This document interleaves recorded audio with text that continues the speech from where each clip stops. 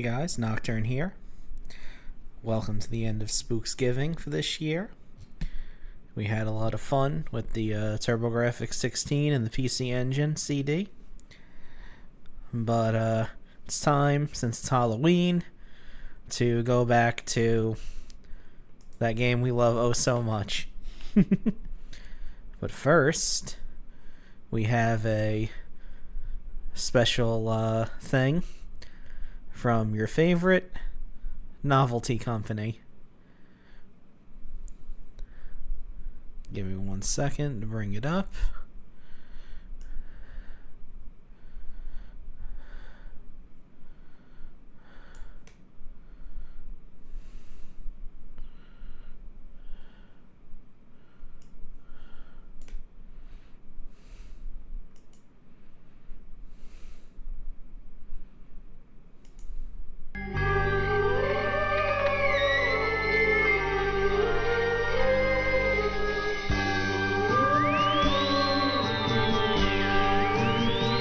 This isn't it. The hell is this?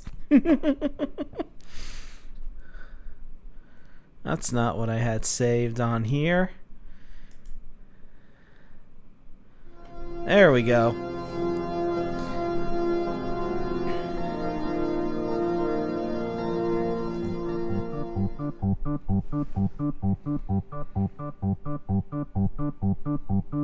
Happy, happy Halloween, Halloween, Halloween. Happy, happy Halloween, Silver Shamrock. Happy, happy Halloween, Halloween, Halloween. Happy, happy Halloween, Silver Shamrock. It's almost time, kids. The clock is ticking. Be in front of your TV sets for the Horathon. And remember the big giveaway at 9. Don't miss it. And don't forget to wear your masks. The clock is ticking. It's almost time. Happy, happy Halloween, Halloween, Halloween. Happy, happy Halloween, Silver Shamrock. Happy, happy Halloween, Halloween, Halloween. Happy, happy Halloween, Silver Shamrock.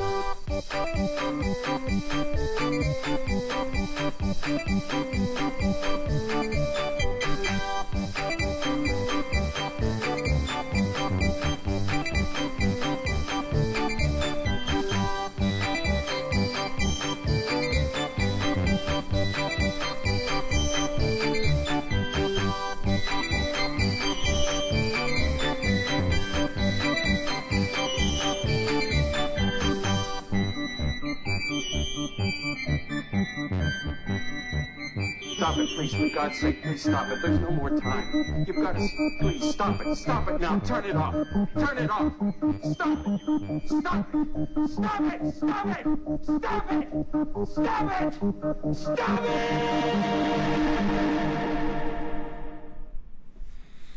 So yes, Happy Halloween from the Silver Shamrock Novelty Company. God, Halloween 3 is the best Halloween. I don't care what anybody says.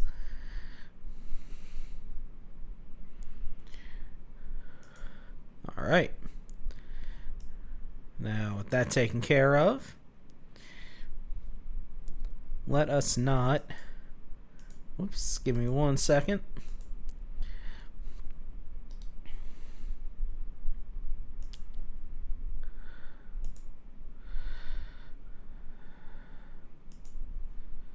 Okay, let us not beat around the bush any longer.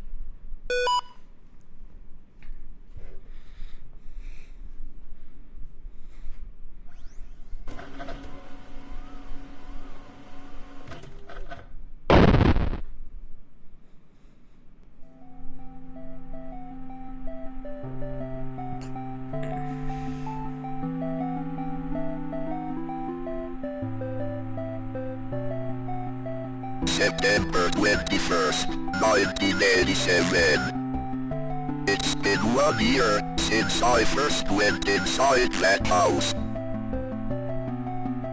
I have to finish what I started. What I am about to do has not been approved by the Vatican.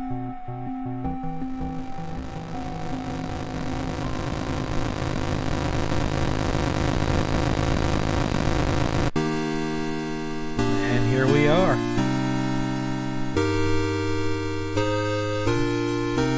This is version 1.5, so it's a bit different from the very first time I played it. They nerfed the final boss, which I'm excited to see.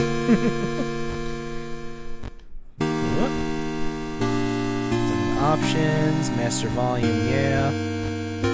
Let's see. No. Ugh. Okay, we'll just keep that.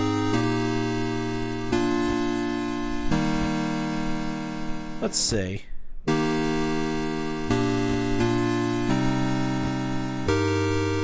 We can do a background this year.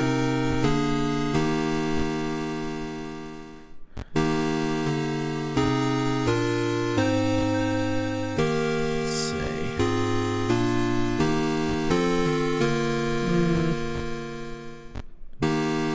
There we go. I like this one.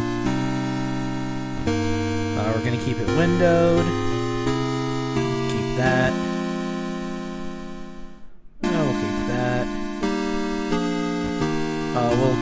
We'll keep the demons enabled this year. Because stuff goes completely different if we turn the demons off.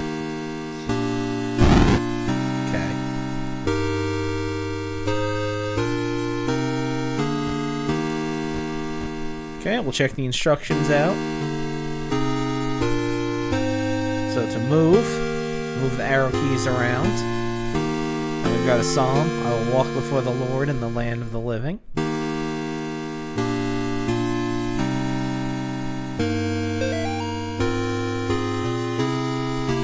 As you can see, our Father here is not very fleet of foot.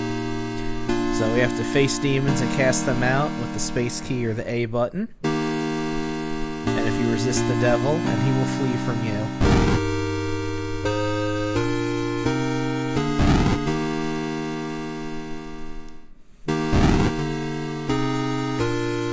And that's it. You can walk and show your cross to people. That's it. Let's see. 3 chapters in one session. Yes, please.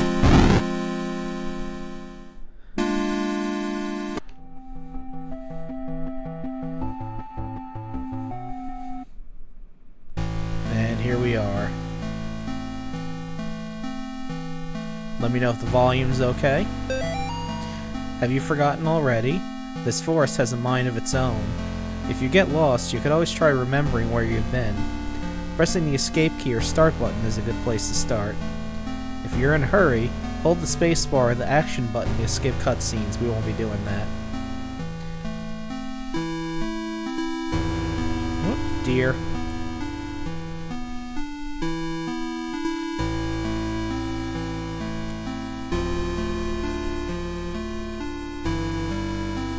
So we're heading towards a house. Well, we're heading towards a shed first. But we can exercise this well. You're invited. Come celebrate Nate and Jason's 6th birthday.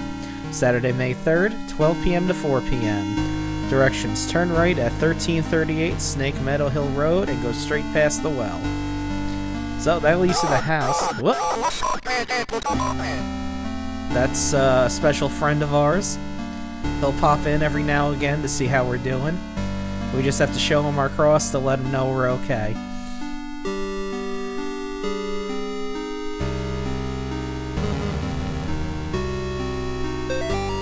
Bob, the kids and I miss you more every day. The twins and Amy have started their next school year here at home. Amy keeps asking when she's going to be allowed to go to real school. I think she's getting cabin fever. The twins are having no problems occupying their time. Yesterday they came in with their hands covered in blood. I guess they found a dead deer and thought it would be a good idea to touch it. I think we might have a coyote problem because when I went out with them to look at the dead deer, it was a pretty gruesome sight. All this just a day after the twins' birthday party. Can't wait till you come home.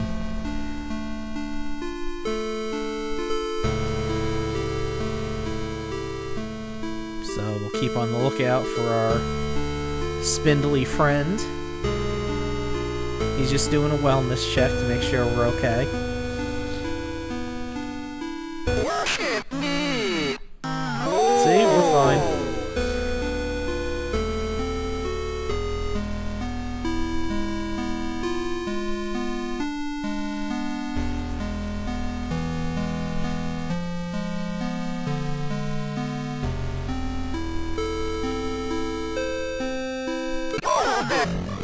Fuck. Well. See, we didn't show the cross and he got really upset. So, we gotta start over. He killed us.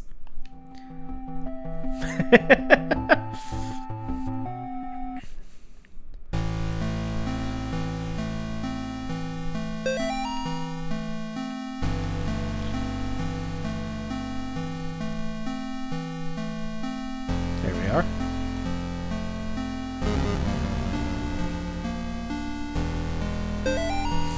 Today I noticed Amy's favorite tree looks like it's dying. All the needles are falling off and the bark is peeling.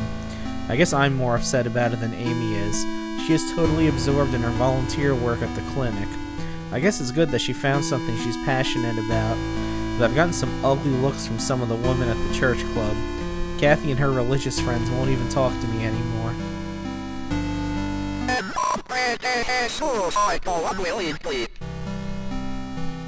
So we're very slowly piecing together. Oh, hello. That it does, little guy. That it does. Well, we'll leave him to that.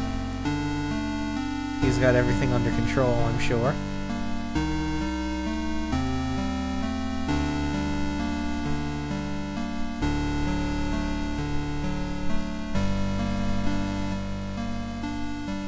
So if you might notice, Worship me! You're no nothing!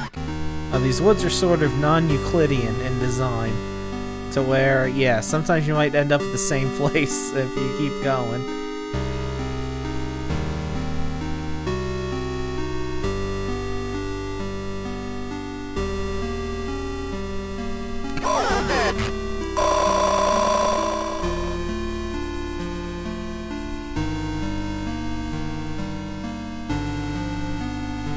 So we're playing as Father John Ward. A year ago, he went to a house to perform an exorcism with another priest. Unfortunately, they beefed it big time. Okay, yep, we read that one already. They beefed it big time, and now Father Ward is coming back to try to finish the exorcism that he started already. And that's the basic background of Chapter 1 here.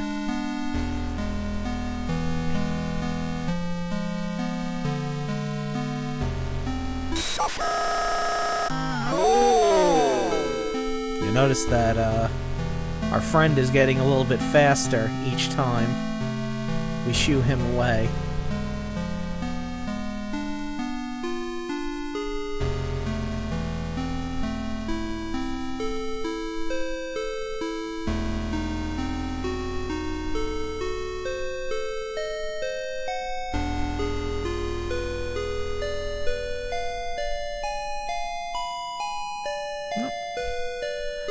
A lot of deer in these woods.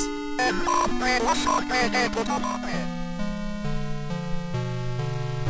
we're back here. Yep, we've exercised that already.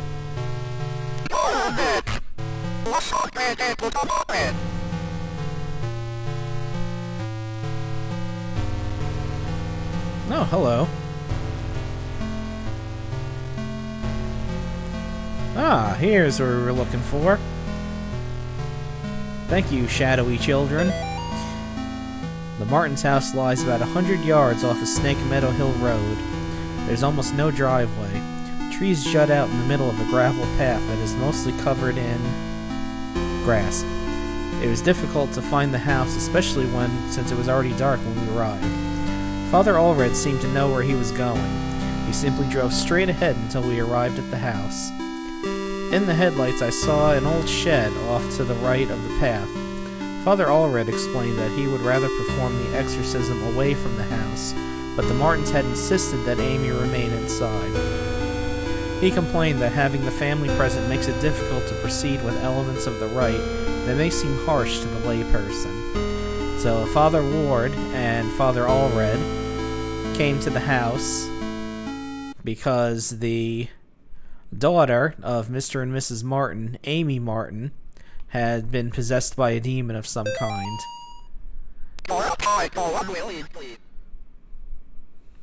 Okay, we've hit a save point.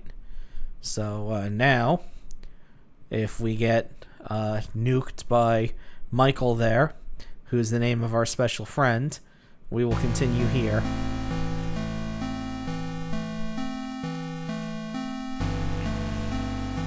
But I do want to keep out here for a little bit longer.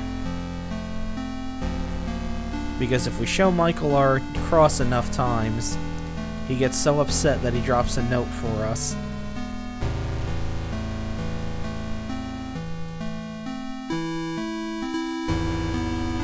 We can listen to Beethoven's Moonlight Sonata.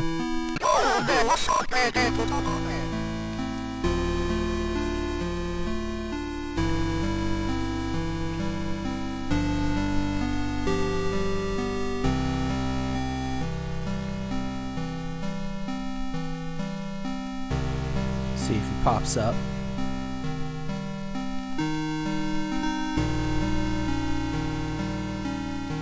It's kind of random where he pops up. And from where he pops up is random as well.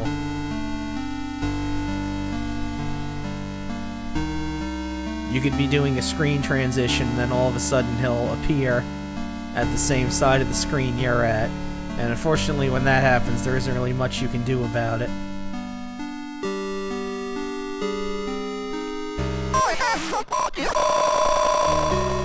We're almost there. You saw how fast he was. I bet one or two more and he'll cough the note up that we need from him. And then he won't bother us anymore.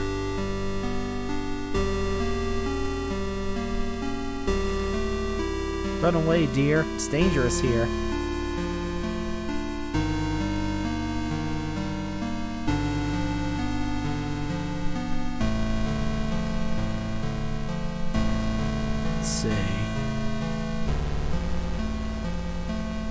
Are you around, Michael?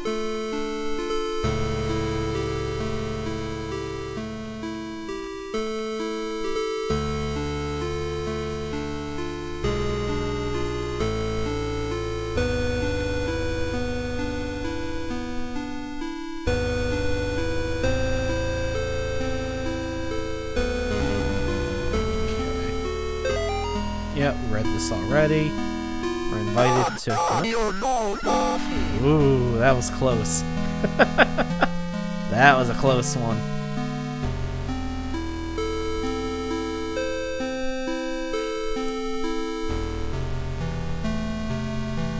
You can see how fast he's skittering across the screen now.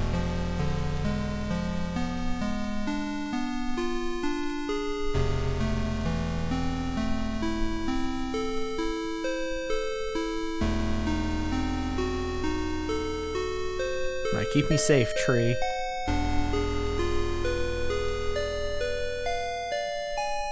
Let's move on. Ooh.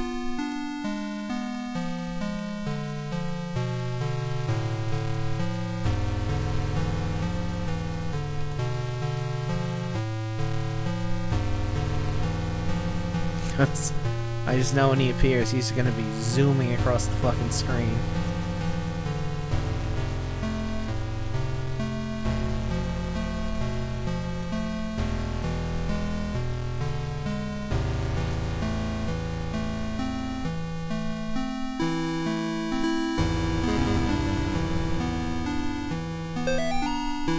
Mr. Martin, it has taken longer than expected registering the markers on your property as a historical cemetery.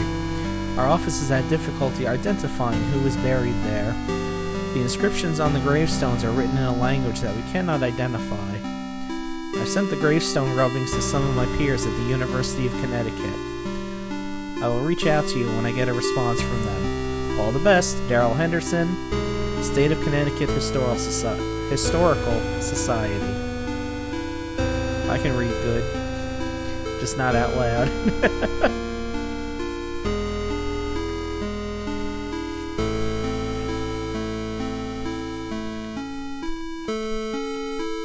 Friend Michael, are you around? Are you ready to do a wellness check? No? Alright. Okay, we're back at the...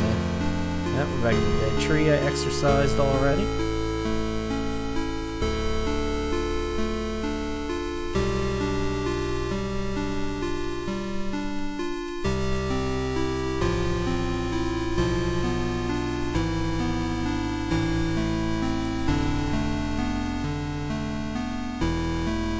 Oh, there's our fox friend.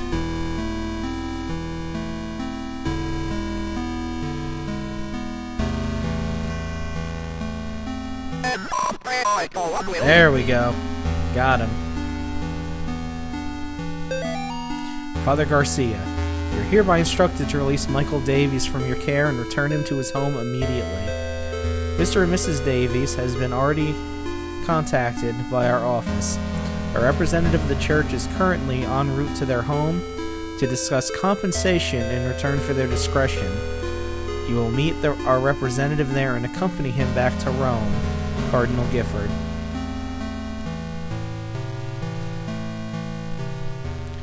So there's a Father Garcia, who we haven't seen yet.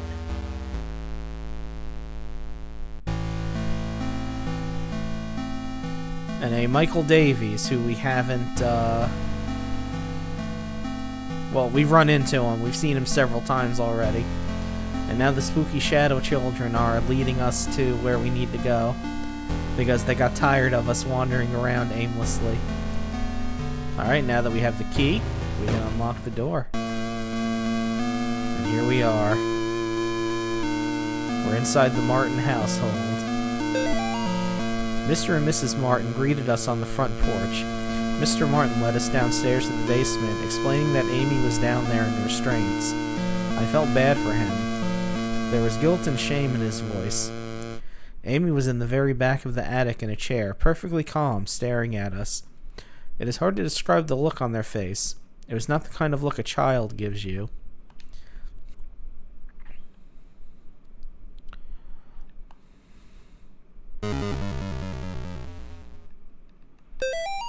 Okay, there's Mr. and Mrs. Martin, and there's Amy Martin in purple.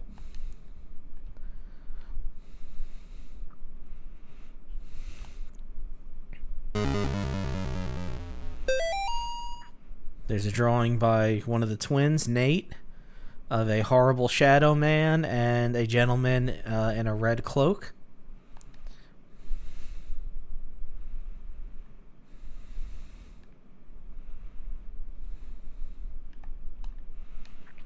Let's see, can we exercise anything in here?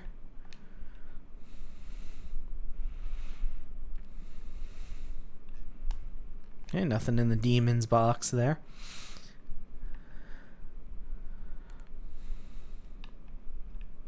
We seem to have a passenger behind us. Alright.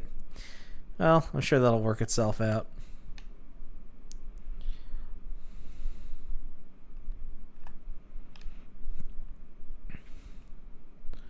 Let's see what's upstairs.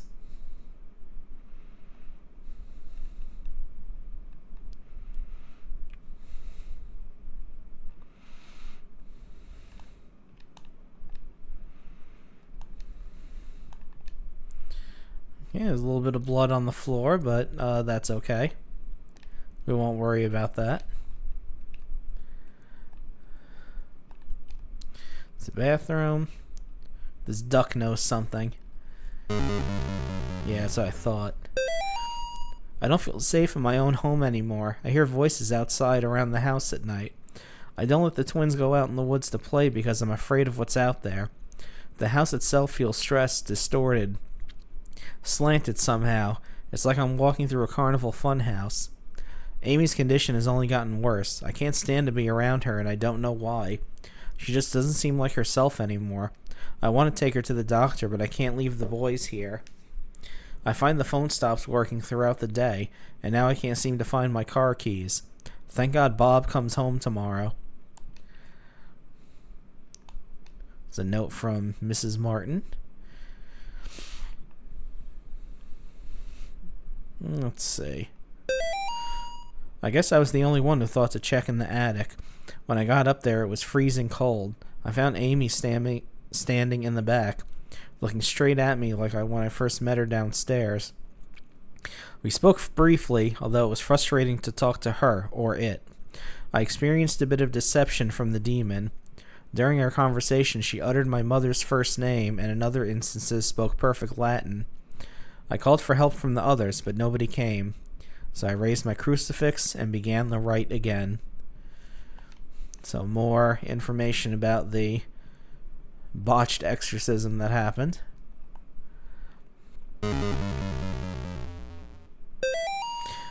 Bob must be stationed somewhere in the Middle East because he sent over this weird-looking doll for Amy's birthday. I'll ask Anish about it next time we have book club. She looks like she could be over there. Less said about that, the better. Amy didn't seem excited to see the doll. I think she would rather have a phone instead. Or maybe seeing a baby doll makes her feel self-conscious about working at the clinic. Oh yes, there's that mysterious clinic mentioned again. Oh, hell yeah. We got toys. We got a bubble mower. We got an Etch-a-Sketch. We got a Speak and Say. Simon. We got a Viewmaster. We got a thing. That is. We got some action figures here. It's going to be the twins' room. The only time we're going to get to see the twins' room. So I might as well soak it in. Alright. There's no one up here. No one on the ground floor. So there's only one place left to check.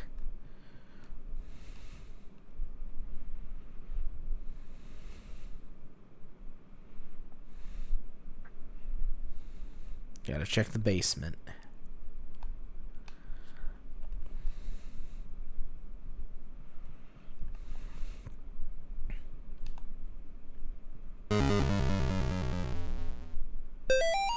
Dear Amy, thanks for writing. It really brightened my day hearing from you. In your letter, you asked, what's the weirdest thing I've seen as a missionary? The area we are working in has a lot of folks who practice Kimbaba. It's what you might call a pagan religion. It's kind of a mix of Catholic and African religions. One of the saints they worship is San La Muerte, or Saint Death. Yesterday we talked to a boy about 15, and we asked him if he had ever prayed. He said no, but I have prayed to San La Muerte. He told us about a time when he stayed over at his cousin's house, and according to him, they prayed to some figures of San La Muerte, and the figures made things in the house move around. He got real quiet and scared looking after that. We told him he could pray to God, and that God wouldn't make him feel scared like that. We invited him to the church, but he hasn't come yet. I need to wrap this letter up and get back to work. See you in 4 months. Leighton.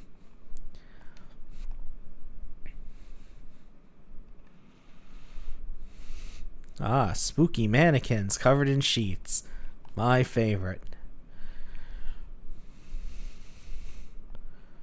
Ah, that's probably something bad. Amy's parents could not endure witnessing the proceedings of the rite for long. Mrs. Martin was hysterical, and the thing that was inside Amy was feeding off the fear. Father Allred asked me to take the Martins upstairs. I was physically worn out, but managed to get them back up the stairs into the kitchen. Amy was screaming, "Mother, Mother," the whole time. Finally, I got them to sit down with me at the kitchen table. After a few minutes, we couldn't hear much of anything down in the basement, so I went down to check on things. I found Father Allred lying on his back, unconscious, with his arms spread wide. Amy was not in the chair. So we're getting a timeline here. Father Allred and Father Ward arrived at the house. They went downstairs to the basement where Amy was. They started doing the rite. Apparently, the parents came down and started watching the procedure, and that made Amy started freaking out, and that made the parents freak out. So Father Allred told him to get their asses back upstairs. He went upstairs. When he came back down, Amy was gone, and Father Allred was on the ground, out cold. Then apparently, somewhere along the line, Father Ward went up to the attic and began doing the rite by himself. What is this?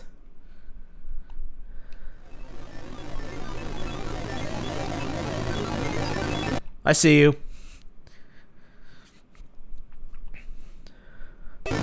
Ah. And here's Amy Martin. She's come out of her room. She is here. Alright. And now for the centerpiece of this game. This chapter, anyway. The fight against Amy. So what's going to happen, you're going to see footprints, basically, of symbols of her coming at you. You need to point your cross towards them.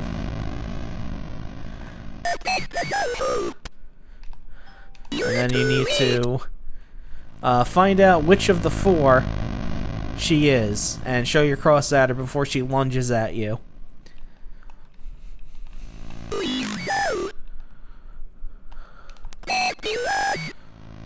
And it's one of the... I think it's the form that flashes the fastest or the slowest is the one that will... that's actually her.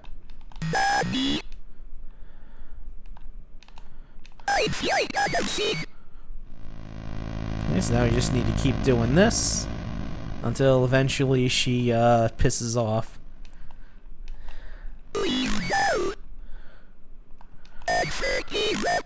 There we go. And we could go downstairs to the bottom, to the ground floor and keep doing this, but there's a reason why I'm staying up here instead of wandering all over the house.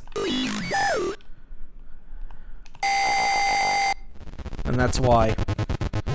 If we were anywhere else, Father Ward would say, "I've heard a door open upstairs," so that's why we didn't bother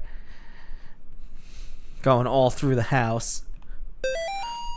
Molly, the church might contact you in a few days to tell you their version of what happened to me. I want you to hear it from me first. A year ago, I was involved in the exorcism of Amy Martin. What they said in the papers about what happened isn't true. She redacted, my superior, Father redacted, with redacted. When I confronted her, she redacted, managed to cut the power to the house, and redacted her own parents, redacted and redacted, with their own redacted. I have to go back to that house. The nightmares I'm having are real. She's still there, waiting for me. I can still help her. If I don't come back, know that I love you and I'm sorry, John. So now we see why he came back to the house, because he knew that she was still here. Oh, Jesus is going to get dizzy on them crosses.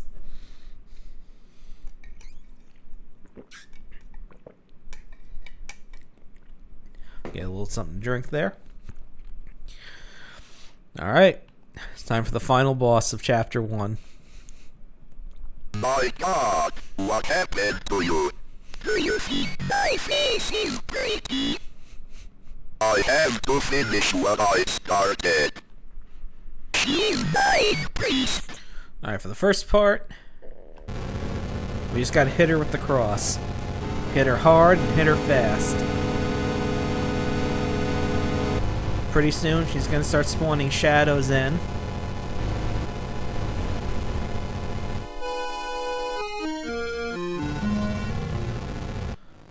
There we go. Time for phase 2. And yep, her face is missing.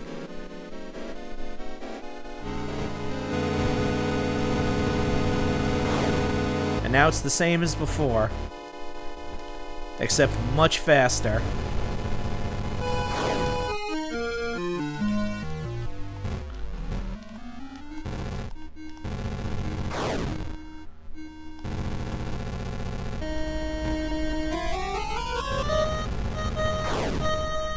Woohoo!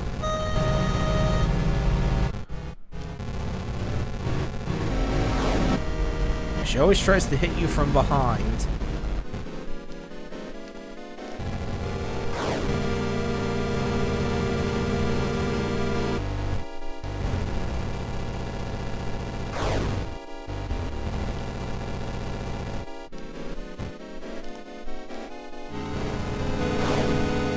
That was close. Now it's time for the final phase. Got a fucking hand sticking out of her now. And if those symbols on the ground hit you, you die. And if she hits you, you die. Alright, but we can start from the 3rd phase, so it's not too bad. We just need to be mindful of where she's going to teleport to.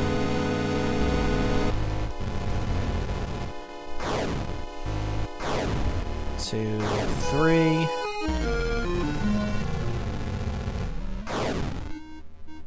Two, 3. Damn it.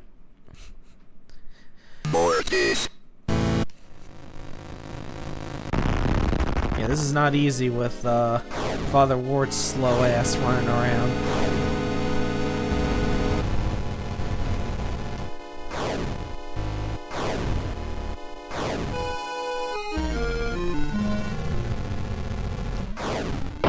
Fuck. Yeah.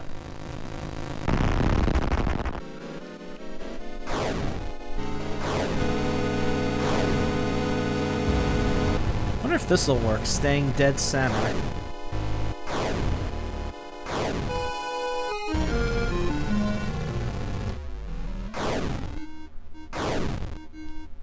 Three. 1, 2, 3. And then I think the next one she does 5. 2, 3. Nope. I know at one point she does like 5. 3. There it is. 4, 5. And she like shoots a shadow out at you.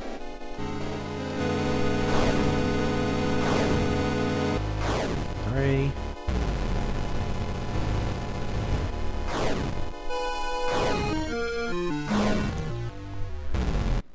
There we go. Alright, staying in the center seems to be a lot smarter. Let me let you through there.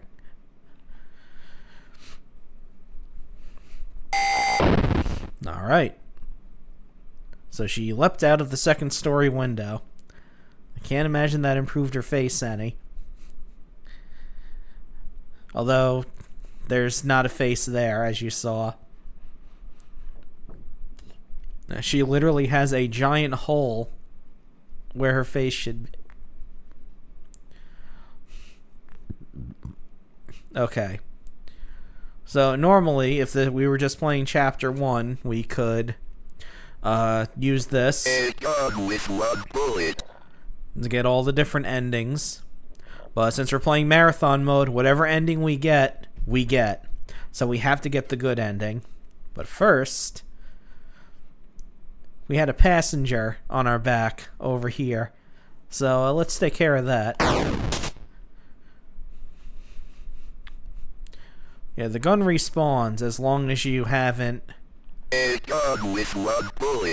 shot anything that leads to an ending.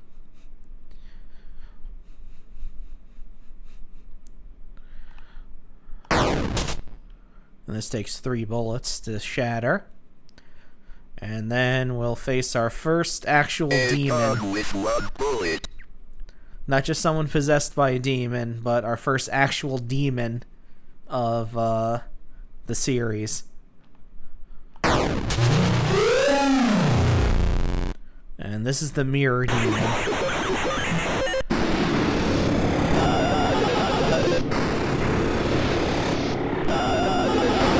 He teleports all over the place.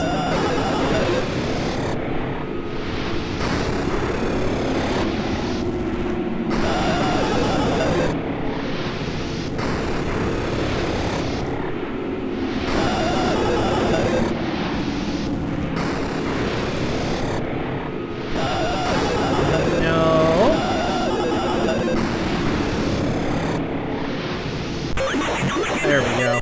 Got him.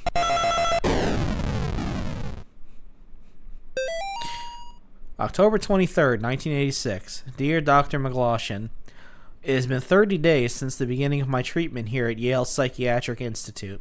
Dr. Spinell, who has been so patient with me, has helped me understand my afflictions and has helped me find the way to move forward and accept the truth. With Dr. Spinell's help, I have come to accept what really happened in September at the Martin family residence. I accept that what happened was not the result of any supernatural phenomenon, but rather the desperate actions of a young girl driven to violence by her dogmatic parents and old church rituals that are thought to drive out evil. I am happy to report that since accepting the truth, my nightmares have ceased, and I now enjoy peace of mind that I have not felt since the incident. Given my progress since first coming here, I respectfully request my release from Yale Psychiatric Institute, contingent upon follow-up appointments with Dr. Spinell in the future. Sincerely, John Ward. So it would appear that Father Ward, after the incident, was sent to a mental institution, which, I mean, if I had to deal with friggin' demons and shit like that, yeah, I probably would end up doing the same thing too. So now there's different paths we could branch off here that lead to the different endings. Like if we were to go this way,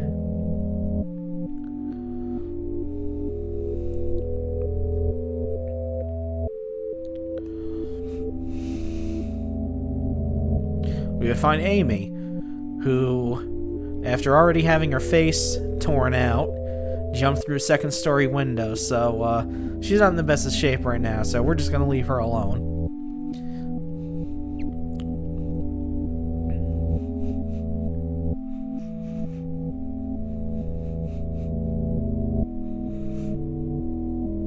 No, what we're gonna do is we're gonna go for the best ending, which is all the way down here.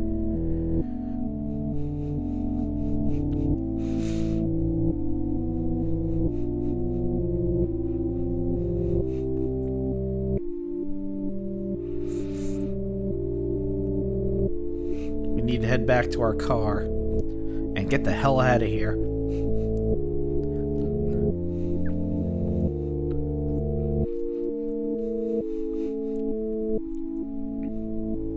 But before we get in the car, we get one last visit from our friend.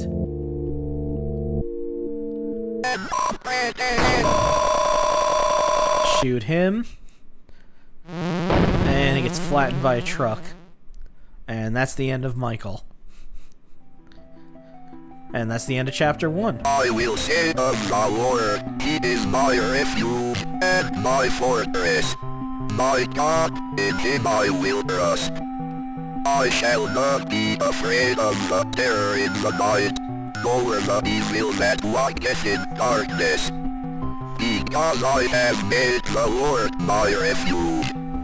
Because I have set my love upon Him, therefore will He deliver me. I shall call upon Him and He will answer me. He will be with me in trouble. He will deliver me and honor me. I can't explain what happened at that house. I can only have faith that I did the right deed.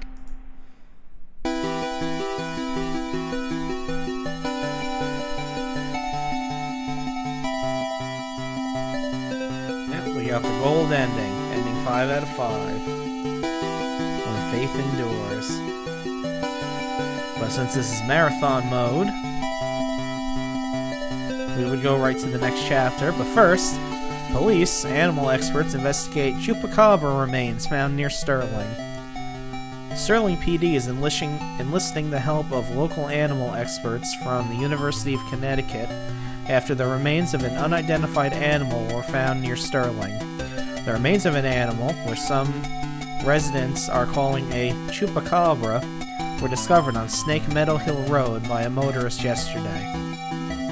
The animal had apparently been struck by a vehicle and parts of its carcass were scattered across the road. Police say they initially investigated the gruesome scene because the motorist who discovered the remains had told them they appeared to be that of a person. After arriving at the scene, the police concluded that the remains were of some kind of animal. As a matter of public safety, we want to be sure about what exactly we're dealing with here, said a Sterling police spokesman. This is clearly not a deer or coyote. If it's a mountain lion or exotic pet that escaped from its owners or an animal with rabies, we need to know about it. Animal experts attached to the investigation would not speculate about what kind of animal had been found, although they commentated that the animal was hairless, anemic, and apparently suffered from the rickets, a vitamin D deficiency that appears in animals and children who have not received enough sunlight. But since this is marathon mode, we're hitting right into chapter 2. But first, it being Halloween, and it being the horror, scary season, last year I spotlighted trailers of horror movies from the 80s, because this game took place in the 80s. This year, because the 80s had a big retro thing for the 50s and 60s, we're going to be looking at horror trailers from said decades. They're going to be mostly sci-fi because that's where most of the horror was back in the 50s and 60s. So we can see what your grandparents and maybe even great-grandparents thought was scary back then. So just give me one moment to prep, and we'll watch a few of these. We'll watch about let's see,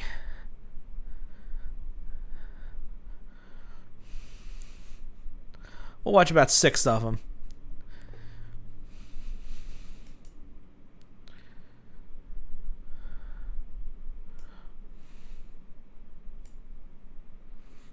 Oh, we can still have Father Ward and our other, as of yet unidentified priest watching over us while we look at these.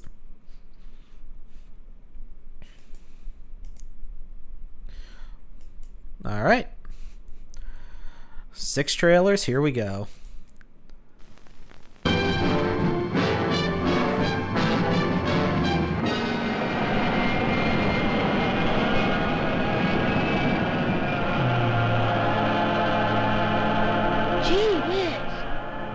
Invaders from Mars. He saw them land from outer space. He saw them capture innocent people only to destroy.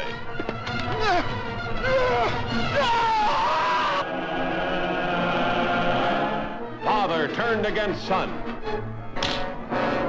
People changed into strange, weird animals. A general of the army becomes a saboteur. Trusted police turned into arsonists. The boy's parents changed into killers.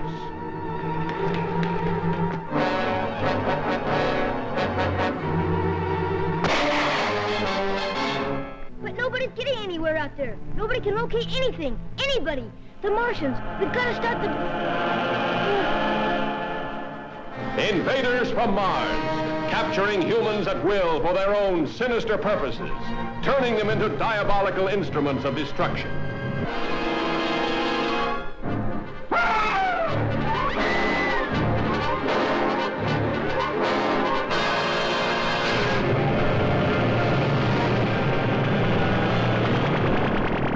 Invaders from Mars, weird, fantastic beings of a superintelligence, ruling a race of synthetic humans and pitting them against mankind's dream to conquer the universe. Come on, step on it. Search every tunnel. We gotta find Ronaldo and the kid. When the colonel gives the signal, get back here on the double.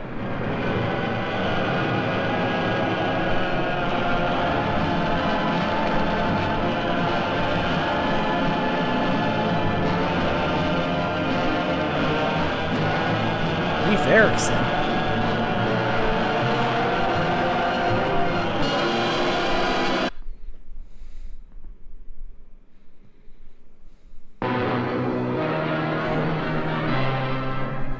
That thing's alive, sir. I saw it. I shot at it. I hit it. I know it. Nothing happened. It just kept coming at me, making a noise like a cat mewing. Captain, it was awful. If you could have seen those hands and those eyes. Captain, you've got to do something about it. You've got... Is it human or inhuman? Earthly or unearthly? Baffling questions, astounding questions that not even the world's greatest scientific minds can answer. Gentlemen, do you realize what we've found? A being from another world, as different from us as one pole from the other. If we can only communicate with it. See? What happened, Doctor? In the greenhouse, I was working. I couldn't see. Yeah. Then a blast of cold air, and I heard Olson scream. Come here. Get in the corner. Now hold this in front of you. Stay by the light switch. 1.9. Needles hit the top.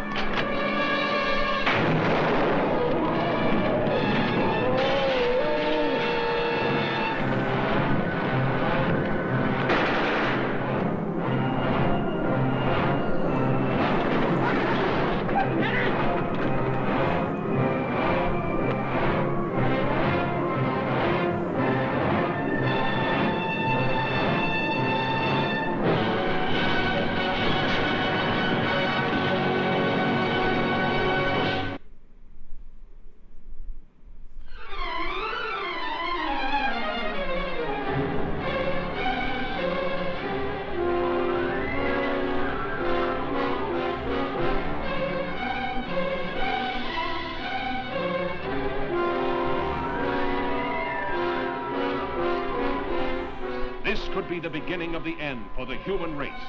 For what men first thought were meteors or the often ridiculed flying saucers are in reality the flaming vanguard of the invasion from Mars. Looks like they're going to come out of that gully pretty soon. We'll have to rush our defenses to be ready when they do. Guards need plenty of reinforcements. We'll get them. Lieutenant, look! They slash across country like scythes, wiping out everything that's trying to get away from them. That explains why communication is cut the moment their machines begin moving.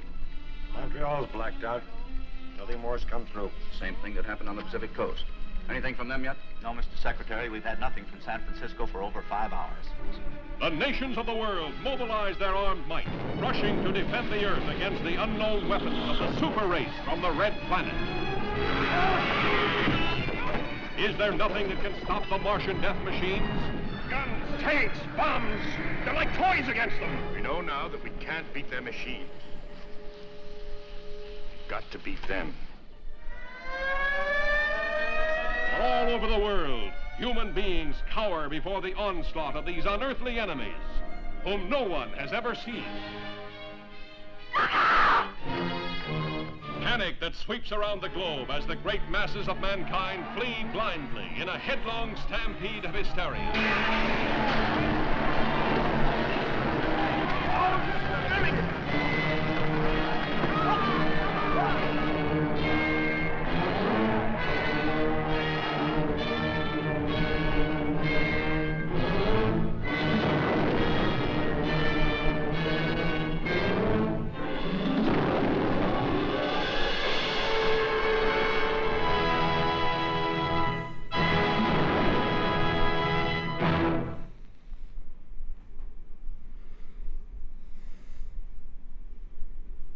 Science hunts Amazon Gillman in the most astounding expedition of our time.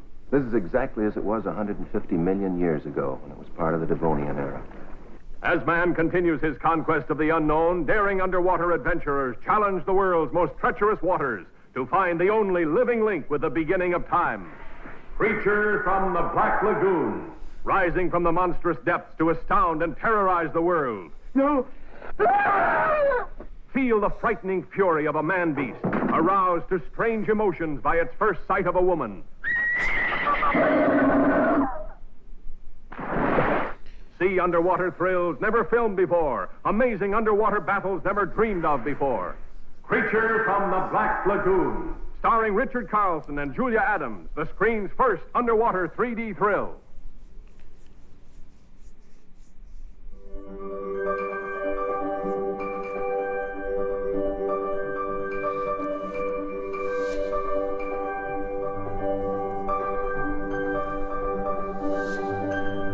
Alright, hurry up. What is this extra bullshit? I don't care about all this bullshit. Just show me the fucking trailers, dude. I don't want to watch you fucking masturbate all over me with your movie clips shit.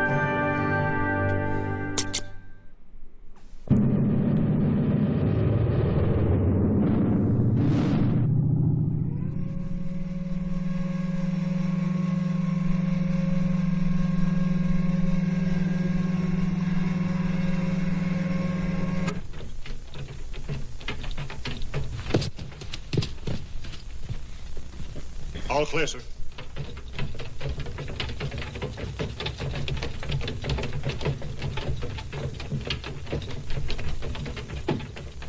Look at the color of that sky. Yeah, but I'll still take blue. I don't know. I think a man could get used to this. Grow to love it. Wilson. Aye, sir. You can assemble a tractor. Aye, sir. Better check the command mic, Skipper. Command mic, sir. Oh, good idea. Chief? Sir? You're in command now, Quinn. You keep right at those instruments. Aye, sir. Hey, what's this dust coming? It looks like we're being met. Wilson. Aye, sir. Hold the tractor. Aye, sir. Quite a vehicle, huh? The driver must be a madman. What driver?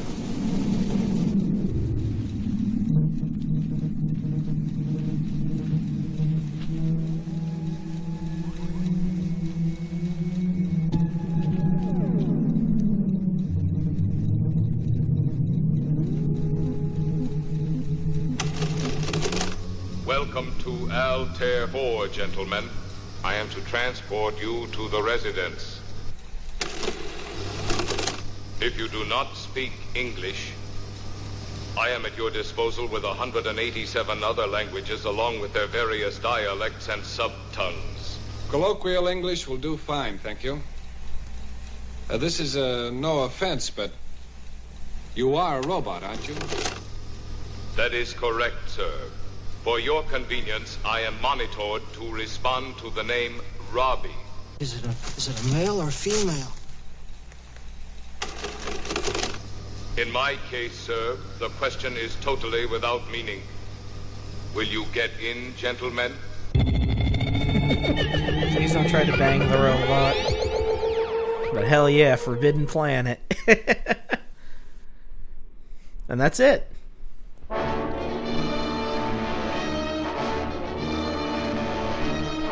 I tell you, gentlemen, science has agreed that unless something is done and done quickly, man, as the dominant species of life on Earth, will be extinct within a year.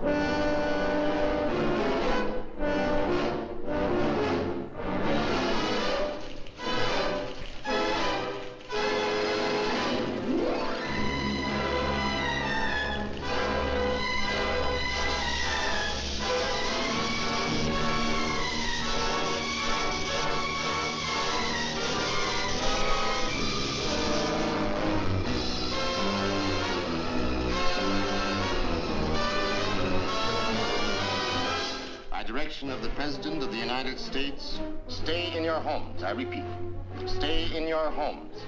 Your personal safety, the safety of the entire city, depends upon your full cooperation with the military authorities. Yes, cities, nations, even civilization itself, threatened with annihilation, because in one moment of history-making violence, nature, mad, rampant, wrought its most awesome creation. For born in that swirling inferno of radioactive dust, were things so horrible, so terrifying, so hideous. There is no word to describe them.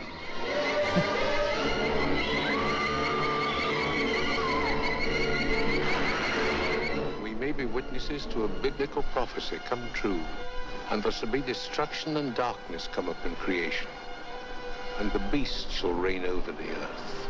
Yes, the earth, the skies above and the seas below, infested by swarms of nightmare creatures, crueler, deadlier than the armored giants of prehistoric eras. Here is a wild, headlong flight into terror as the desert erupts with the grim battle for survival. Here is a fear-frenzied moment of suspense as mankind totters before a thing that multiplies faster than it can be killed. Here is a desperate plunge into the black depths of the earth, where human courage challenges the brute force, the slashing jaws, the poison fangs that guard the subterranean nest where the beast spawns its terrible progeny. To all units, condition red. Drain 267 is the target area. Repeat, condition red. Drain 267 is the target area.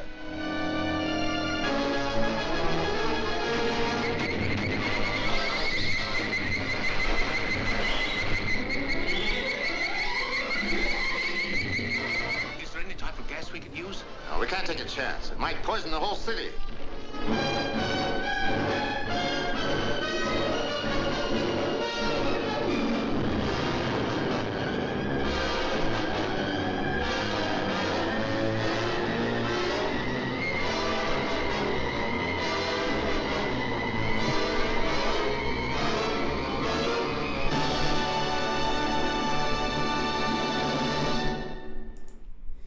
I miss old trailers. They certainly don't make them like that anymore. Alright. So that's a sampling of some of the stuff that got butts in the seats back then. There's a few more, but that's a good little group for now. You can go back to the game.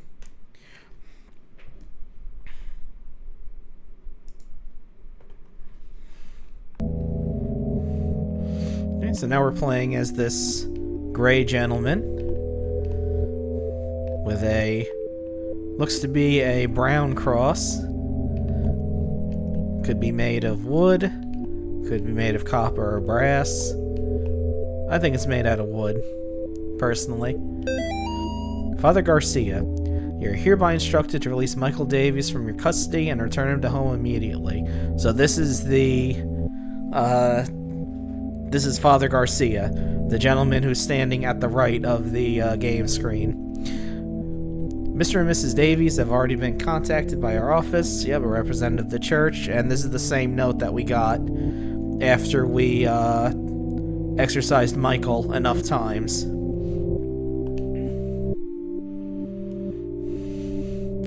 So he's living in some kind of room, I guess, because there's a desk here. He's got his bed with his Bible on it. There's a closet, and there's just a sink and a toilet just right here. Oh, hello, it's me.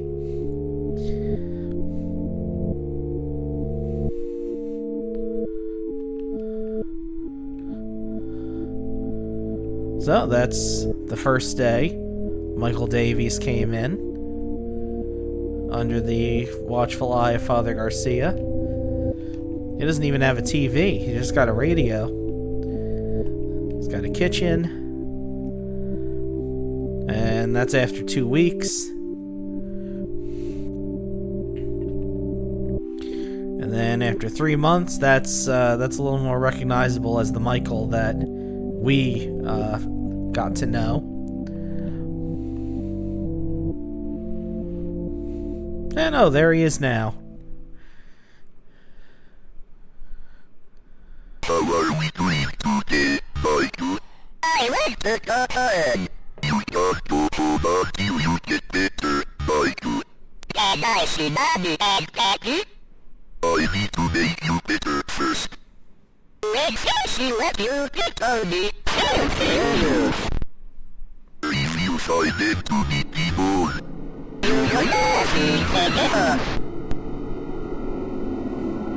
Oh yeah? What do you think about this? Look at it. Look at it.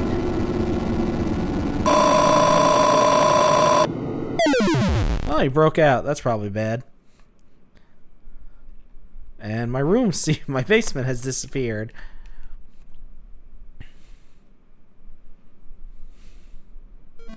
Oh, there he goes. Quick, after him. Oh, he stole the 3 months photograph. But what happens if we go this way? Make sure he didn't do anything to our bedroom. Oh, the closet's open.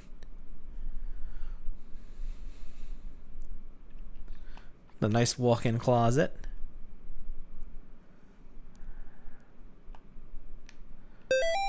Oh, I picked up something. A red clown nose. Perhaps father... Oh. I'll hang that back up later. Perhaps Father Garcia moonlights as a clown when he's not busy doing priest things.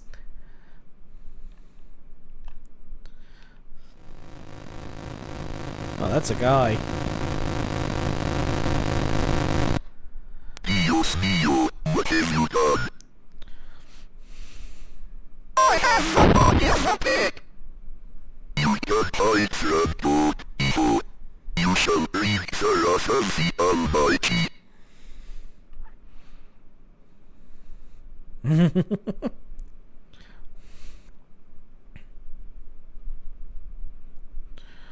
And now we're starting chapter 2, which unfortunately is my least favorite chapter.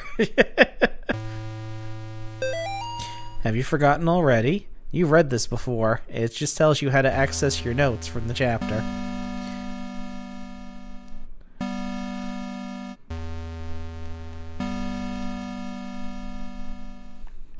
Oh, dear. Whoa. Somebody got festive with that one.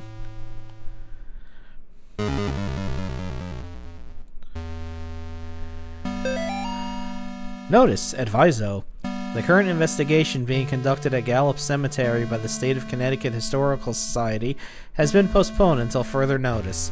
In the interim, we ask the public to avoid the cemetery grounds, the surrounding woods, any wildlife, and any unidentified persons roaming the area. Thank you for your patience. So just stay the hell out of the entire area.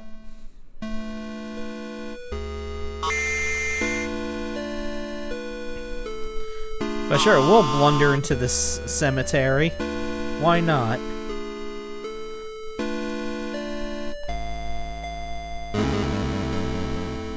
That's what you get for being out of sequence, grave. There'll be grave consequences for you. I shook hands with the devil. I looked him in the eye. He looked like a long-lost friend.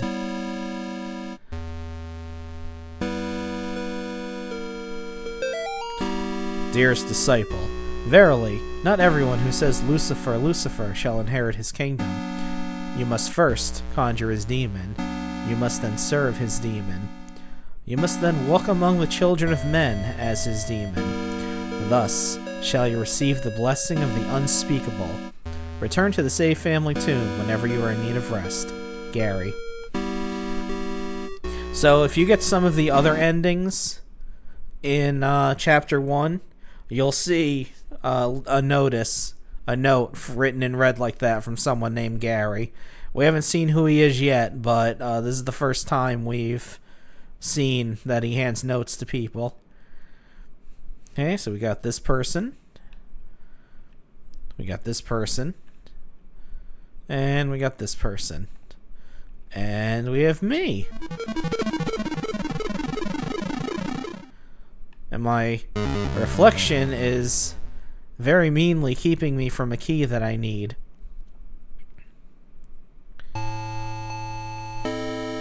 So now we can pop in any time here to save. So we got 3 ways we can go. We'll go this way first. Because there's 3 demons that we have to fight. 3 disciples of Gary.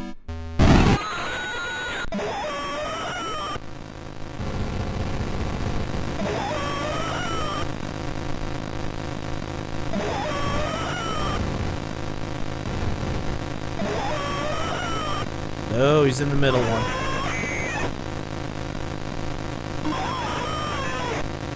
Whoa!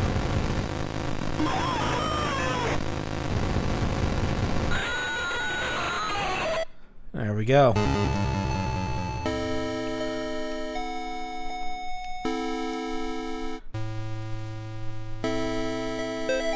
Alright. Losing Grandpa was the hardest thing I had ever experienced. We were really close. I cried about it for weeks. Then my stepmom introduced me to some of her friends.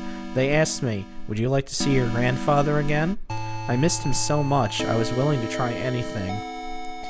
That night, my stepmom drove me to one of her friends' house. They took me down to the basement. I saw my grandfather in there, only it wasn't actually him. When I tried to run, they closed the basement door and locked me in. I can't remember much else from that night. My stepmom's friends are always coming by my house now. They tell me I have a debt to pay. They tell me they have work for me to do. So, that's the story of someone who got basically suckered into whatever this cult or cult-like activity is because he wanted to see his grandfather. Well, we got some directions here. We got right, up, left, and up.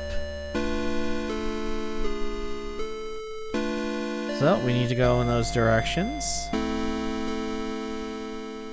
We gotta go right.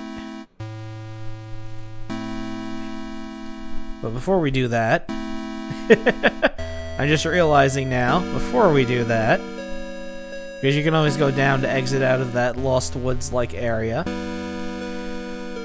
let's be smart and save the game. And now you notice one of the people are gone because we destroyed them. Or at least we destroyed the demon that they turned into. And once all 3 of those people are gone from the tomb, we can get the key. Alright, so we can go right, go up,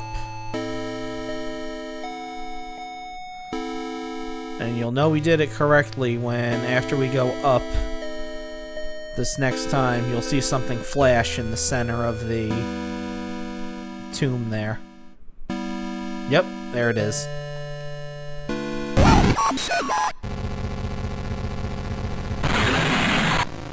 Yeah, this is another one that teleports a lot.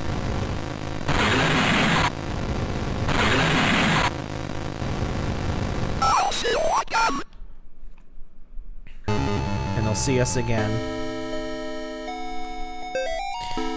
I've been freed. No more overbearing father turned violent alcoholic. No more hiding my bruises and cuts. No more pills and needles. No more getting laughed at and kicked around. They'll never laugh at me again. By day my body withers away, but by night my mind explores forbidden worlds of power and knowledge. Guided by beings of pure darkness, I have been trusted with the secret knowledge of the demon's seal. I have learned the correct conjuring sign, allowing the inverted star along the rocks arranged in 5, first at the top left point and then down. I will lure them into the woods, then I will show them my power. So, that's another person. It seems that that one joined Gary's cult out of desire to become more powerful. And he also gives us a clue on how to get the bad ending for this scenario.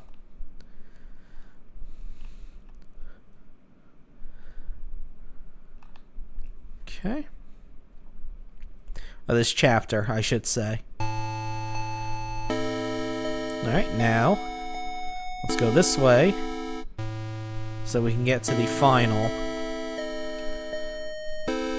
mini-boss of this area.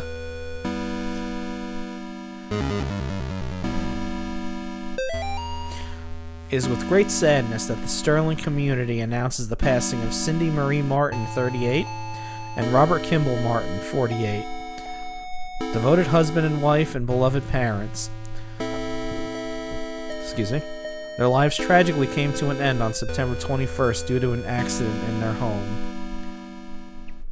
Bob was a training advisor for the United States Navy, and Cindy was a CPA, and more recently, a stay-at-home mother. They were married March 12, 1969, in Volumtown. Though not particularly religious, they taught their children to be kind, generous, and involved in the community. Nice backhanded compliment. A public, closed-casket memorial will be held at Tillinghast Funeral Home on 10 a.m. Thursday.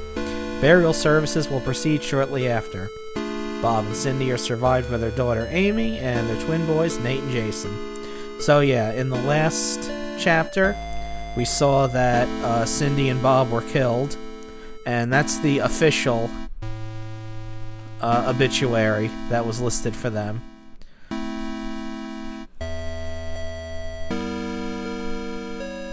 There we go, that opens that up.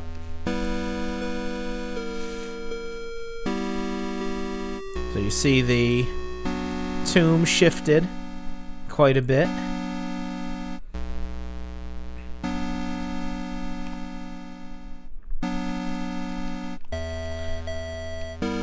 Yeah, so I thought. I'll show you my now white cross, which was yellow in the first chapter, now it's white. And now it's time for probably one of the most disgusting boss designs I've seen in this game.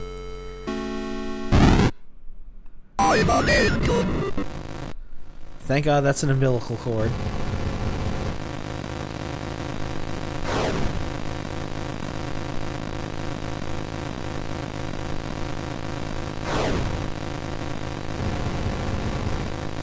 Whoop. Getting a little too close there, pal.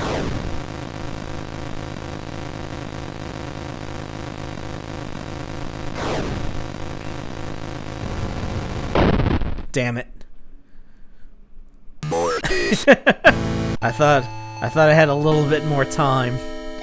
Apparently his hitbox is taller than it is wide.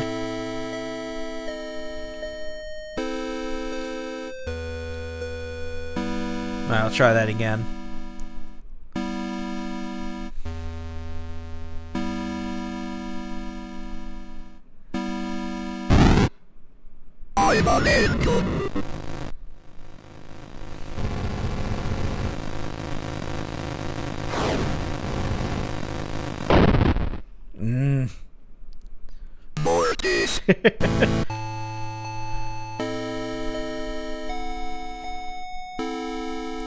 You really need to pay attention, because everybody has a very thin but very tall hitbox in this game.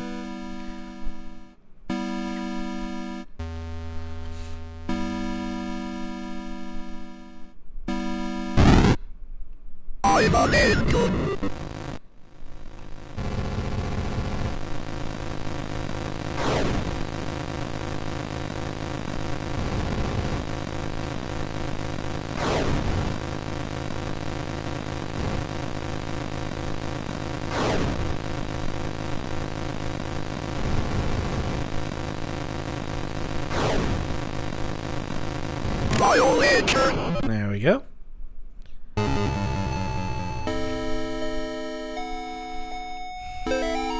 Nobody was thrilled when I got pregnant, not even a little happy. Even my doctor seemed to be judging me. Each time I'd leave the doctor's office, I'd see this strange woman across the street. All she'd do was stare at me and smile. No words, just a big warm smile. Somehow, it made those visits a little more bearable. After I lost the baby, I saw her again across the street from the doctor's. Her smile was as big as ever, but somehow not as warm and friendly as I remember. Yesterday I was walking and I was shocked to see the woman standing in the middle of the path. Now she was pregnant. She beckoned towards me. I followed her off the path into the woods. That's when I met Gary. So this person, they were pregnant, and I guess it was a pregnancy that not too many people were thrilled about. And after she miscarried, she saw that the woman who had been across the street was pregnant somehow, and this led her to ending up becoming a part of Gary's cult. Can I get that key? Thanks. Thank you. And now we're bleeding. Now this is what gets you to the... If we go back to where we started, where those rocks were, we can draw a pentagram in the ground with the blood that's here. And that will get us started on the path to getting the bad ending for this chapter. But we're not going to do that. We're going to use the key to open this up. And now we're in this part of the graveyard.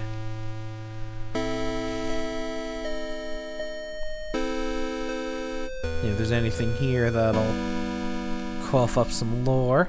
What about you over there on the end? No? Okay.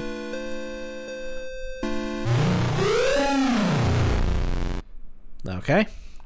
Apparently they had an ent living here.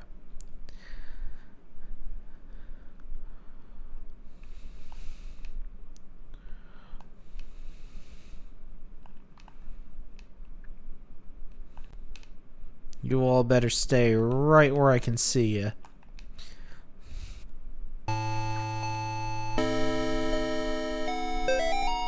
She guards the door to underground purgatory.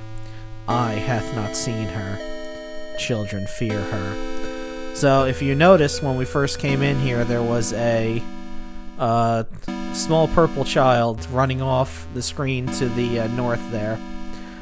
That ties in with the second thing we have to do in order to get the bad ending. But we're going to go in the church now.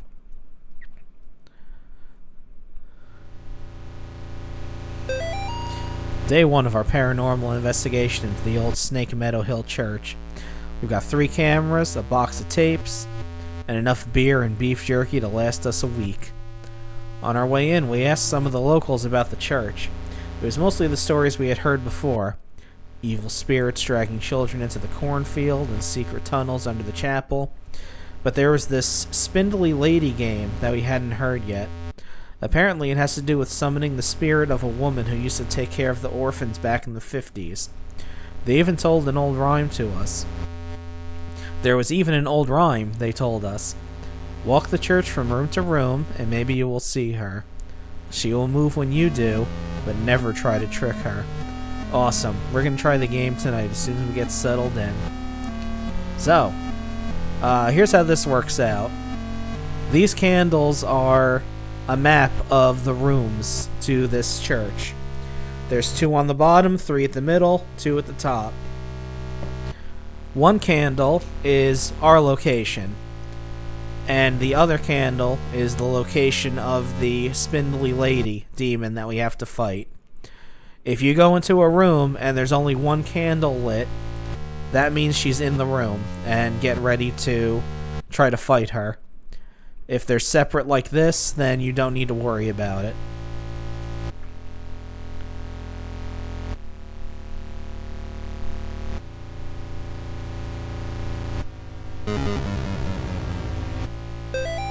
Night 3. Shouldn't have come here. Tape's missing. Lars stuck behind basement door. Henry hasn't come back yet. Can't leave anyway. So, it looks like the paranormal investigators didn't have a fun time here.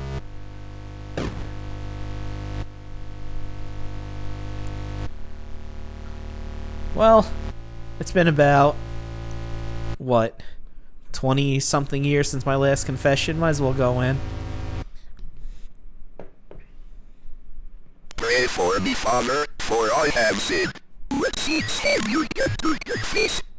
I tried to save a girl from evil, but my fears overcame me. I turned my back on the ministry and broke my vows to God. A year later, the girl reached out to me again, but in the end, I couldn't save her. I left her to die. I am sorry for me and my past sins. Thou hast said well. Here's my visits. It's a child duty. Preferably self-amputation. And motion development lousiness. He thinks the Lord for him good. For his mercy endures forever.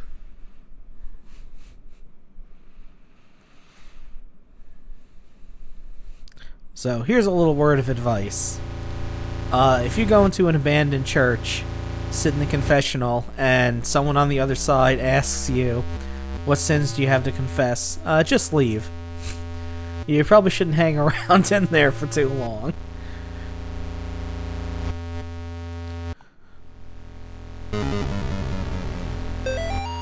Night 1. We still haven't found a way into the basement, but we found something just as cool. A secret passage in the old confession booth leading to this hallway. Henry's going into town to buy a crowbar. We'll see if we can't get these boards off some of these doors. But that's not even the best part.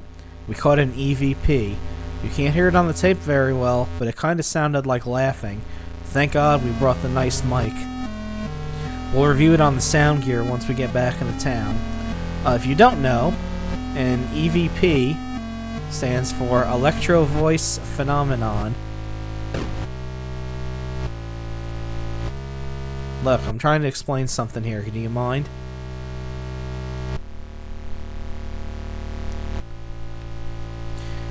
In ghost hunting shows, or people that deal with the paranormal, sometimes when they're recording something, they'll hear what sounds like voices, or laughter, or just sounds of someone who's not there. That's an EVP. Now this is our destination, but as you can see, we can't get in there yet until we defeat the spindly lady. Let's go up here anyway. Let's see what we got. Ooh.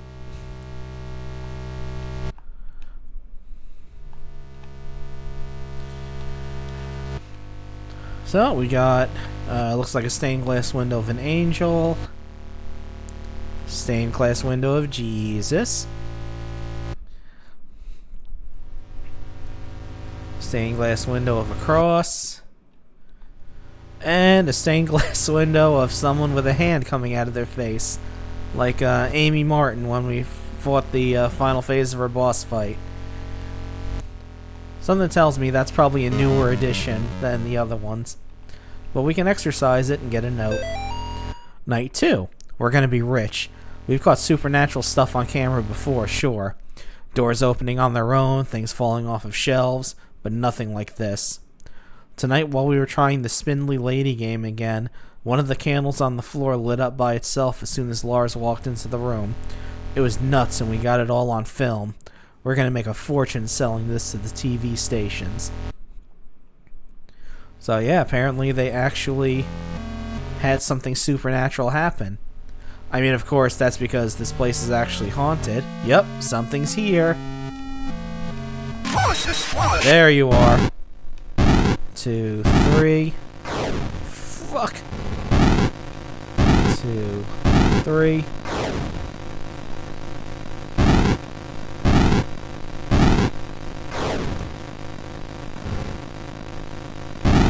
So yeah, she teleports to 3 places, and then she lunges at you. Not extremely difficult.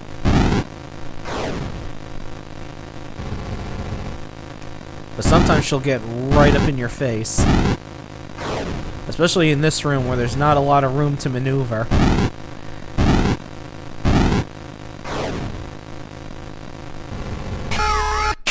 There we go. Okay. We're not going to go down there yet, because we haven't checked these rooms out.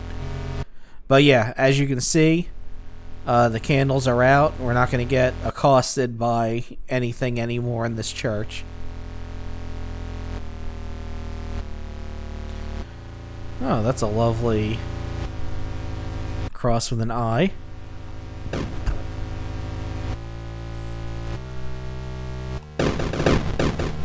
Okay. And this gives you the hint that, if you're not finding where the demon is, that gives you the hint on how to find him. with the candles that I told you about.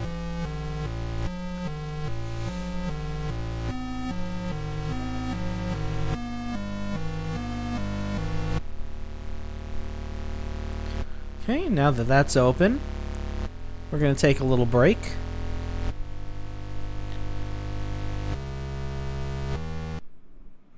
Like an actual intermission break.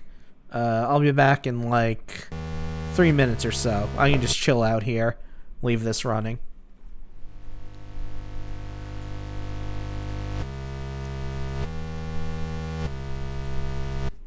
So yeah, be back in like 3 minutes or so.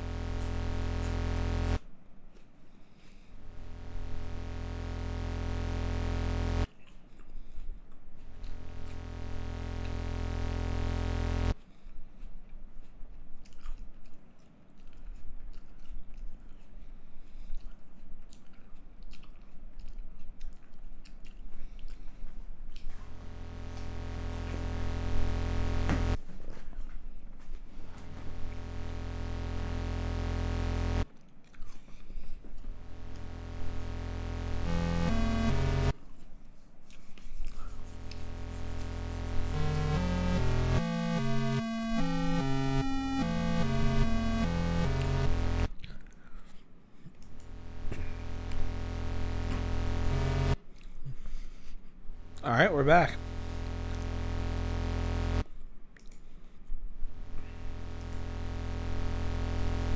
This one got a little snack.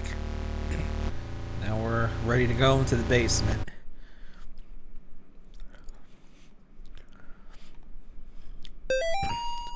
This is my final memoir, hastily scribbled on a page of the good book. I now descend the staircase, knowing full well that she waits for me ahead.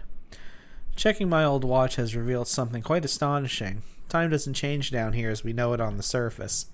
Even now, the hands don't move past 2 a.m. God's work be done. I have been to where only the faintest lights shine and protect from things unspeakable. God help me, Father Clark. God help me, comma, Father Clark, comma, a foolish old man going mad in this dark prison, ears bleeding from the screams of the demon.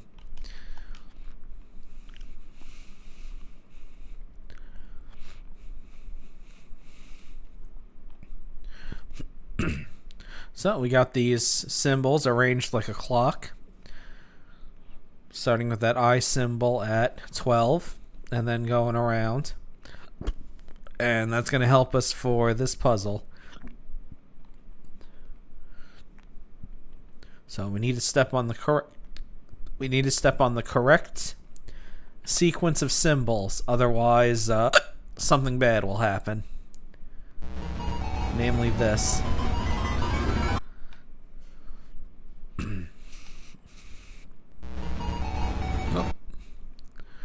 And that's right, we need to start from 2 a.m. because the clock is frozen at 2. So this. Nope. Gotta go over one more. This. That. Then this one? Yep. Up here. Here. And down. There we go. Says Mother of Demons, in case it's difficult to parse that. And now we're back outside. And apparently, little outhouse.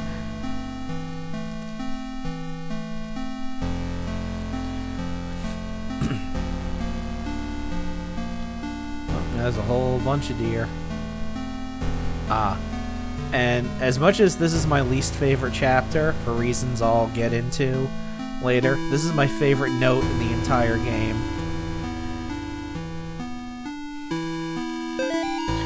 Three murdered in latest wave of ritualistic killings, Sterling, Connecticut. The bodies of 3 young people were discovered in the woods outside of Sterling last night, in what authorities are calling a ritualistic murder. Sandra Atwood, Angel Nogales, and Troy Inglis were the names of the unfortunate victims, who were apparently stabbed multiple times and beheaded before being killed in a paganistic ritual, Pandemonium Regnat. 2 of the victims' bodies were also partially burned, although authorities would not specify who. The bodies were found several miles from the Gallup Cemetery, where residents reported a tomb had been desecrated. They also found trails of blood leading off into the woods. Investigators would not comment on whether or not these 2 incidences could be related. This arrangement of the bodies in a ritualistic pattern, as well as the writing of certain symbols in blood, matches the style of several murders that have occurred in the Sterling area since 1986. These killings may be connected to last week's brutal slaying of Amy Martin, a 17-year-old girl, by John Ward. Ward had impersonated a priest to gain Amy's trust before luring her into the woods and killing her. Why are you talking about me, sir? Investigators are asking residents to report any suspicious activity to the police. Authorities are urging the people of Sterling not mourn the loss of Atwood, Nogales, and Ingles because, after all, they were degenerate, devil-worshipping thugs who were hooked on crack cocaine and hated their parents. Why even conduct an investigation at all? That's what you'd like to think. That's what you'd like them to think, wouldn't you, John? They were just 3 pathetic outcasts who got what they deserved. You actually did the community a favor when you found them getting high in that tomb. You stalked them through the graves and killed them one by one. You ignored their cries for help, their pleas for mercy. You put holes in their ruined drug addict bodies and then chopped off their heads because everybody knows that removing a head is the only way to kill a snake. Well, guess what? You didn't kill the snake, John. You cannot kill what cannot be killed. Thou shalt not raise up what thou canst not put down again. Thou couldst not kill Amy. Thou shalt not destroy my works, for they are the works of the eternal dragon. Even now she is at thy door. Her hand is at thy throat. Yet you see her not. I will have thy soul, for I am the God of this world. I am not reading all that. And now my controller's vibrating.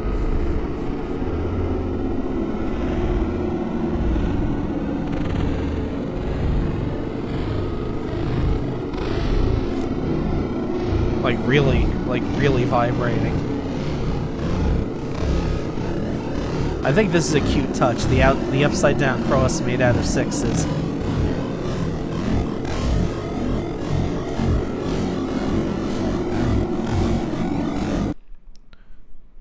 I'm here, John.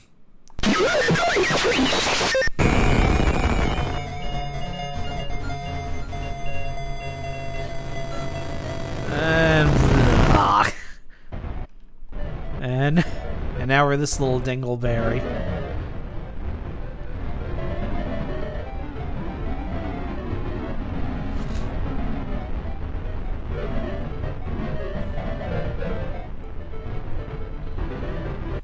So now, to get the third thing we have to do in order to get the bad ending is go back down once we're this little guy here.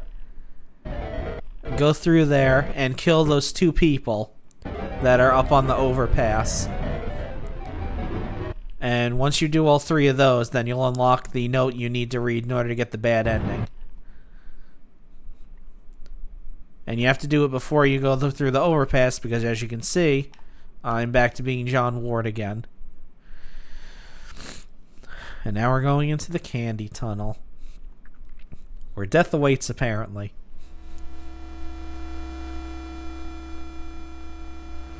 There's an eye.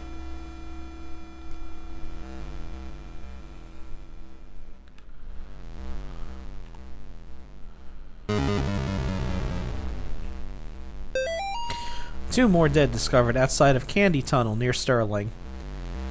2 more bodies have been recovered from the drainage ditch under Snake Meadow Hill Road outside Sterling.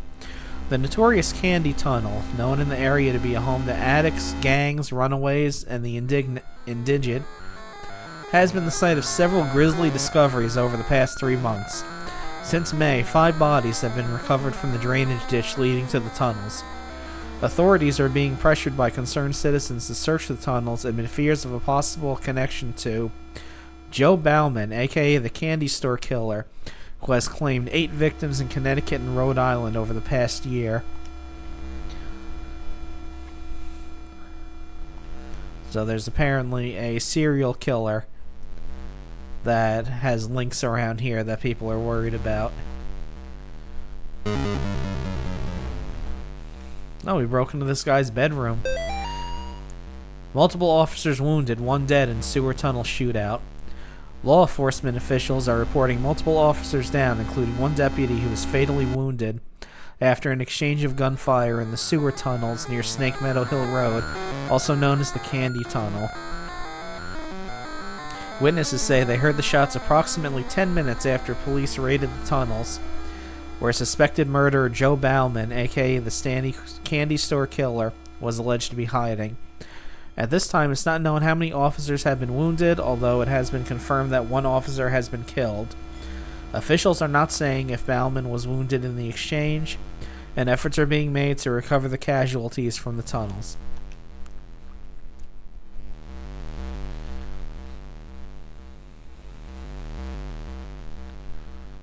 Got some graffiti. Got Satin Lives over there.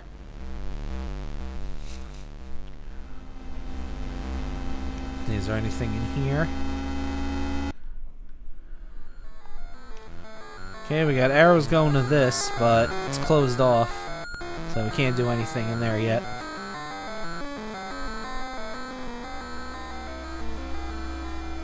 Okay, read? Sure.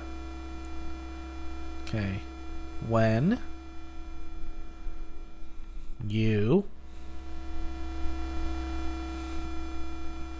Don't move. Oh, when you see it, don't move. Okay. There we go. Alright. We'll just have to see what they're talking about. Ah. Well, I will not move.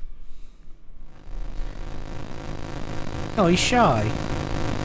I can relate to that.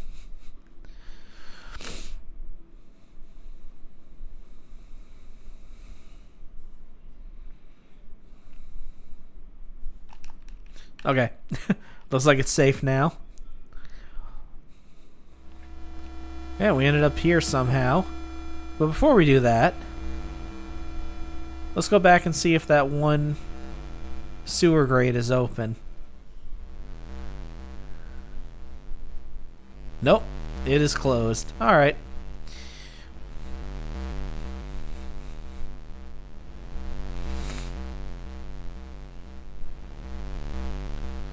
Okay, and he appears to have disappeared into the wall somehow.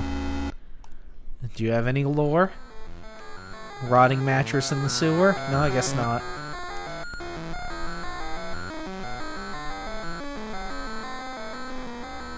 Ooh, that's where he went. When I was a boy, my nana used to tell me old legends about the dragons, trolls, and demons that lived up in the mountain of Norway.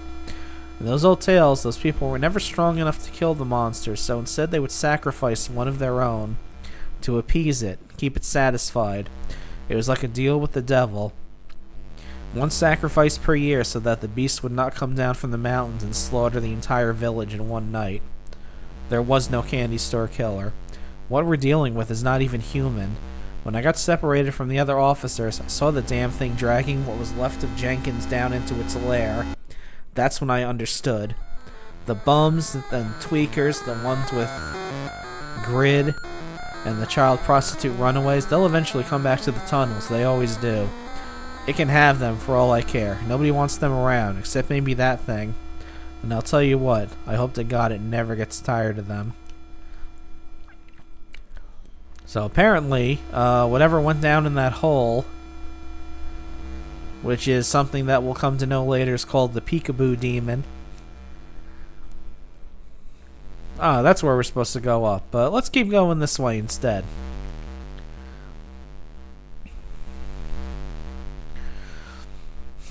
Apparently, that's the thing that's been killing people down here, and they tried to say it as a serial killer instead. This is as far as I'll go to hide my stash. Nobody goes past the first pipe. Nobody except those strange people with their bodies painted red and their eyes like animals. Twice a month they come and pass right through into the deeper tunnels. Sometimes I can hear yelling and chanting. Sometimes I hear something like an old woman laughing. Sometimes I hear things that aren't even human. Whatever they are, they sound really, really big. I know not what bless you, child. Alright, let's move along. We shouldn't hang around here. They're probably busy, so we should get a move on.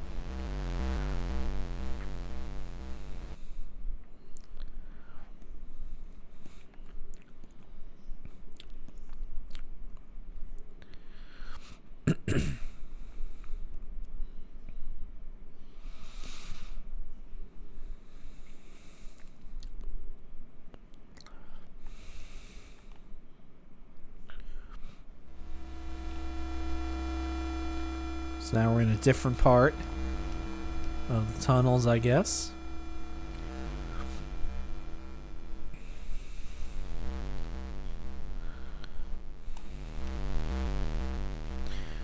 I'm sorry, God, please save me. Well,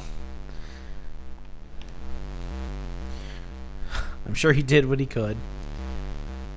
It's over here.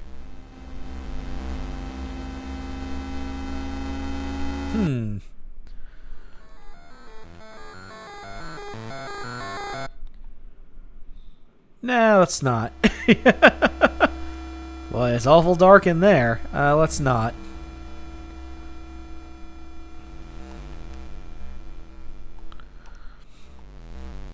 And follow this blood trail. I'm sure that'll lead to something good.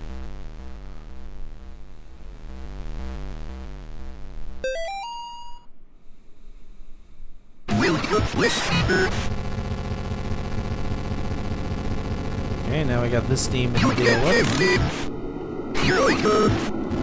Oh, I hear you. Get out of the way, kids.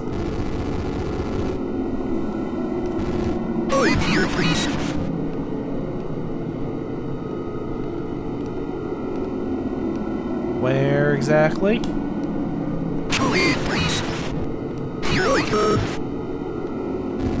There you are.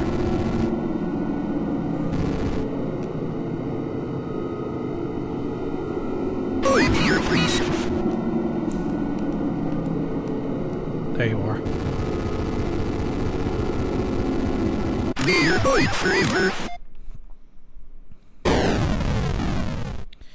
Yeah, this flashlight thing I'm not a fan of.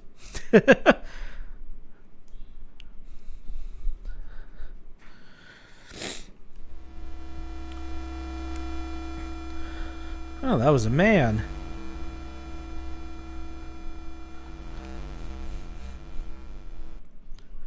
Now we can go through here safely.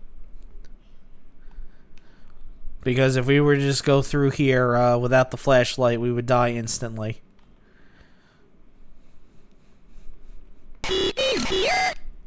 Yep, I sure am.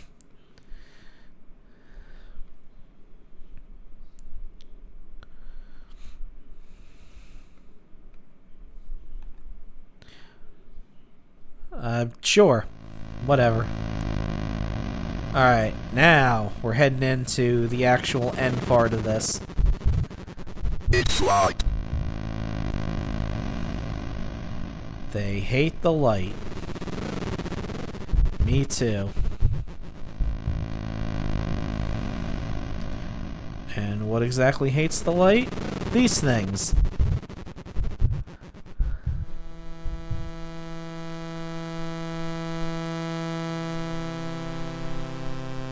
So we need to exercise this while keeping those things away.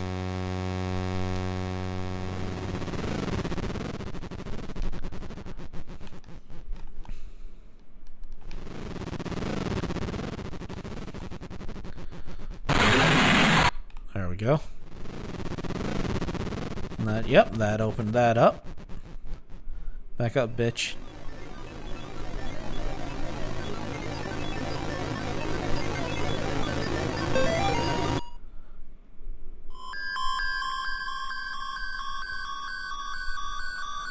Okay, so if you were to do the 3 bad things that I mentioned, these barriers would be down, and you would be able to read that note up there, which basically tells you it's a note from Gary that basically says, "Hey, thanks for doing the devil's work. We'll be glad to bring you into the cult as soon as we can." Yeah, the things are still around, so keep an eye out for that. That way you don't get ganked when you head back the other way. Here I am. Very curious. Don't be afraid, John. Where 2 or 3 are gathered, don't them. There will he be also. We can banish this demon together. You must protect me while I recite the 91st Psalm. Let us go. And this is going to lead us to the final boss of Chapter 2. Yes, it's true what happened to Amy. You are no murderer, God. There is no much you could have done. But Amy now her soul is at rest. Let us go.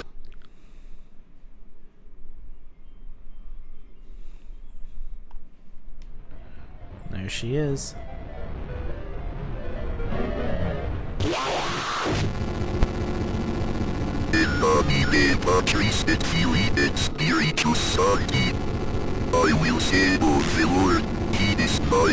So a couple things about this fight.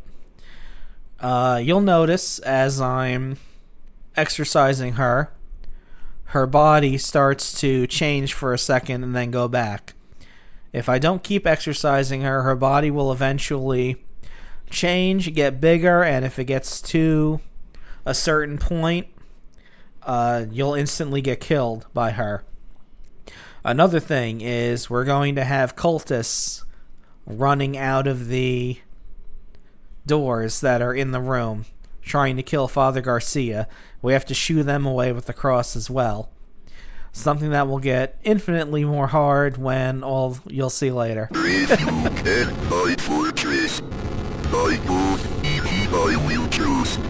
shall not be afraid of the terror in the night, nor the evil that walketh in darkness.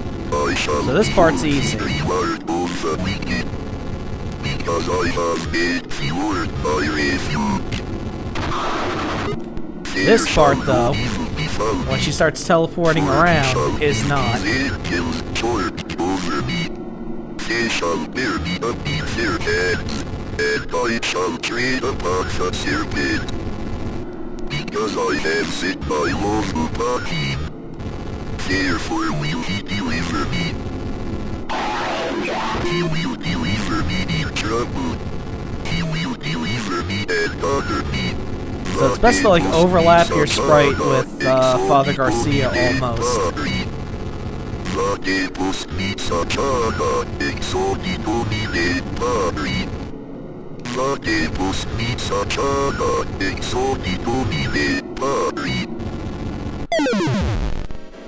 Alright, now it's gonna get a hell of a lot harder.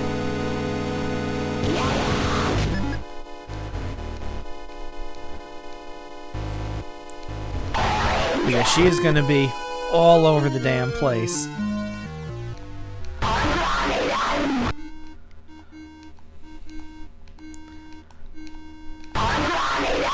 And you still have to protect Father Garcia, wherever the hell he's at right this second.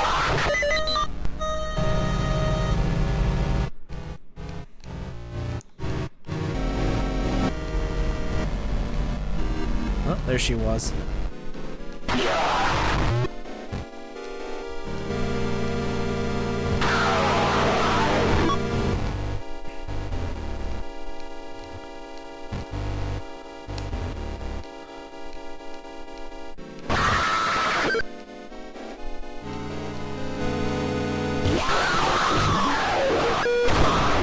Alright, now this friggin' part where she's like sign waving all over the place. Whoa! Shit. Stay away from him.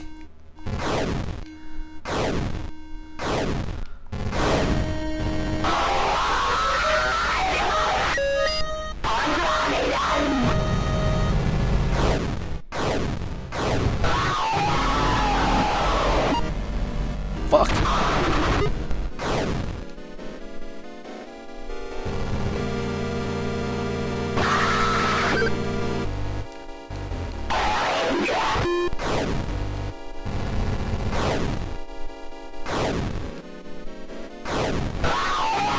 Stay away from him, you bitch. He's my buddy. Ooh. Damn.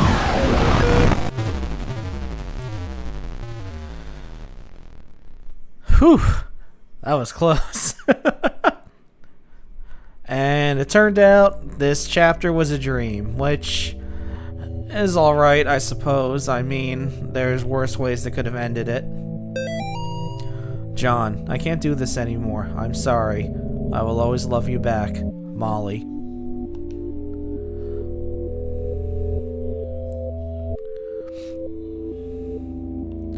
So this is actually John Ward's house.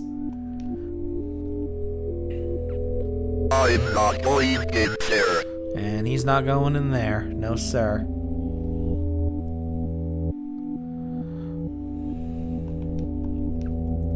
Before we grab that note,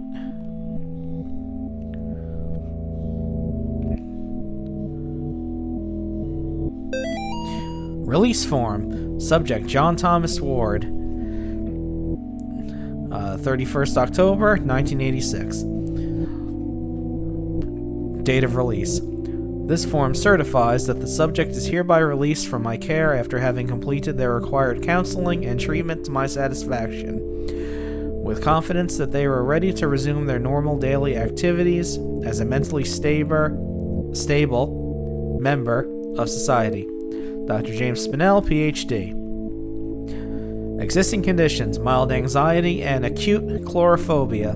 So he has a phobia of clowns.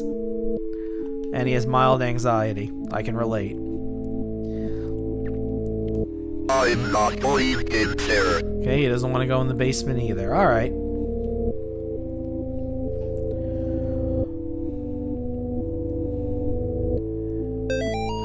John, we don't have much time.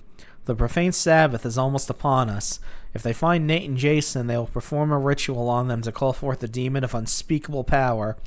The name of the demon is Malphus. I am in the process of discovering their whereabouts. I will contact you again soon. We must not let them do to the boys what they did to Amy.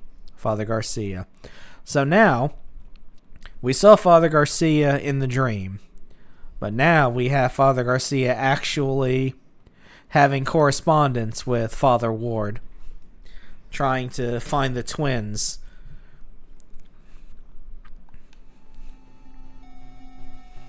My nightmares are getting worse. Ever since I left that house, I am haunted by visions of demons. I finished my work with Amy, but now the boys are in danger. This time I must not fail. Malphus must be stopped. As the profane Sabbath draws closer, the workers of darkness grow stronger. This will be my greatest test of faith yet. God have mercy on my soul. And we actually got the good ending, because we kept Father Garcia alive. Which I thought for sure. They got a little hairy there a couple times, but we managed to do it.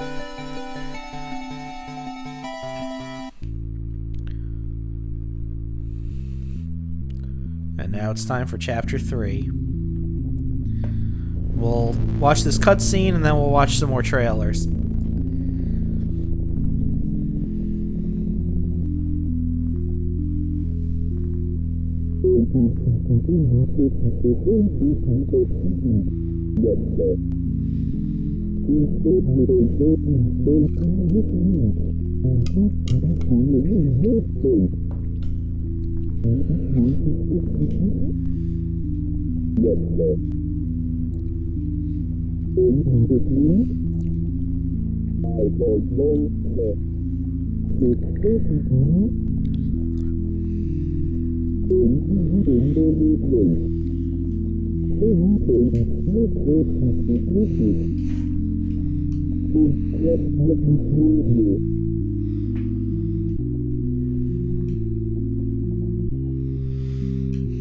And yes, it's supposed to sound this muffled.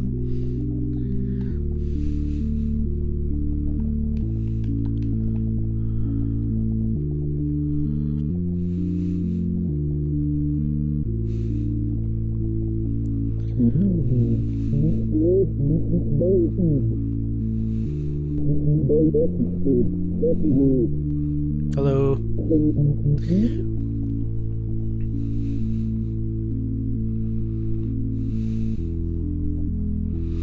So we can wander around the house a little bit. It's pretty much the same as it was before.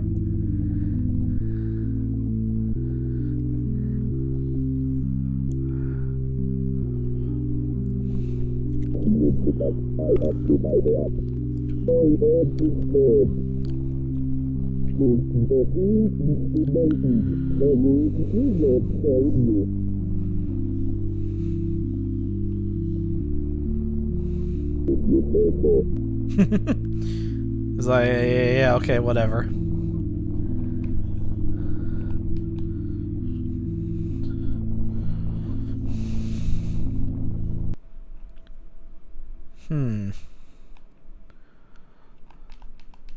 I don't remember the attic being down in the basement.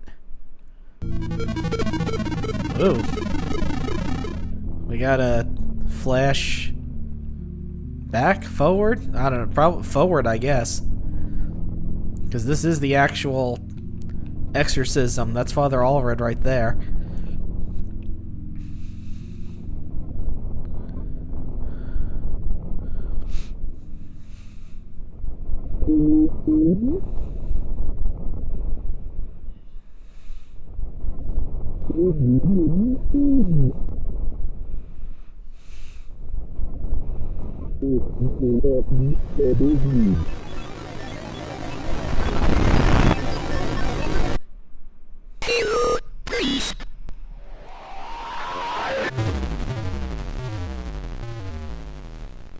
So you can tell that was in the past because Amy still had a face. So it's October 28th, 1987. 3 days until the profane Sabbath. John, we don't have much time. The profane Sabbath is almost upon us. If they find Nate and Jason, they'll perform a ritual on them to call forth the demon of unspeakable power. The name of the demon is Malthus. I am in the process of discovering their whereabouts. I will contact you again soon. We must not let them do to the boys what they did to Amy.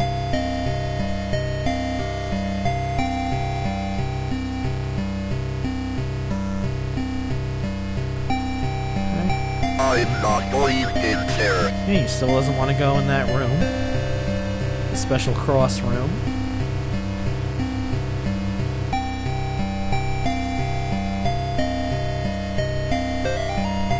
Okay, that's just, again, to talk about the notes. Oh, you will go in the basement this time, though. Dude, you gotta do something about this standing water. You're gonna get black mold. And that's something truly, truly terrifying. And God ain't gonna help you with it.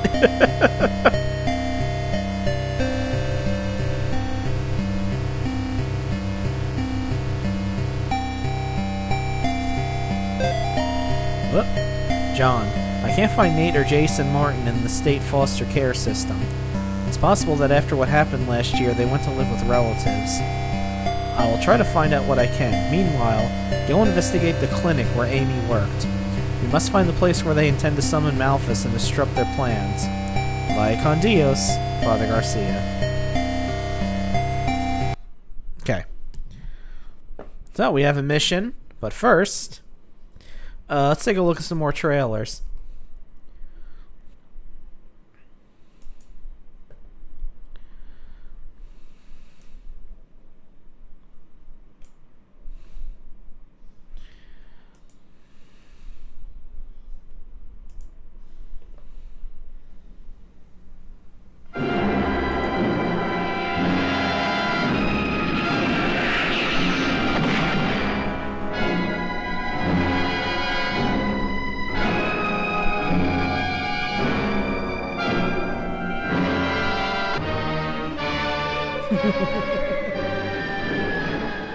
Yes, it came from outer space to fill the world with terror, to bring you unforgettable suspense.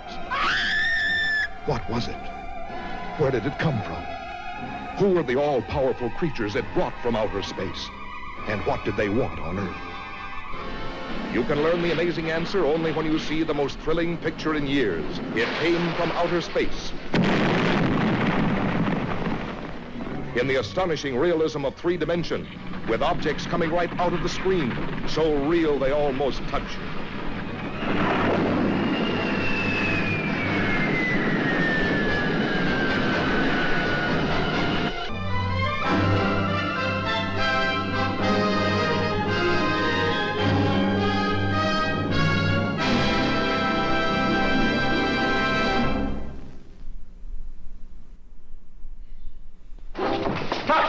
Will you tell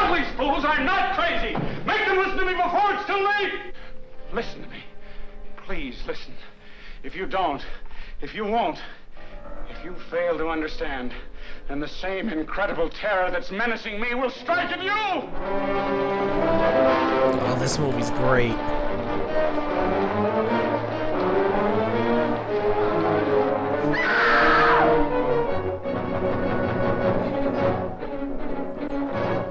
No, you've got to get out of here, please! They come from another world, spawned in the light years of space, unleashed to take over the bodies and souls of the people of our planet, bringing a new dimension in terror to the giant super scope screen. It's whatever intelligence or instinct it is that can govern the forming of human flesh and blood out of thin air is fantastically powerful, beyond any comprehension. A cursed, dreadful, malevolent thing was happening to those he loved. This isn't just an ordinary body, is it? I never saw one like it. It looks unused. The sensational star discovery of The View from Pompey's Head.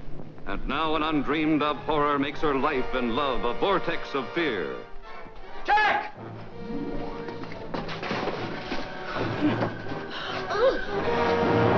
Miles, where do they come from? I don't know. Suddenly, while you're asleep, they'll absorb your minds, your memories. I don't want any part of it. You're forgetting something, Miles. What's that? You have no choice. From city to city, an incredible hysterical panic spreads. As the unimaginable becomes real, the impossible becomes true. Stop and listen! Stop and listen to me! Listen! Listen! Listen to me! They're not human! Can't you see? Everyone! They're here already! You're next! Wow, spoilers. Oh, I don't care if it's available from Paramount. Fuck off. A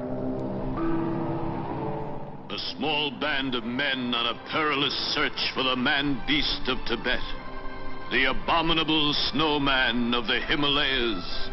You've heard of him, haven't you? The world's most shocking monster. No one's ever lived who's seen him. Be on your guard. He's coming to this theater. The abominable snowman dares you. We dare you. Dare you to see the abominable snowman of the Himalayas. What did it look like? Tell me, what did you see, Kusang? Tell me! I see what men must not see.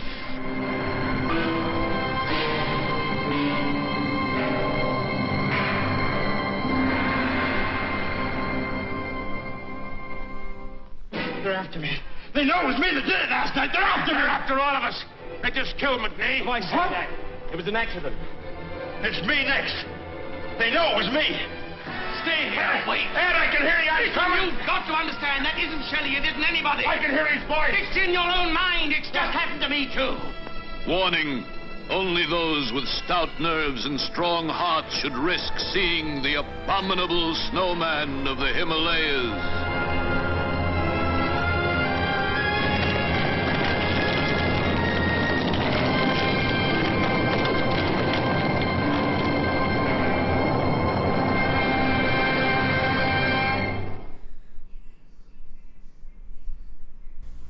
This alarm fills the night with terror, for high on a mountainside, a mysterious fear such as no human being has ever seen before. Where there are mountains, there are always clouds. But this one remains static. On the side of the Trollenberg, it never moves. Freak of nature. The movie that was on the first episode of Mystery Science Theater 3000. It strikes without warning, wreaking death and destruction too horrible to behold. A force of evil that tortures its victims and hurls them mercilessly to the brink of murder and madness.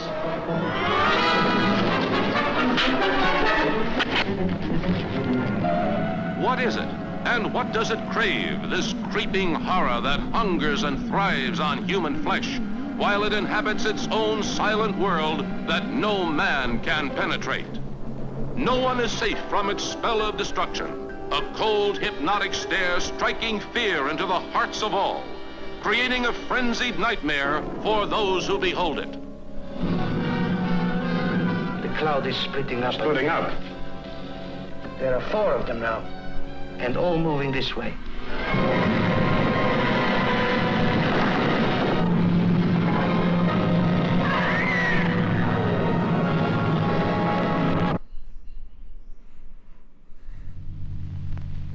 I'll watch a couple more.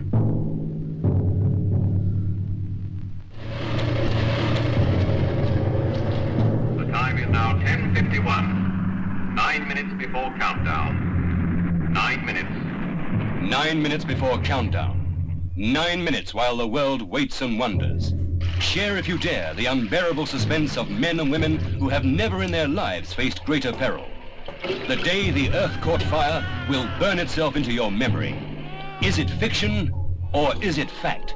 What's the nutation of the Earth? Nutation? Well, it's a slight oscillation on the Earth's axis, caused by the pull of the sun and the moon on the equator. You see, there's a slight bulge on the... There's also an item here about axis rotation. There's been 11-degree variation, whatever that may mean. They've shifted the tilt of the Earth.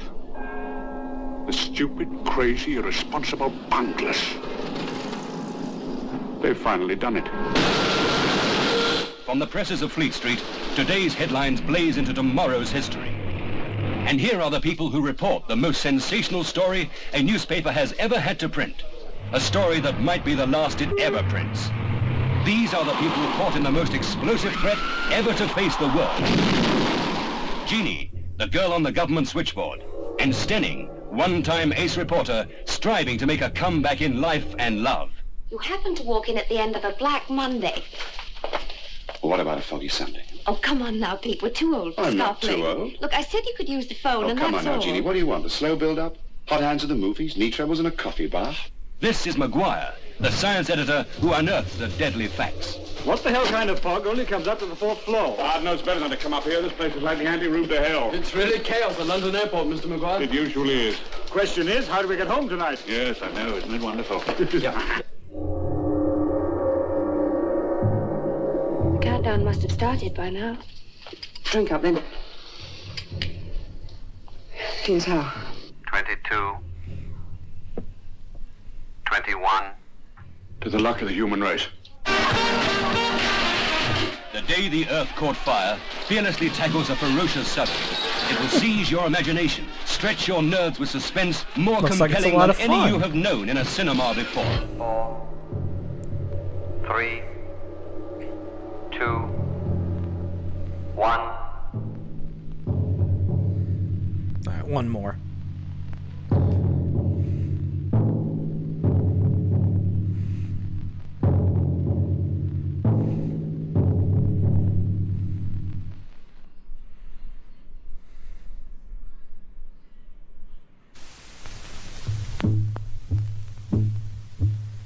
Orson Welles speaking. I just saw the impossible happen before my astounded eyes. I saw a man grow smaller and smaller day by day. I saw the loneliest and most frightened creature on earth living a nightmare in a world of giants. The incredible shrinking man. That's another great movie. The incredible shrinking man.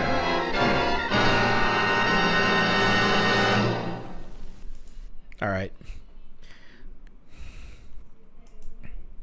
It's enough frivolity. Let's get back to business here. And you also notice, chapter 3, our cross is now a brown color. Like bronze. It started gold, now it's silver. Well, it was silver, and now it's bronze again. Not again, it's just bronze. I'll shut up now. So we can go outside. We can take a look at what's going on in the neighborhood. Nothing creepy about a priest peeking in your window.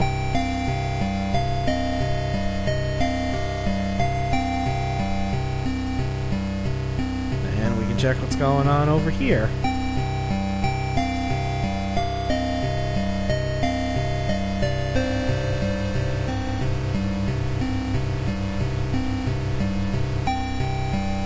that's a nice happy family.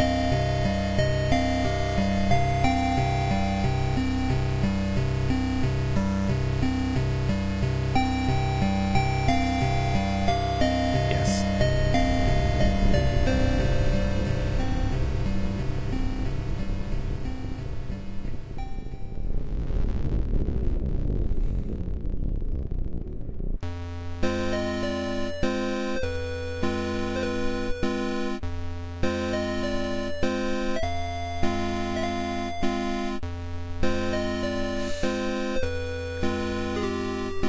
Oh, there's 3 figures I know. There's the I'm Scared, there's Gaster, and there's Uboa. From I'm Scared, Undertale, and Yume Nikki, respectively. And that's a dead bird. How unfortunate. I said that's a dead bird. How unfortunate.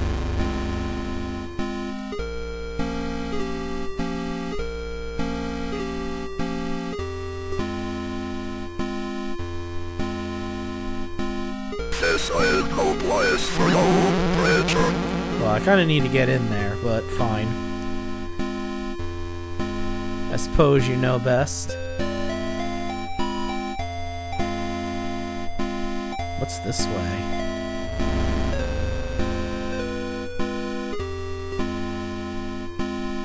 I don't know.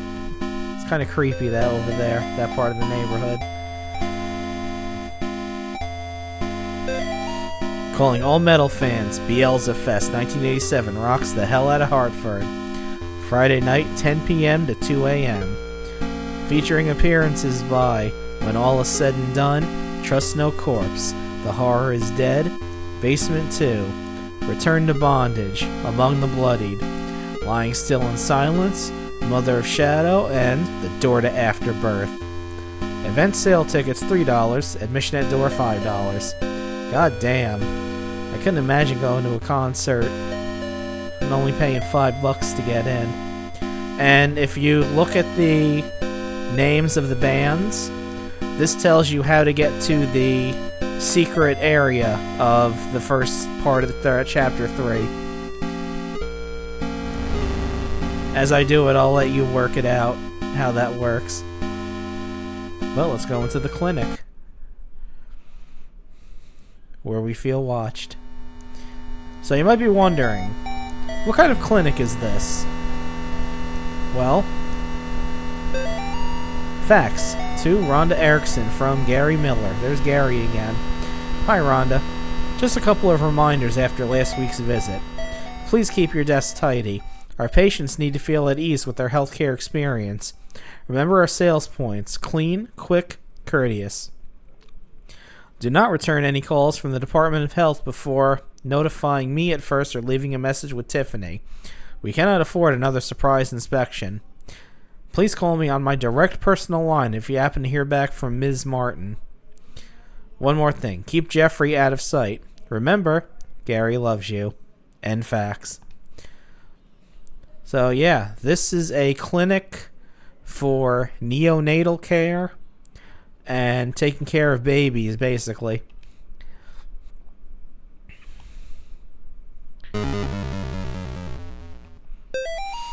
Note to self. Pills do not dissolve in IV drip well. Too weak. Patients waking up before process is complete. Sooner or later they will realize they're having the same hallucinations. Suggest concentrated injectable version. So, there's some goings on in this neonatal care facility.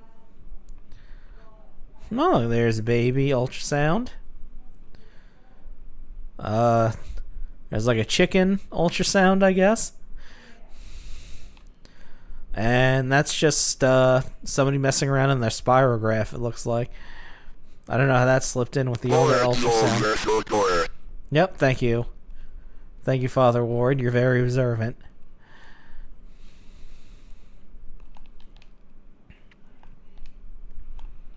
Let's see. Do you have anything to say, chair? Nope. What about up here?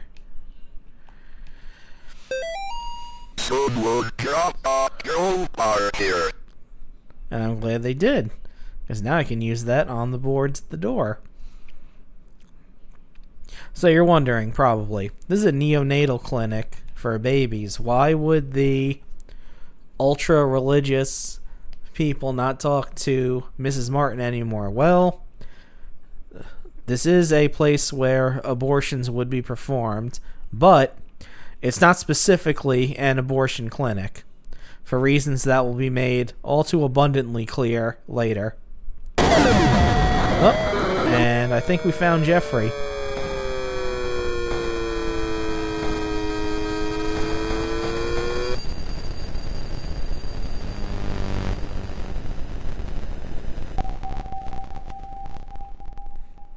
And now I'm strapped to a gurney.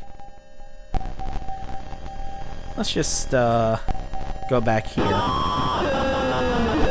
I need to hide.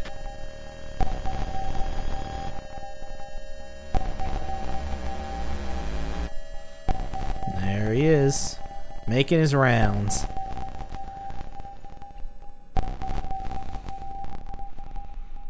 He wants to make sure all of his patients are okay.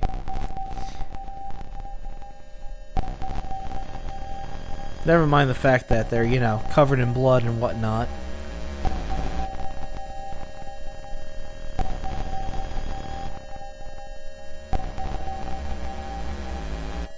Nope, don't mind me. I'm just gonna leave this way.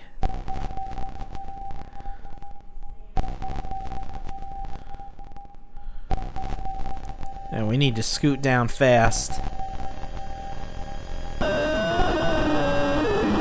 I need to hide.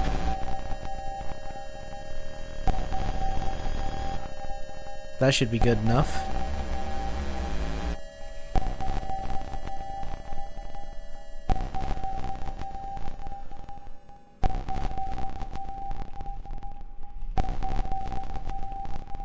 Don't mind me.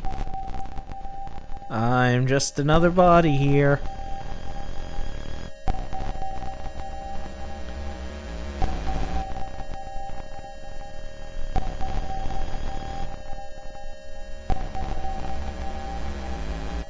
Alright.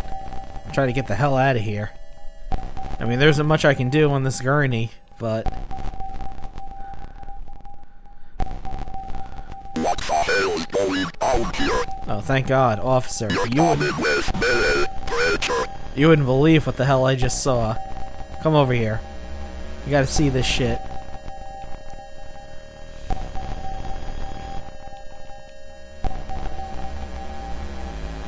Alright, look. There's a dude in here. He kind of looked like spaghetti. Alright. You know what? Never mind. Let's just get the hell out of here.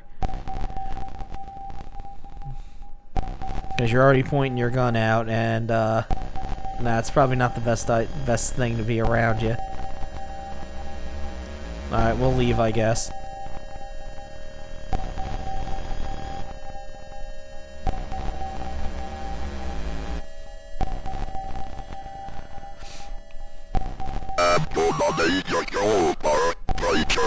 I kind of need that.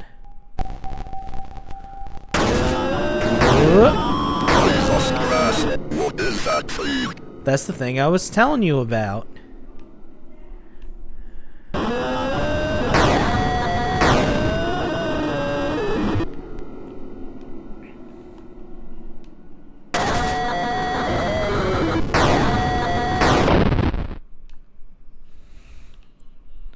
Okay, you saw that too, right?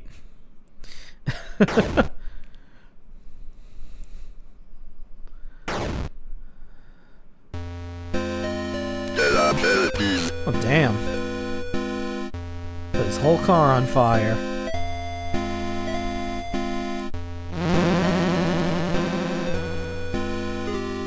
Oh, shit.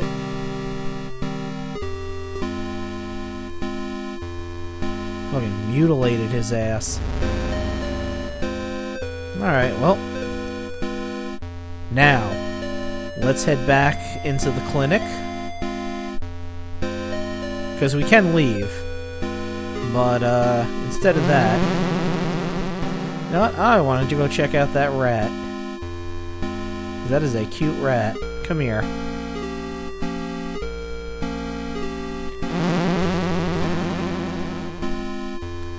Do you have any lore for me, little guy? No? Alright. Alright, so now that we're here, we have to go back downstairs.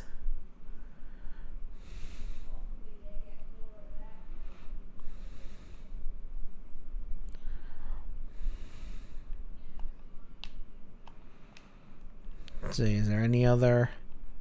I don't think there are any other notes.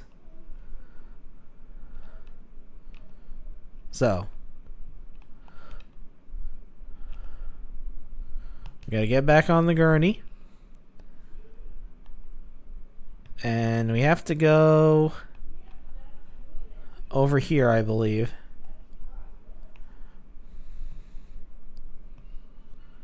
And we just need to wait. There we are.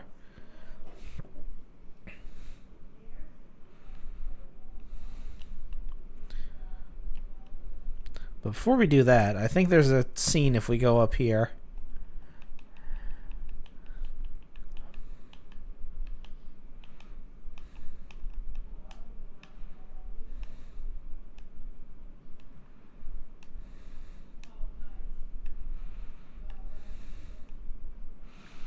Yeah, I think if we go over here and wait, there's a scene that happens.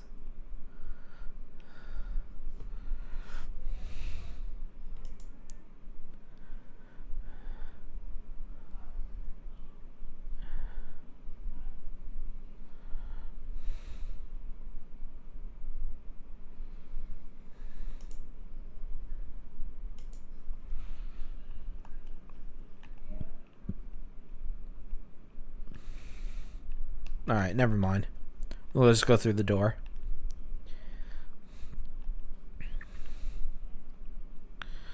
Or maybe the scene happens when we go through the door. We'll see.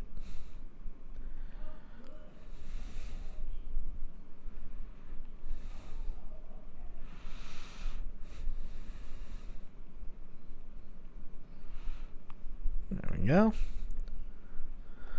Haul ass a little bit down there. I'd love to know how he's making it move. There we go. Yeah, no thanks.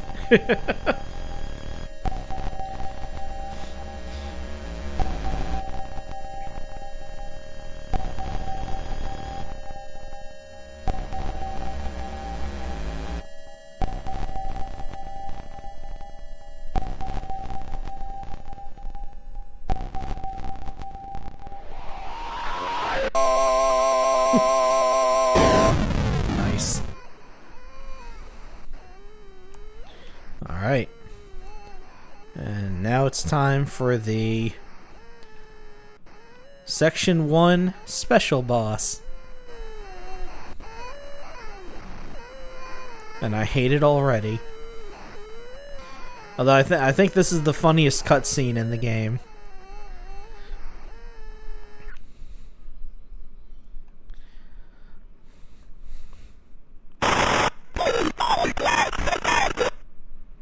I'm working short with boys, Ned, Jason, Martin. Have you seen them?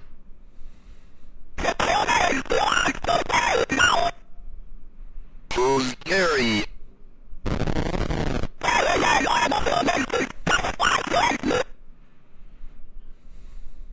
I'm leaving now.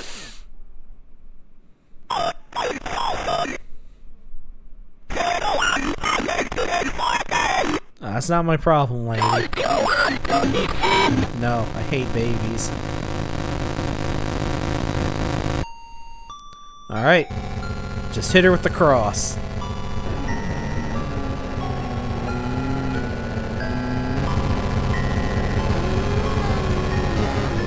Never mind these babies that just sort of come down here. Alright, now it's a little more important that we care about the babies coming down.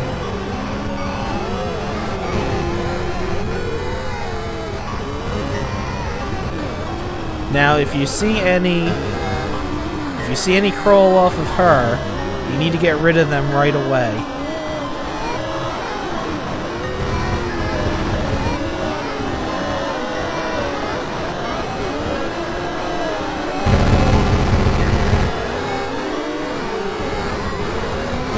No, you don't.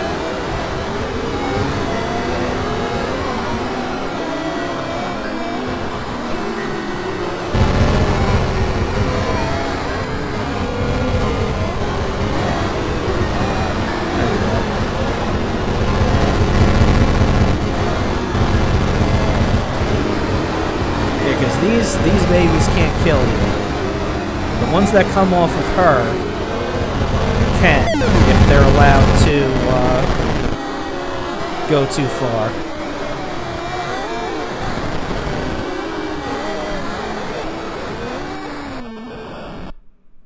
Okay.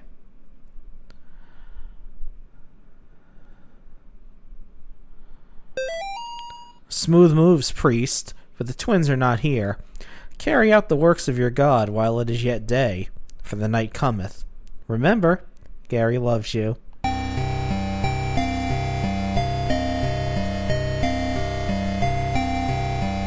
now we can leave. We have fulfilled one of the special requirements to get to the best ending.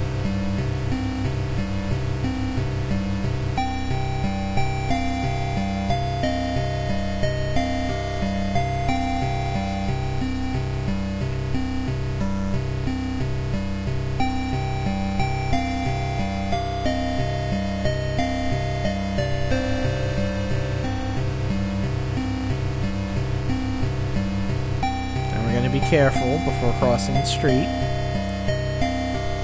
because if you get nailed by a car or a truck, you will die instantly. Oh, they're gonna make me go from the street side. Alright.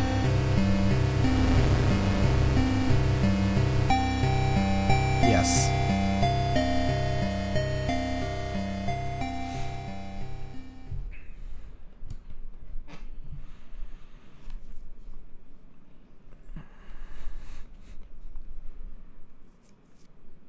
And since we fulfilled the special requirement, one of those seals disappears. And as we can see, the exorcism isn't going as well as one would hope.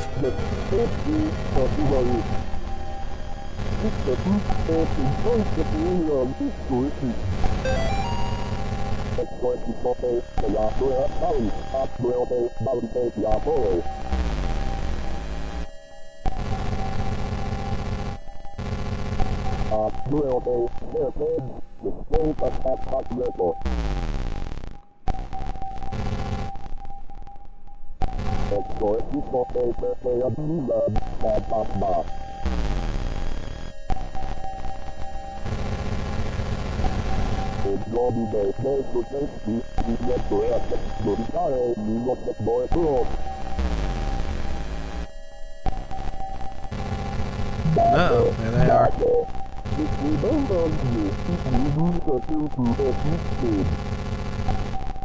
Alright, you two, show's over.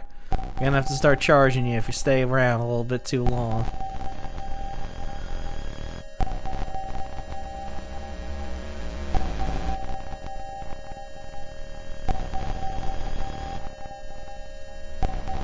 Yeah, come on up here to the kitchen.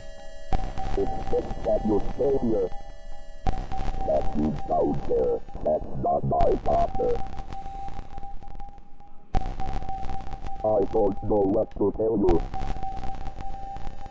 I need to go and get this started. Alright, stay here and pray for Amy.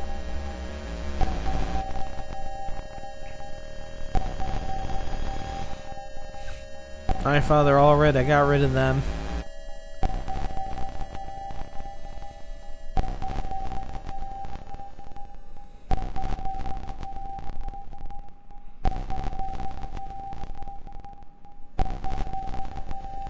Oh. Ah. I see things have degraded.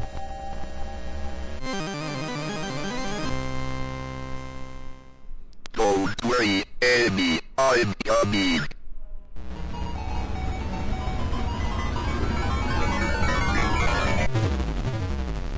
And that's how Father Ward got his cross. It was Father Allred's all along.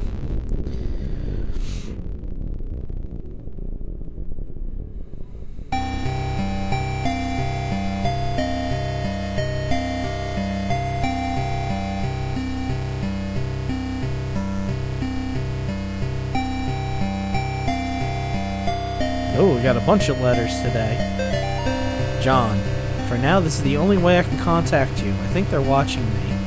I need you to come over as soon as you can. The situation has gotten much worse. My address is 665 Orange Street, apartment 5A, New Haven, Connecticut, 06511. Thank you, Lisa. P.S. If for some reason I don't answer the door, get the spare key from my friend Tiffany. John, there's an apartment building in New Haven where they may be attempting to summon Malphus. I'm not able to go there myself.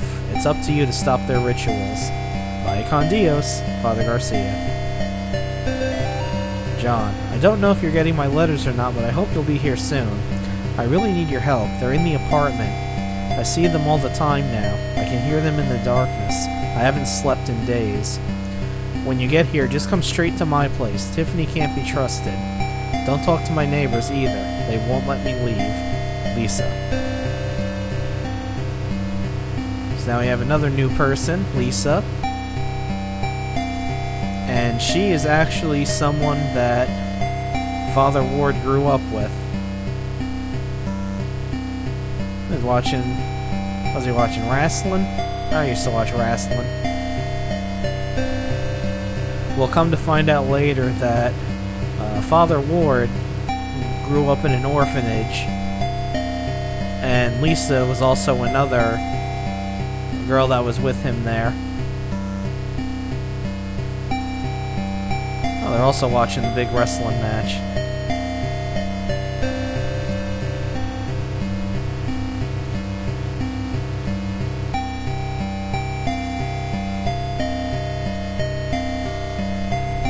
This is where I blew it last time, so hopefully the same thing doesn't happen.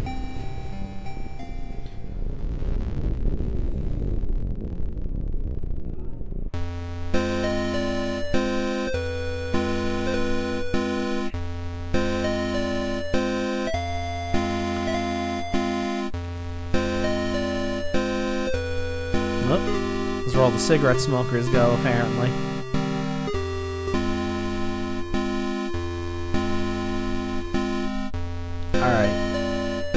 We're going to take another break while I grab food. So I'll be back in a bit. Probably 5 or so minutes.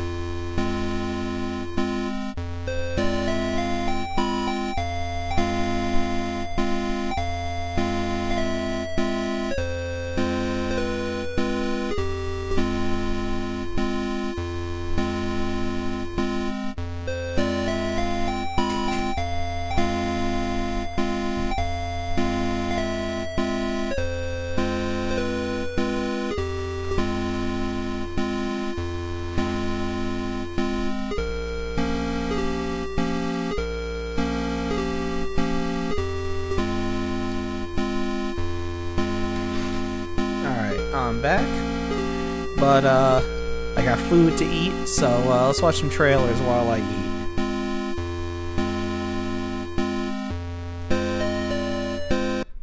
That way you're not listening to me eat, because that's disgusting.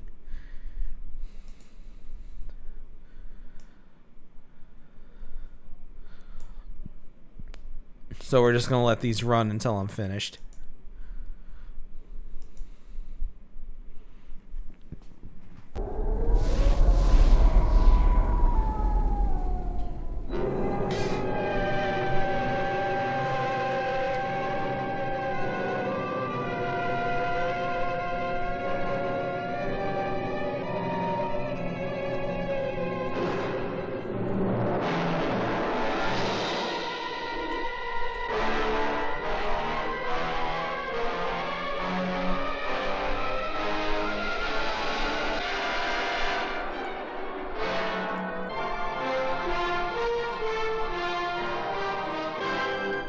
The two of you are beginning a strange journey.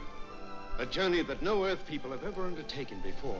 Universal International presents the most startling, the most imaginative and suspenseful science fiction drama ever brought to the screen. You'll marvel at the superior intelligence that unleashes its deadly ray.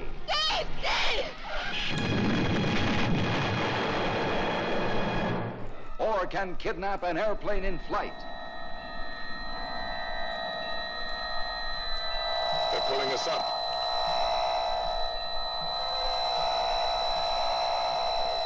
Prisoners hurtling through endless space, speeding toward the unearthly furies of a planet gone mad. See sights never before dreamed by man.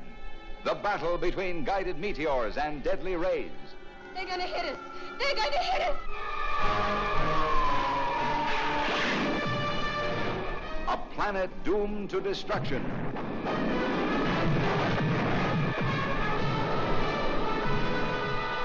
While captive Earth people fight for their lives. It is indeed typical that you Earth people refuse to believe in the superiority of any world but your own. Run, Ruth, run!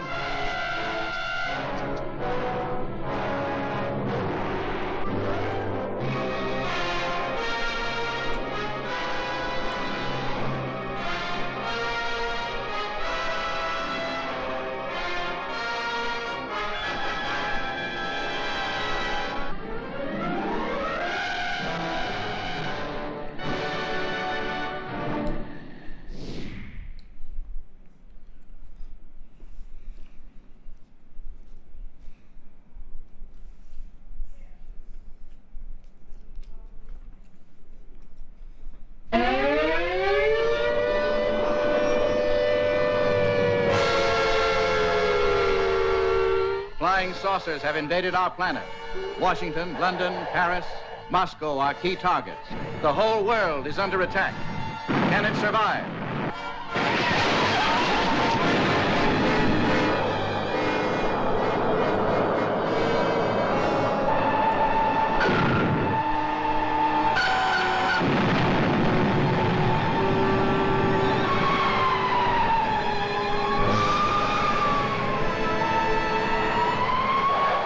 The survivors of a disintegrated solar system. At this moment, the remainder of our fleet is circling your globe. What do you want with me? Arrange for your world leaders to confer with us in the city of Washington. They set up an electronic screen. The artillery doesn't penetrate. Never before has the screen reached such heights of excitement. Breathtaking spectacle. Hair-raising terror. See the saucermen's high-frequency disintegrators. See flying saucers travel thousands of miles in seconds. See great cities leveled by flying saucer monsters. Russ, look. The same kind of thing that's watched us since the beginning of the project.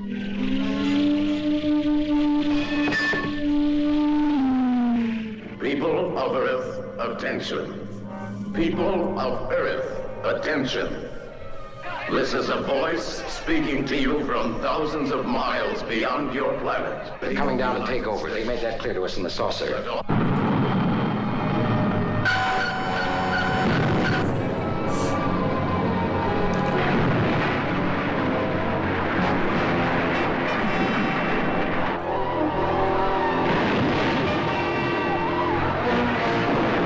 best of our knowledge, my wife and I are the only ones left alive.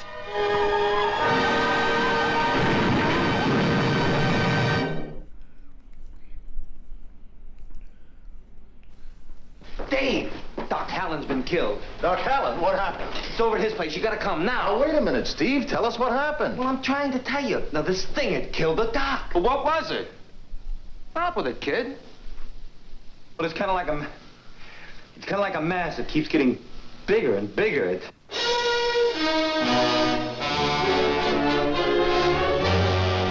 Every one of you watching this screen, look out.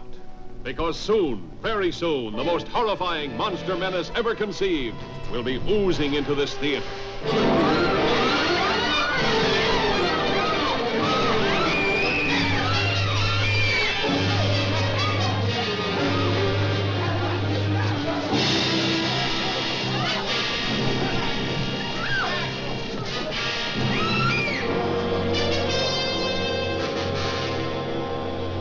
2 teenagers see it first, like a falling star from outer space. Boy,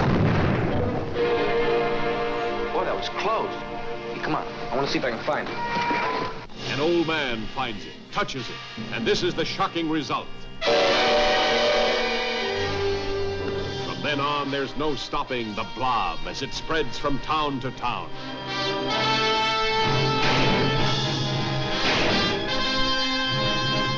It's indestructible. It's indescribable. Nothing can stop it. This town is in danger.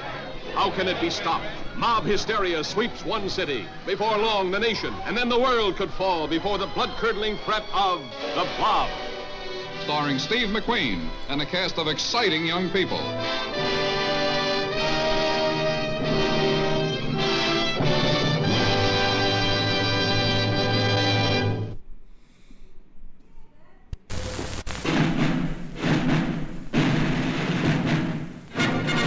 We interrupt this program to give you a bulletin just received from one of our naval units at sea.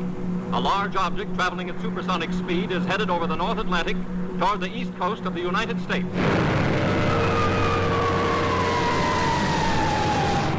Ladies and gentlemen, this is Drew Pearson.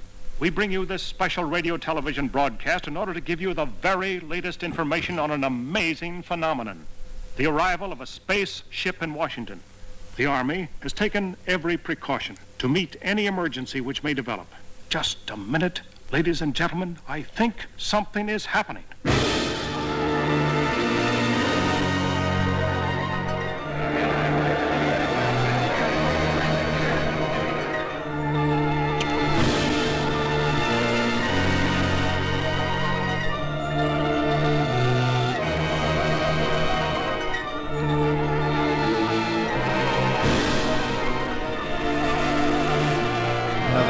I came here to movie. give you these facts.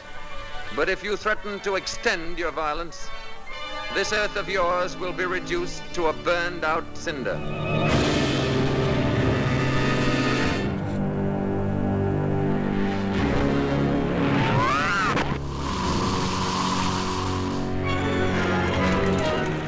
But he's a robot. Without you, what could he do? There's no limit to what he could do. He could destroy the earth. All vehicles, close in. Let's go.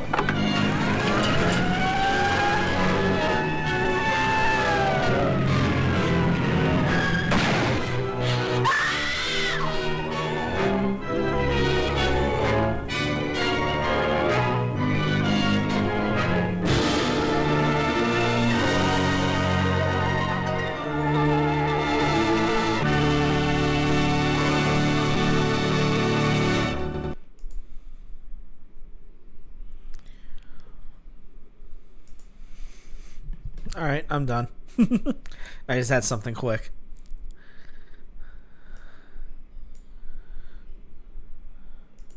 Alright, back to it.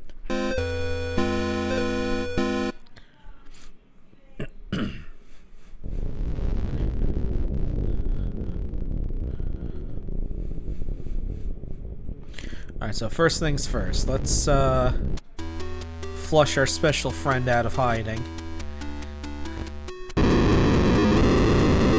So we'll get notice about this later. But if we keep hitting this... There he is.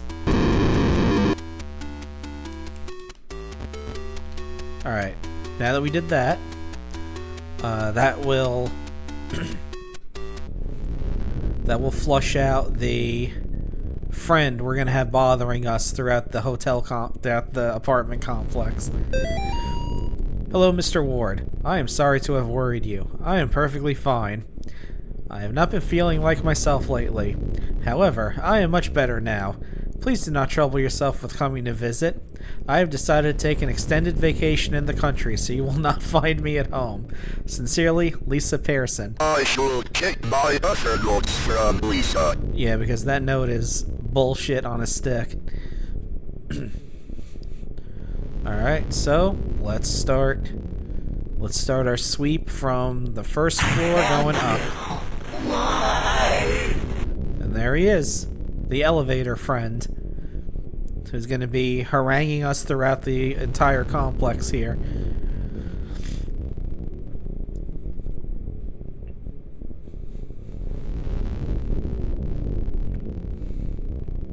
Usually you'll see him like up by the ceiling first before he drops down.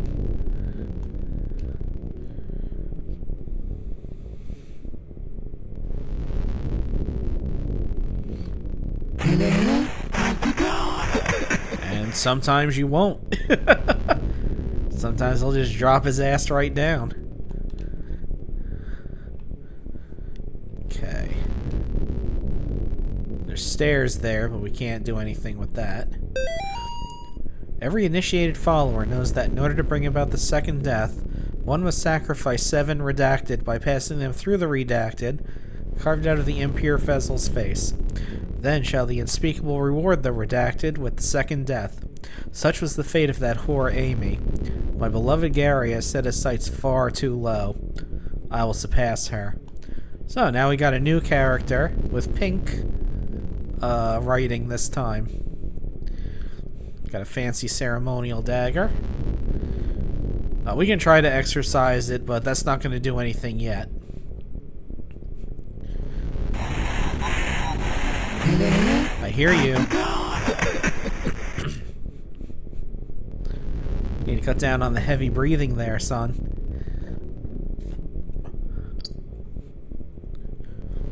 You sound like me after walking up several flights of stairs.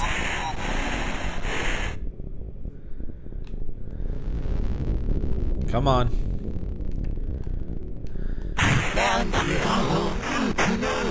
There you are. I'm gonna say, I know you're here. You're not being very covert about it.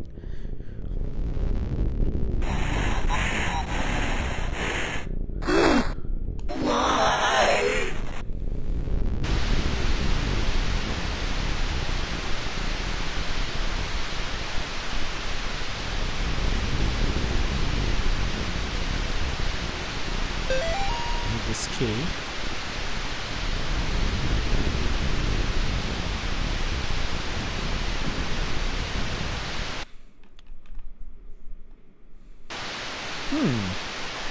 So there's another person with their face gone, but that wasn't that wasn't Amy, because Amy, as you've seen, is purple. That was a much more pink. So it's probably the same person who wrote that note from before. Since everyone is color-coded with their notes here.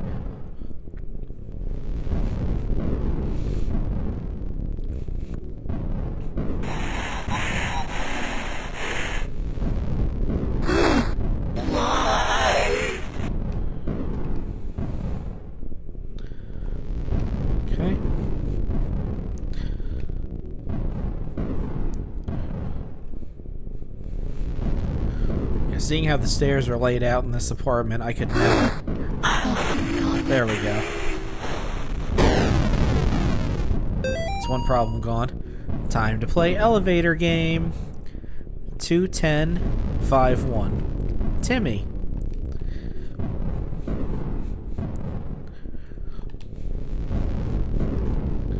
So that's one half of something.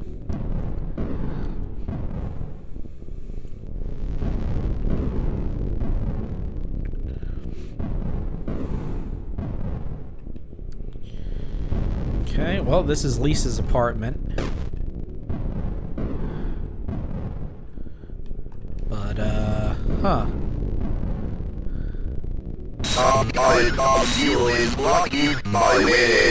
Ooh, and some kind of echo effect is affecting your speech.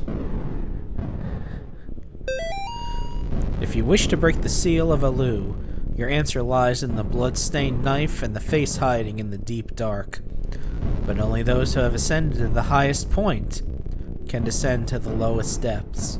Remember, Gary loves you. Need this key. So yeah, we could... Yeah, that will reveal what we need. So we saw the knife earlier. That was in apartment 2A, I think? But we haven't seen the mask yet.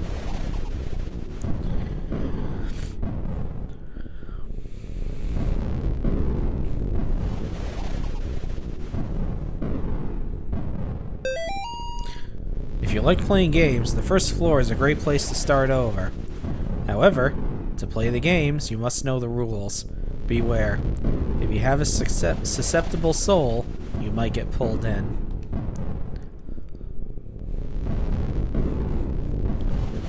Let's see. Nah, nothing with 5B. Nothing with that.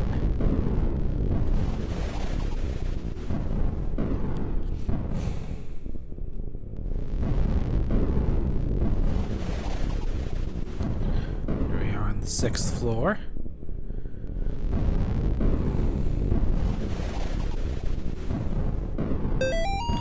Elevator friend. We saw him already. Timmy. 1426.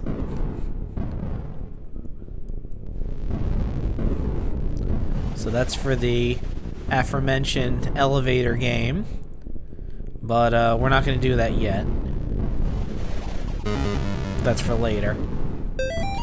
So I finally have my own place in the city. No more annoying roommates. I have a whole apartment all to myself. The building is nice. It seems new. Neighbors are kind of weird, though. They're always coming around and bringing me food and stuff. It's actually making me a little sick. Another thing is the mirrors. They're everywhere in the halls. It's nice because I can look around corners, which makes me feel safe. But it's still weird. I don't know exactly how to describe it, but when I look at myself in those mirrors, I feel like it's not me in the reflection. Of course, when I come home from work today, the elevator didn't work, so I had to take the weird one-way stairs all the way up to the 6th floor. That's when I noticed all the mirrors were shattered. And looks like we're not going up anymore. There is no 7th floor. Well, usually it's the 13th floor that buildings leave out, not the 7th, but we'll just have to skip that because we couldn't get there by elevator either.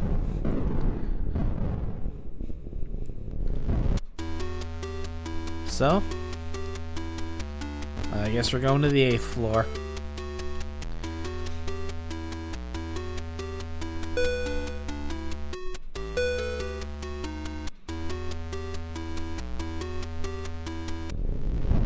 Okay. Oh, we can go into 8A. Well, first let's go this way then. Nah, let's check it out.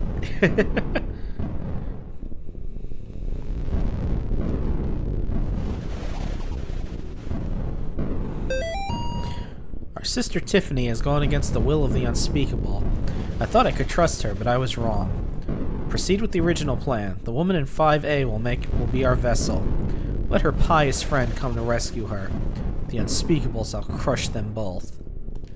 So yeah, it looks like Tiffany went against Gary, which she said she was going to do because she was upset that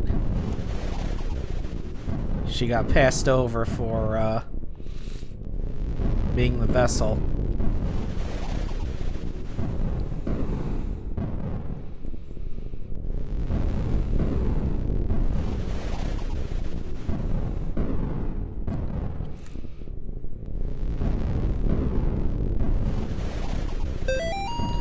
Those who keep knocking on forbidden doors will be visited by the one who guards them. Yeah, that's what happened with us, summoning the elevator friend.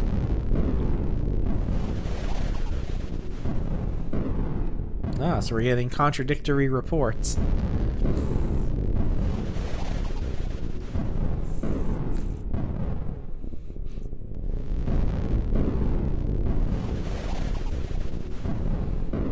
Give me 1 second. It smells like something's burning. I should probably check that out.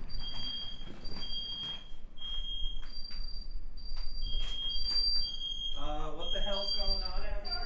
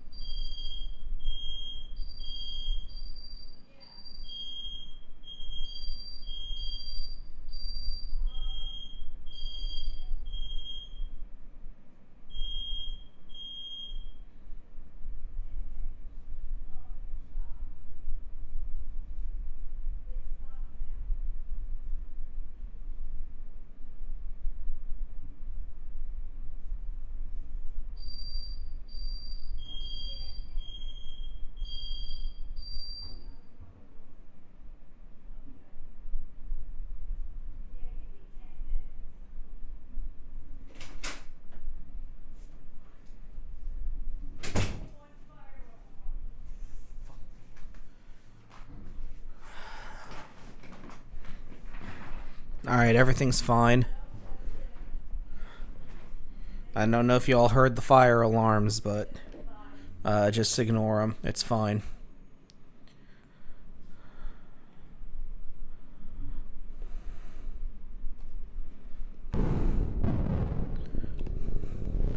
Alright, just going this way.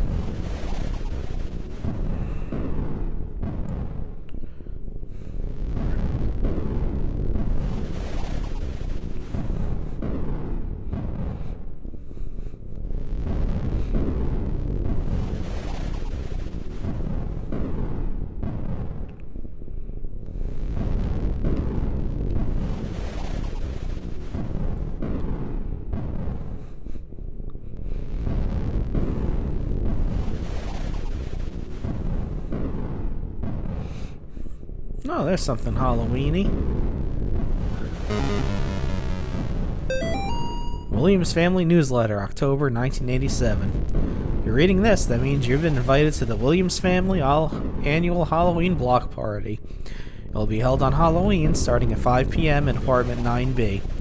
Activity will start promptly, so please do not be late. If you plan on bringing a +1, please let me know in advance. Only friends and family, and those who receive this newsletter, are invited.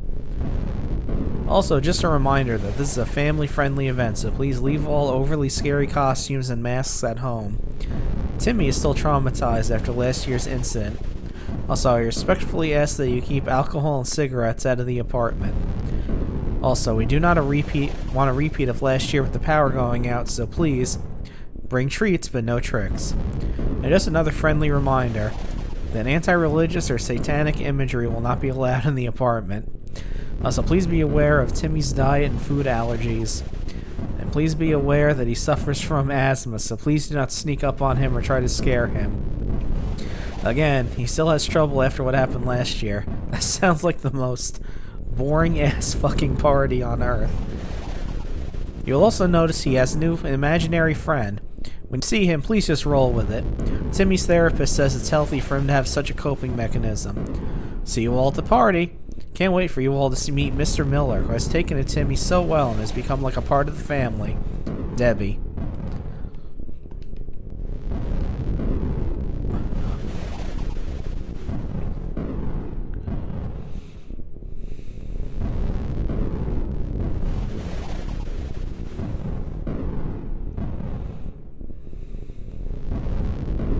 There we got no number on the door for that one.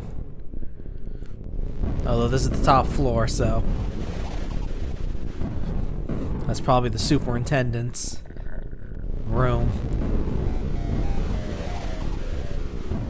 Sacrifice what I cling to.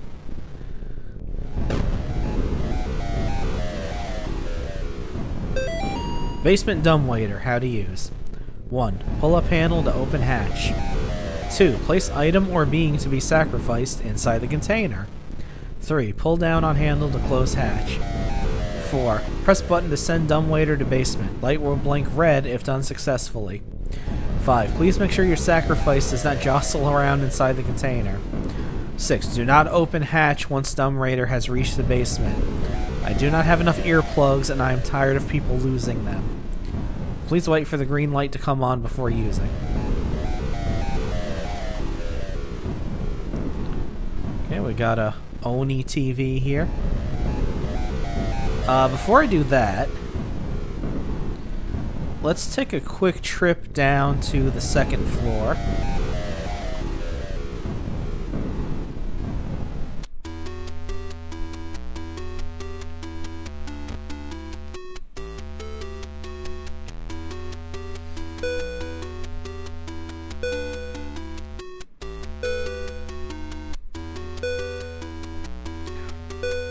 The slowest elevator on Earth.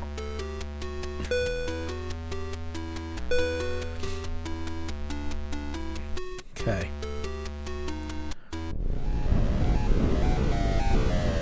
Huh. These weren't there before. At least I don't think they were. Here we go. Let's exercise this.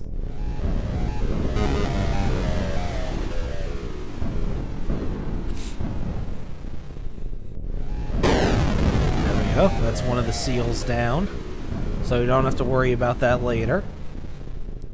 And it also saves for us there. And now the candles are different again. Alright, now let's go back up to the 10th floor.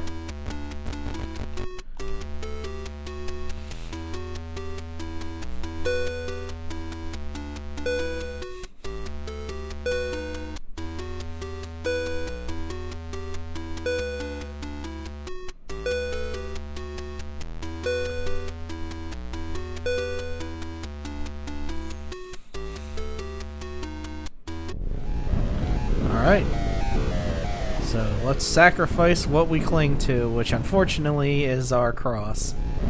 That's the only thing we have right now. Yeah. So be it. Whoosh, down it goes into the basement.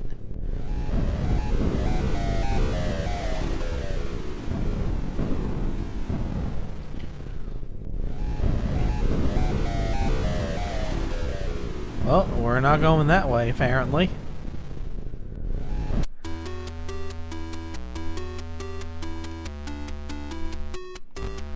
Well, we need to go to the basement, so let's go to the first floor. Oh. I guess we're not going to the first floor.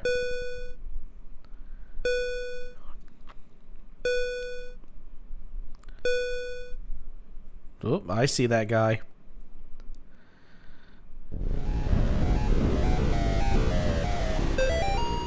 Gary lied to us. When you see it, run.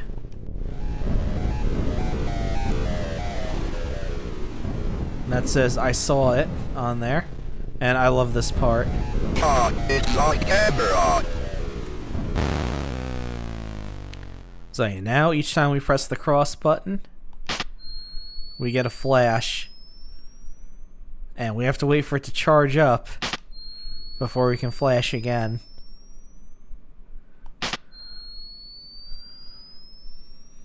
And now we gotta make our way downstairs with this.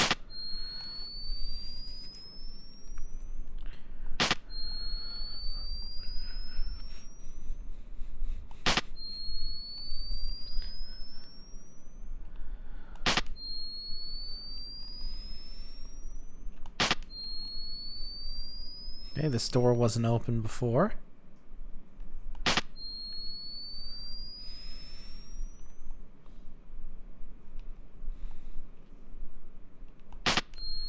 Whoop. There we go. We were in the attic for a second there. Okay. Let's not flash the camera while we're walking past this part.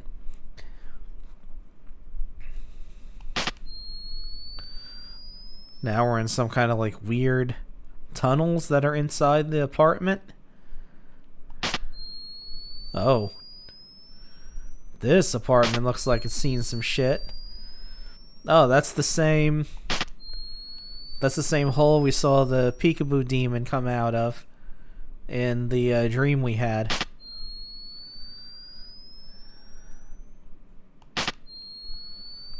Alright, we're going this way it looks like.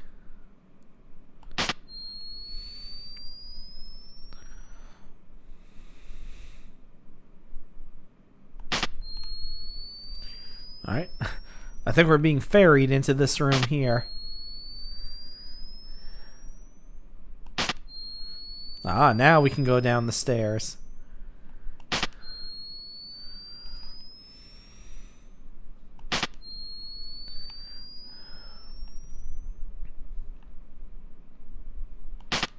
Oh. Oh, it's our friend, the Peekaboo Demon's back. And he's oh lord, he's coming. Yep, we need to move it. We need to haul ass.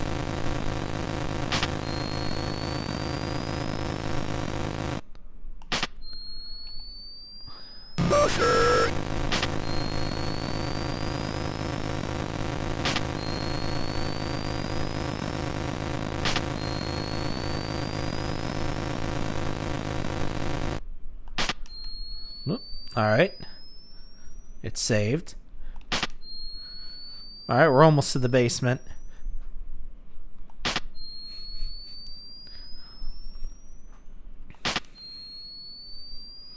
Okay, that all seems to be the same.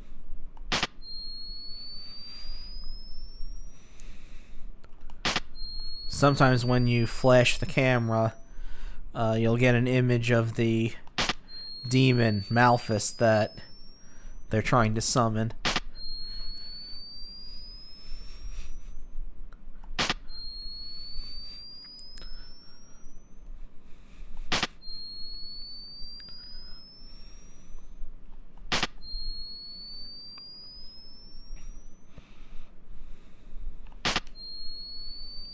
Okay, we're in the basement now. That's where all the washing machines are. Hey, there's our cross.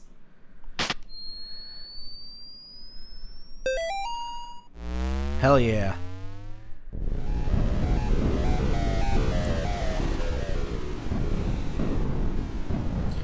Not 7.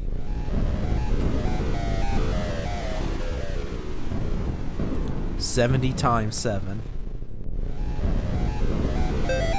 My beloved Gary, alas, the mask is already stained with blood, my blood.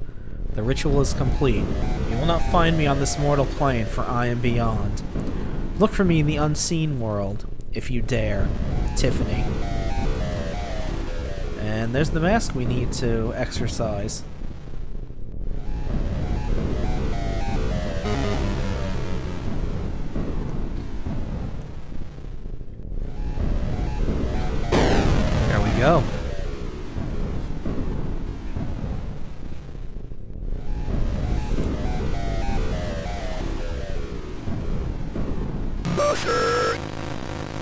here's the actual peekaboo demon.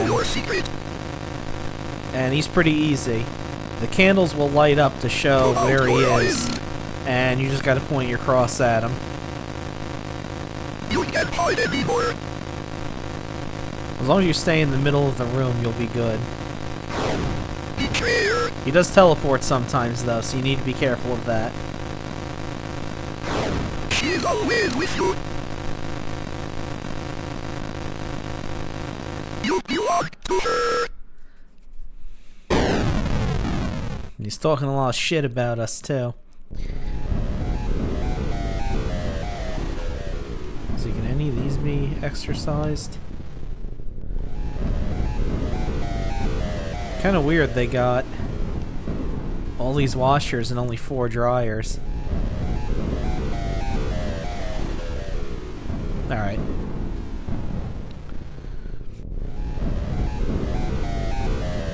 Alright, we can start heading back now.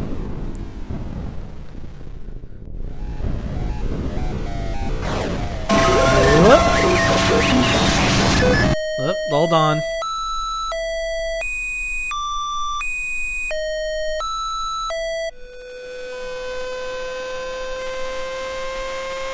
Oh, there's Malthus.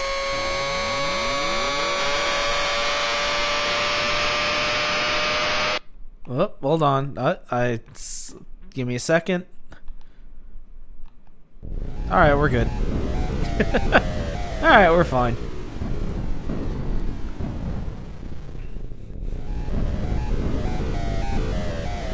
Yeah, it just tells us who lives where. This is in case you just need to double check on which apartment is Lisa's.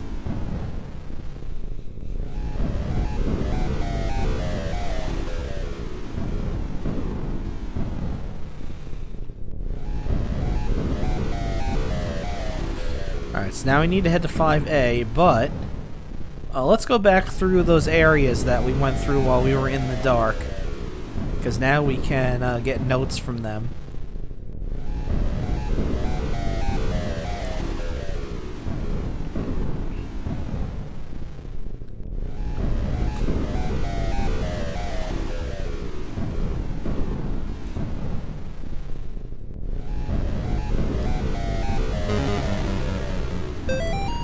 Brothers and sisters, this month we will be hosts to a very special visitor. It is here to help prepare the way for the coming of the unspeakable. Of course, due to its special nature, it has full access to the entire building, including your apartments, bedrooms, etc. If you are lucky enough to see it, you would do well not to approach or speak to it. Find a dark or dimly lit area and try to stay out of its way. One of you will be blessed to find that it has made its home in your dwelling. Do not go down into the hole it will make, no matter whose voice you hear down there. If you believe one of your fellow brothers or sisters is inside, please notify me and I will retrieve their remains in a timely manner. Also, just a reminder that rent and utilities are due by Friday. Love, Gary. So, to show the depths of his true evil nature, Gary's also a landlord.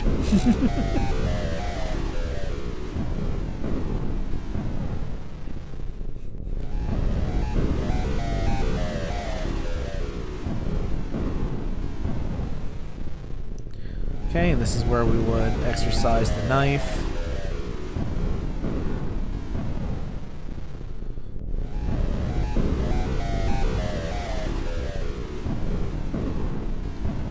Okay, let's go back up here. Because there's that altar where those 3 guys were. We can also exercise. I wonder if there's anything in here. We got some skulls. We had a party in this room.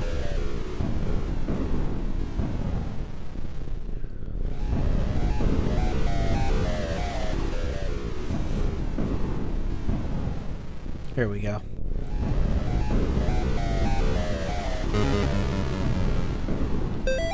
Brothers and sisters, praise the unspeakable. We have been graced with the presence of another great demon. Alu is here. I do not understand his motive, but he has put his seal over the vessel's door. This may be Tiffany's doing, but It may also be a test of our faith. Do not cease to pray. Swallow your pills. You may have twice as many as normal. Seal yourselves in with bricks and mortar. And if that so-called priest shows up, take him and eviscerate him over the altar, preferably still alive. Remember, Gary loves you.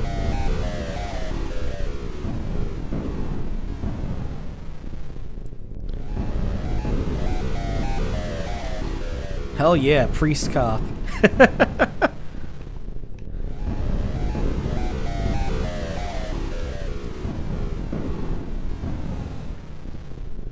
Again, more weird.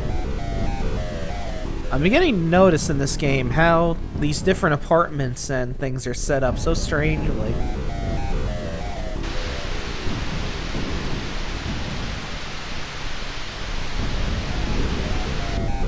Alright, I think that's everything.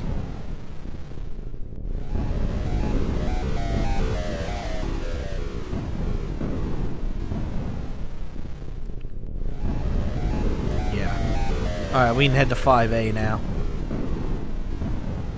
And fight the final boss of this section, Alu.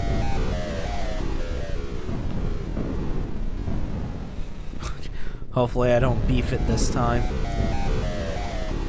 Although if I screw it up, I don't know how I'm going to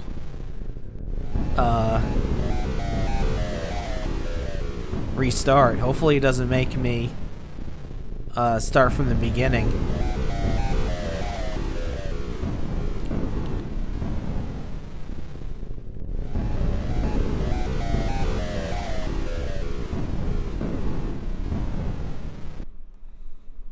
Lisa, thank God you're alright. Good, what are you so blurred? It's so dark, I can't see the light anymore. I got here as fast as I could. Let's go, Lisa. I'm not Lisa.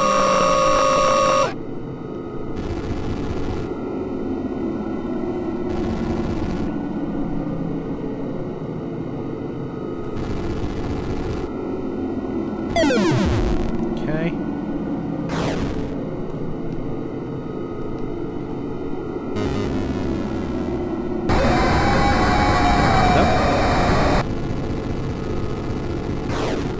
Okay.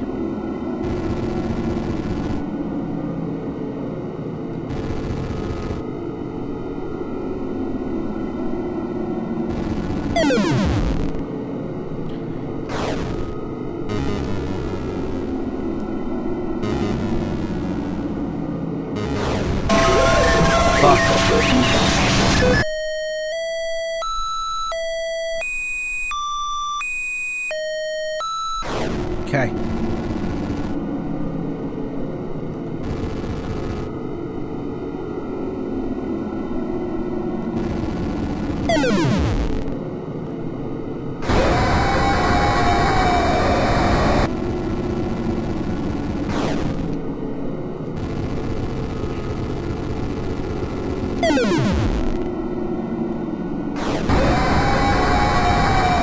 Nice.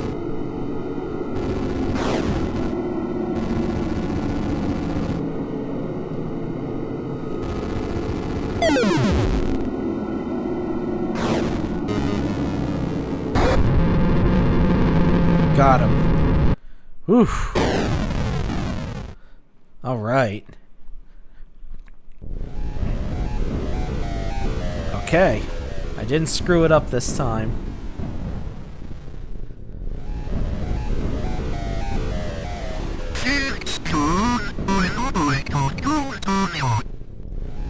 Listen, good, a madman, Gary Miller owns this place. He's trying to resurrect that horrible demon. You'll have to stop him. Do you need a place to stay? I'll be fine. Don't get going. Okay. And now that that's done, I sense another demonic seal was broken somewhere beyond. And now it's time for the elevator game.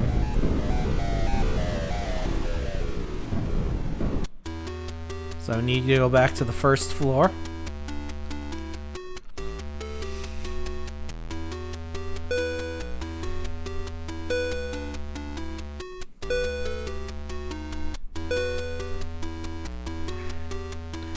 Okay.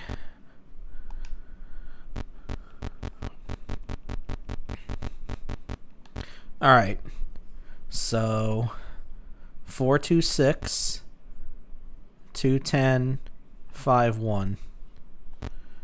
Alright, so let's look at them one at a time. Alright. So 4, 2, and 6.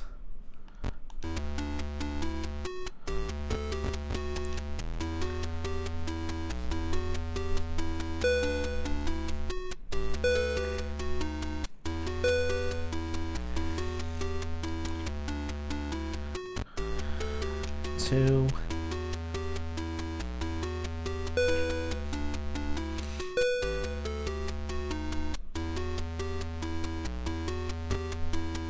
Six.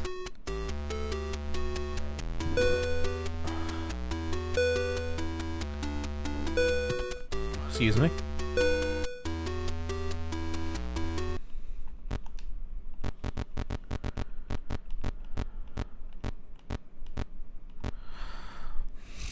Two, 10, 5, 1.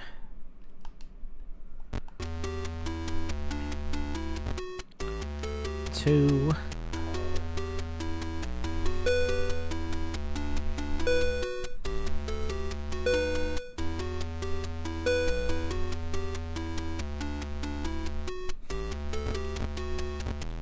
Ten.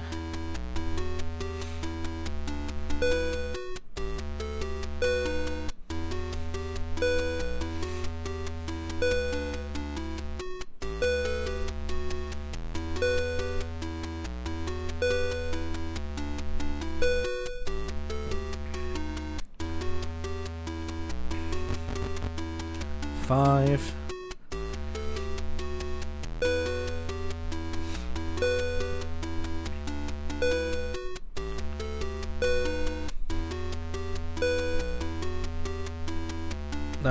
Yeah, never mind, lady. I got time for your shit, bitch.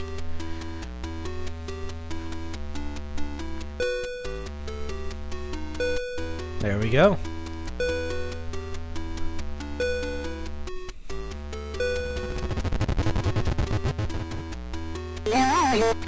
Shut up, bitch. Alright, now we're in the special hidden floor. This is actually floor number 7. Before we go there, whoop. Oh, there goes Timmy and his elevator friend.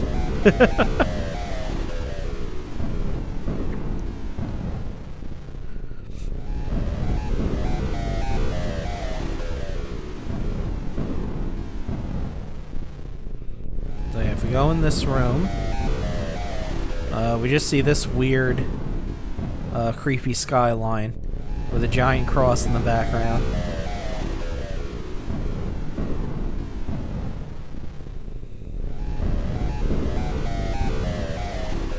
And that just takes us back over here. Alright, well, it's time to meet Tiffany.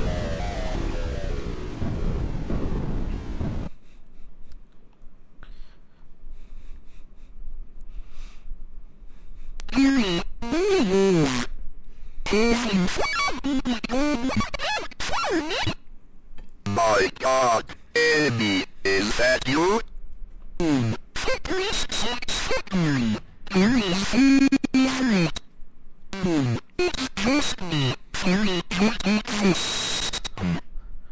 Who's Gary?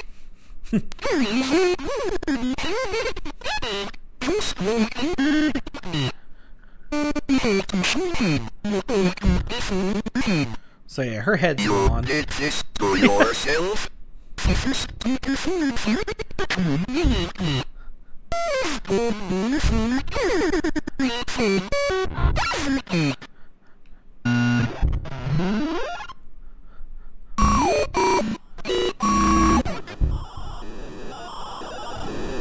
So yeah, she's got a giant demon coming out of her neck. Okay, and this is the second secret boss. Okay,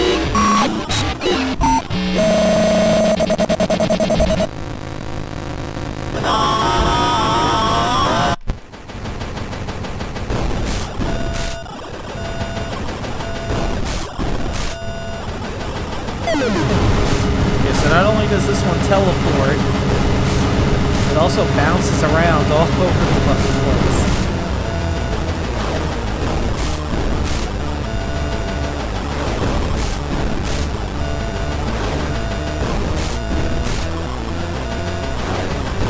Fuck.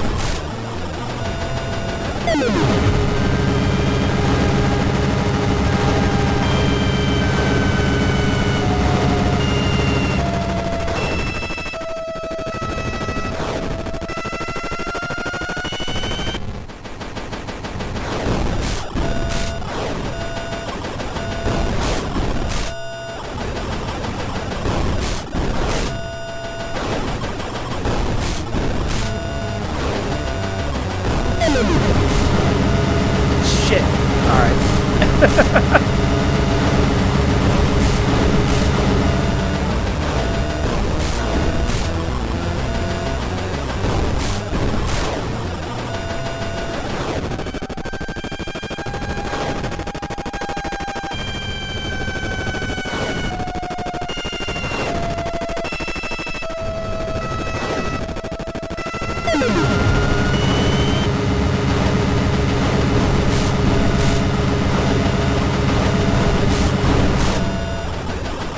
Okay, I thought for sure it was going to come back up at me.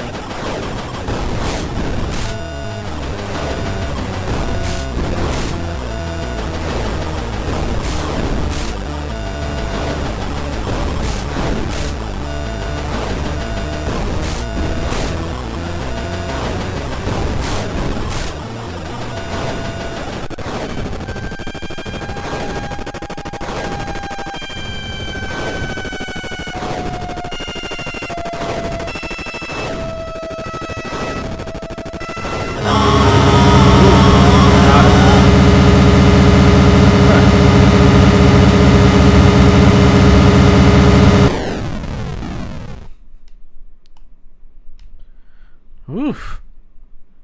That was rough, man. No, you don't. Nice try, bitch.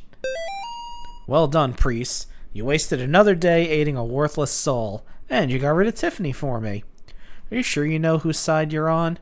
We'll find out soon enough. Remember, Gary loves you.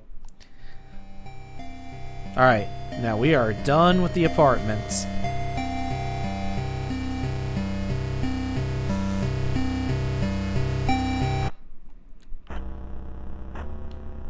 Okay, so, damnatio memoriae. This is a Latin term. It was something that was done in Roman times when someone had done something so heinous that not only were they executed, every record of them was scrapped, so it made it like the person never existed in the first place.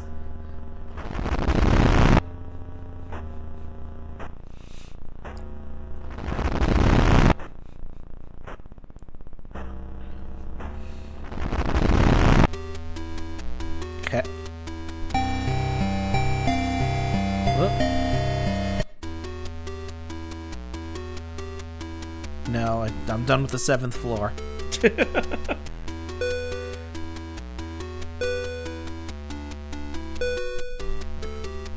Oh no, shit, there was stuff to look at. Wait. Wait, hold on. Can I go back? Fuck. Alright, that's fine. Damn it. That's alright. What was on the 7th floor was you saw a huge sacrificial altar, and you found out that the woman who was Timmy's mother was killing people and using the meat to try to make another version of her kid. Which is probably something Gary told her she could do.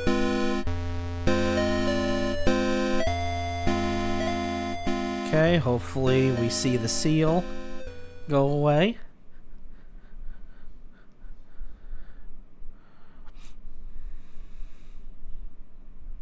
Alright, good. Okay. Alright, the part where I beefed it last time has been non-beefed. Alright. So yeah, we left off. Father Allred's dead. And we have his cross. And I see Mrs. Martin. I see you over there. Ooh, that's new. That's brand new. That was fucking creepy.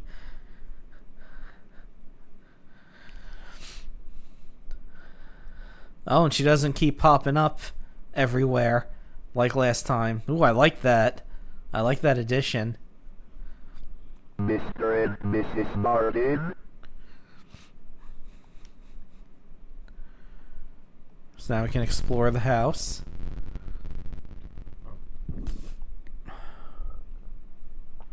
Got Bob's glasses there. Hello?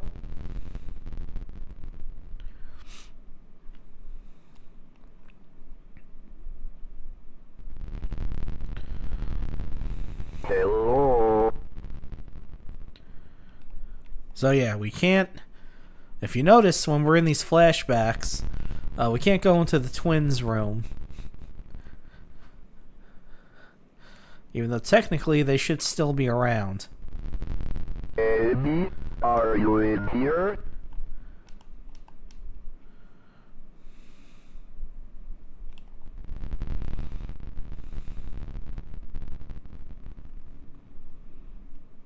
Okay.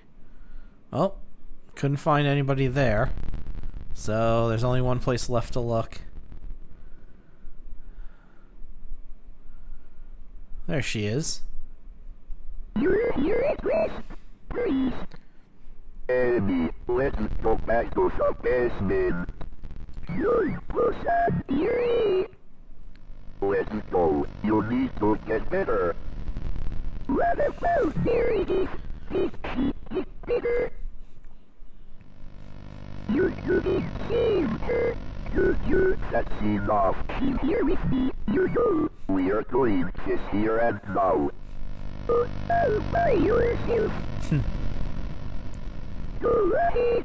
Please, you're able to speak at me. I will. Father Allred, Mr. Martin. Nobody's daddy. Please. And Dopa!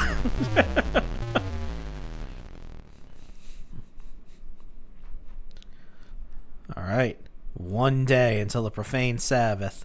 Which is today, actually. As you can probably figure out. Alright, let's wrap this up.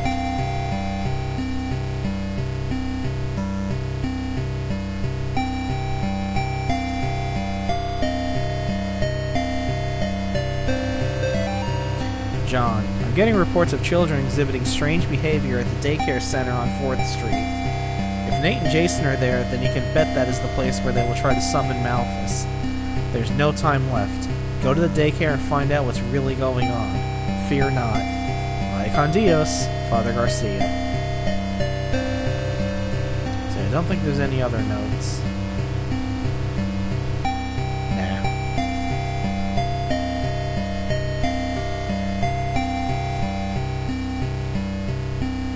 Go check out what's going on in the neighborhood here.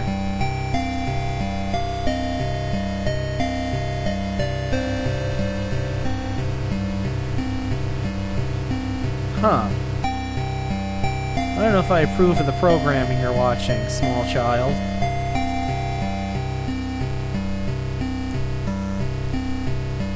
Well, let's see if the family down the other side of the street is watching something a little more wholesome.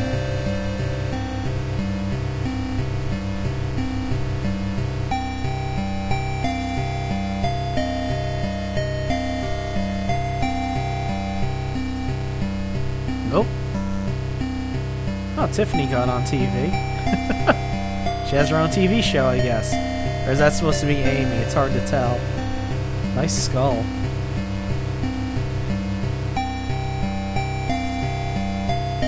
Okay. We should probably go. Looks like shit's getting a little, heated over here. Yes.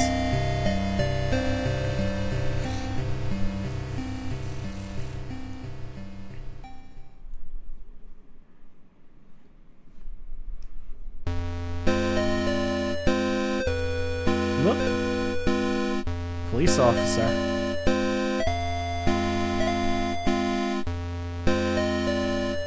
That's a lot of police officers.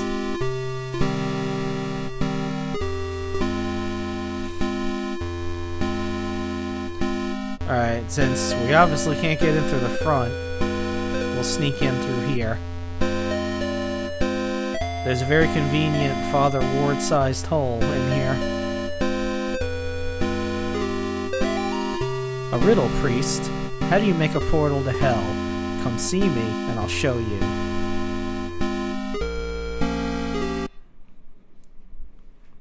Tunnels await.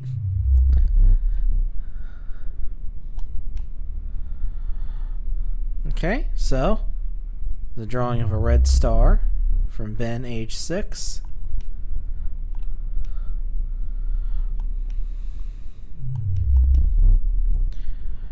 And ooh boy. Yeah, that's not good.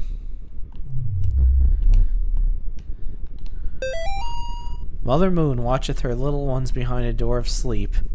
Daughter Chalice is filled, an offering to the Master in the unseen world. Spirit bird arriveth from afar and cometh back to roost. These vessels are the Unholy Trinity. The fallen star shall guide them. What colors can you see? Look to the children if you are lost. So for this puzzle, we need to look at the kids' drawings that are on the walls here. Okay, so that one doesn't have anything we need.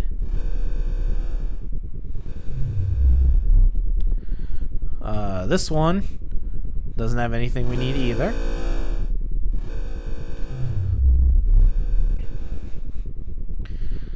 Huh. Nice dream, but nothing that we need. Well, Uncle Earl is fucking dead. Okay, so we got a pink chalice.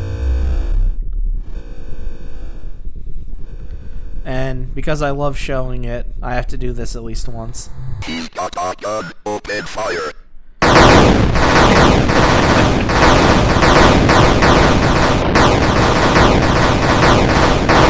For this. I think that's the funniest death in the game. Alright, so red star. I think one of those was a moon.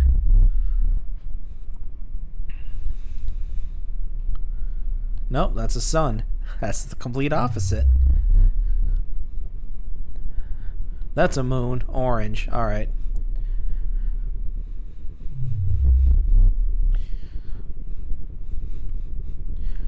Pink chalice. Okay, our family is them, then a red guy. That's a cool night scene. That's from another game. There's the unspeakable. Thanks, Satin.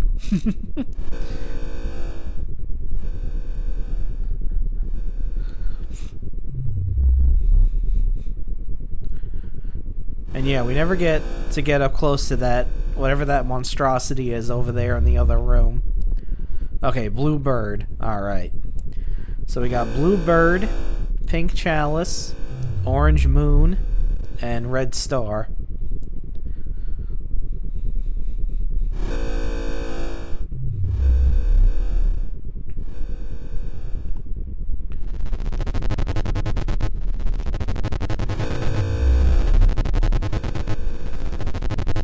Orange moon.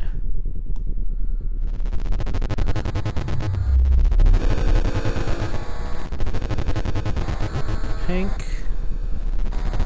Red.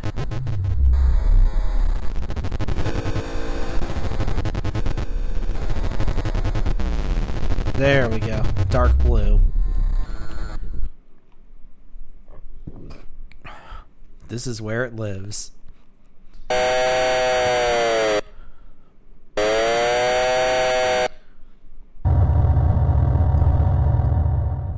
Now we're under the daycare. Whoop. There's a whole party over there.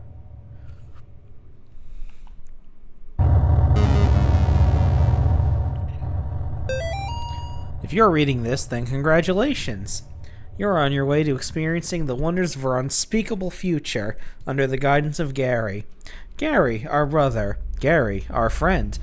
Gary, a normal human being just like you and me. As a Tier 1 acolyte, you are just beginning your unspeakable journey to eventually see what Gary sees, and prove yourself worthy to be a vessel fit to experience the second death, reserved for only the most worthy. To find out if you are a vessel, remember to attend meetings of the Eternal Order of the Second Death twice a week. Follow Gary's instructions exactly. Be honest with him in all that you do. Do not ever ask what's behind the door in the basement of the clinic.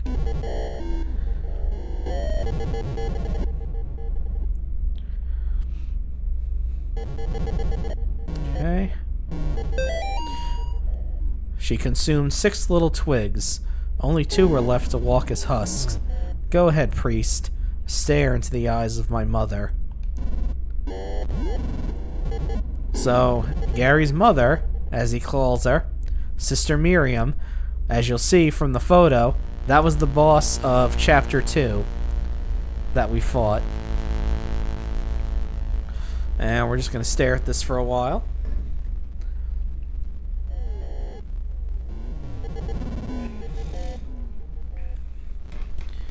She was in charge of the Snake Meadow Hill Church, which was also an orphanage.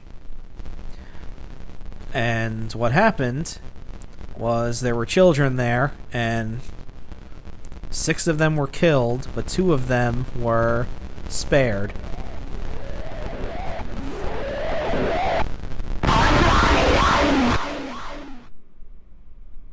There we go.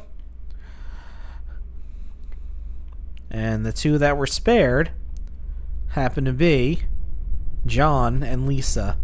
So, John has deep, deep ties to this cult that he probably didn't even know about. Gaze upon the magnificence of La Pieta Carota. This beautiful statue depicts a faithful member of the order receiving the second death in the loving embrace of Et Mater. 2 such statues were commissioned thanks to the generous patronage of the Save family. We invite everyone to reverently approach the statue whenever they are in need of rest. And not only does it save, we can exercise it. If you're reading this, congratulations! You have officially been granted Tier 2 status in the Eternal Order of the Second Death. Upon crossing the threshold from Tier 1 to Tier 2, your life as an acolyte will change dramatically. You may start noticing shadowy figures in the corners of rooms, or experience feelings of lost time while holding sharp objects. Ancient symbols written in blood will materialize on the floor and walls of your home. Animals will no longer trust you. You may emit a foul odor that will cause your former loved ones to avoid you. These are just a few of the marvelous blessings that await in this new stage of your life. If you remain loyal to Gary, your journey towards becoming a vessel for the second death will progress to new levels of knowledge and power. Remember, if you neglect your weekly meeting or do not pay your ties to the order, your fingers will be forcibly bent backwards. Gary loves you.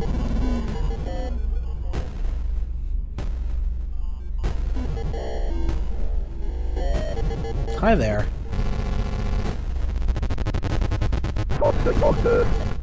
Yeah, no.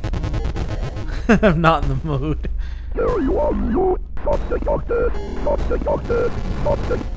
No. I don't need your pamphlets. I'm good. They don't seem to kill you though, but that's fine. Why risk it?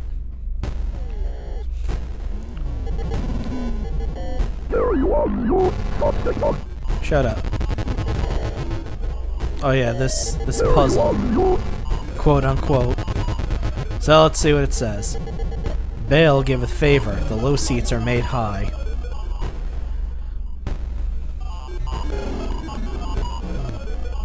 Ordog stirreth his pot full of sinners. The seats revolve.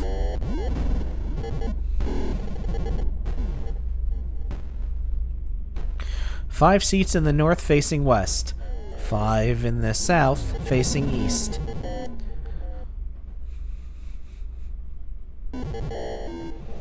Andrus soweth discord. East and west trade places. So the way this works, we need to make these chairs, each of these chairs face a certain direction. And we need to exercise these in order to make that work. So let's try this one.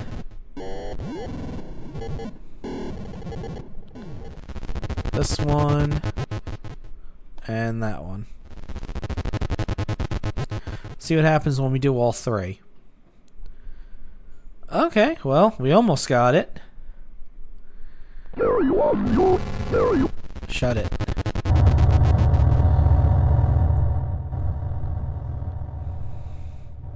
Ah, they're correct in that, but they're facing the wrong directions.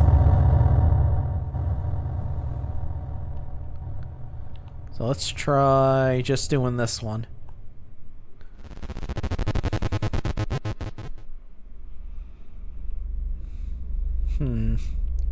No, that's not right. This one?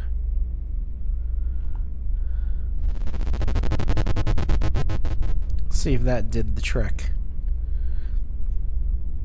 Nope.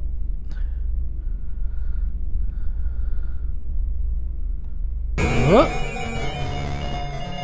So yeah, there's no way to solve that puzzle. Whoop. I forgot my controller was gonna rumble.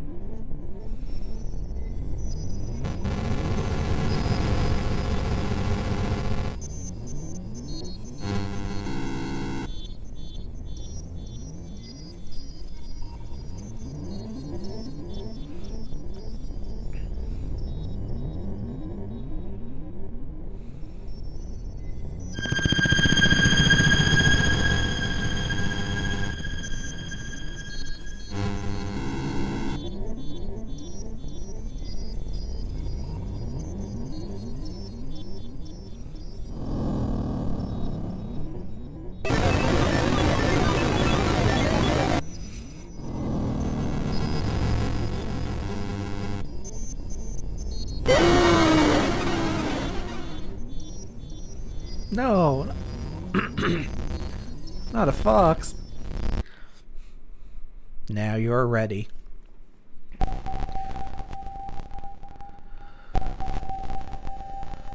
There's no way in hell I'm going back in there.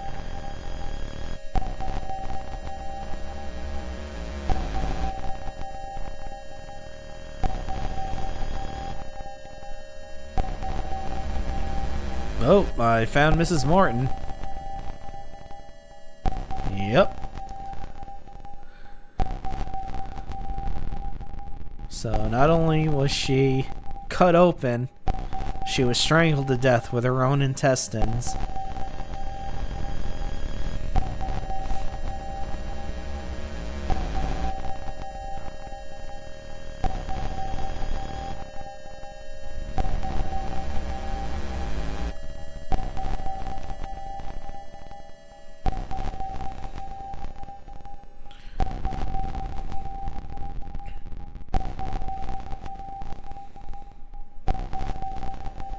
And yep, there's Mr. Martin, who had met the same fate.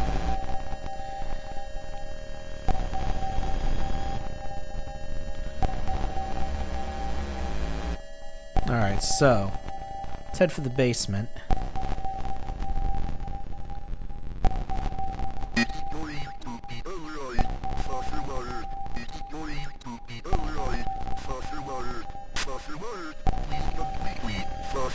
Oh, see? Mother Allred's fine. And we were so worried.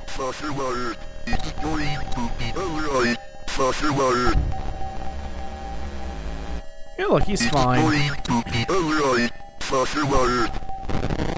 Oh.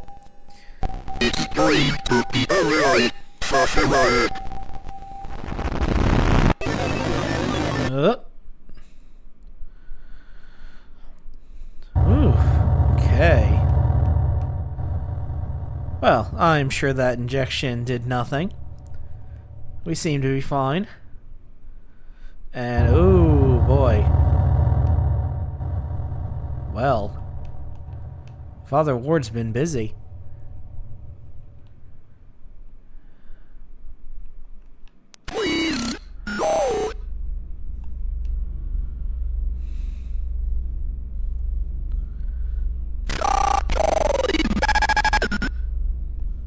Well, so yeah. After Father Ward was injected, he went on a psychotic rampage throughout these tunnels, basically killing everyone he saw. I mean, look, he impaled this one guy through the wall with whatever the hell that is. And you can tell Father Ward did it because of repent being written on the wall in these people's blood.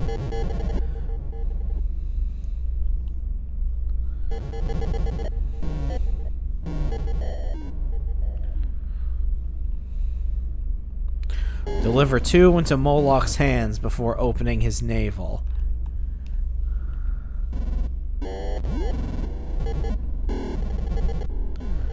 So we have Moloch, an old god that's themed with sacrifice.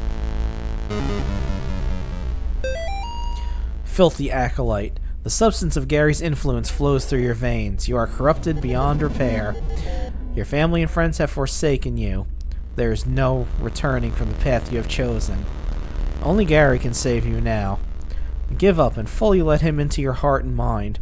If you do so, he will make you into a vessel worthy of the unspeakable. Resist, and your soul will be lost forever. Welcome to Tier 3. Gary loves you. I think this is as good a time as any for more trailers. What do you think?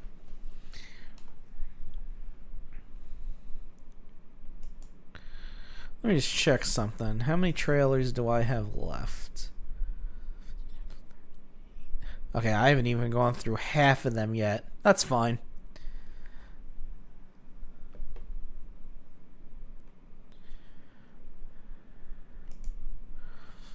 Don't have to get through every single one. We'll watch a bunch more.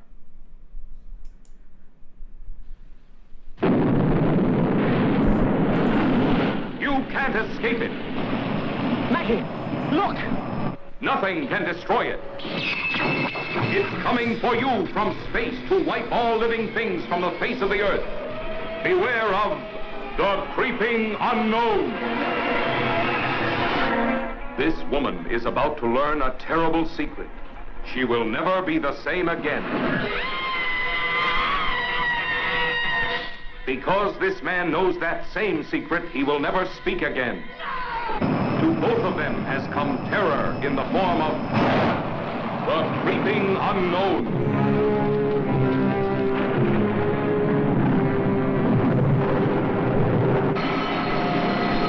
3 men went into outer space. Only one of them came back. Came back a strange, distorted creature, haunted and possessed by something beyond human understanding. What was the terrible secret he could not tell them? There's a whole new world out there, a wilderness, uncharted. And he's been there and come back.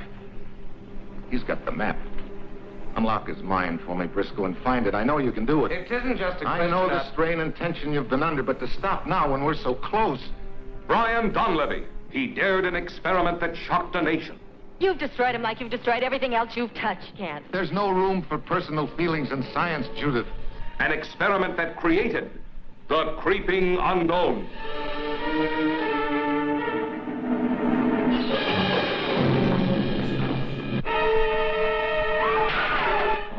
around the entire area, evacuate all public, get information to check up every movement that's likely to take place inside this radius tonight. Yes, sir. Warn everyone not to touch anything unusual they may find in the streets.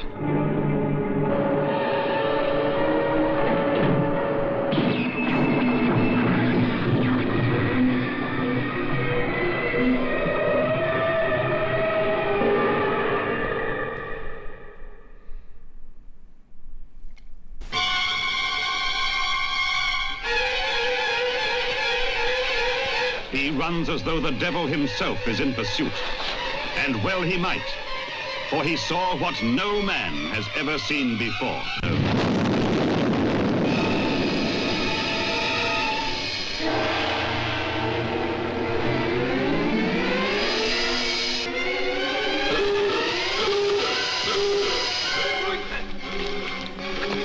It's on its way. The man on the main gate had it just like the others. It's coming in on the west side.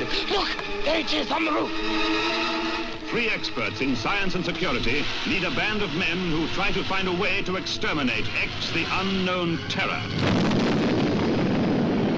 Only to find a tunnel of fear, from which there is no escape. Dean Jagger as Professor Royston, top secret scientist.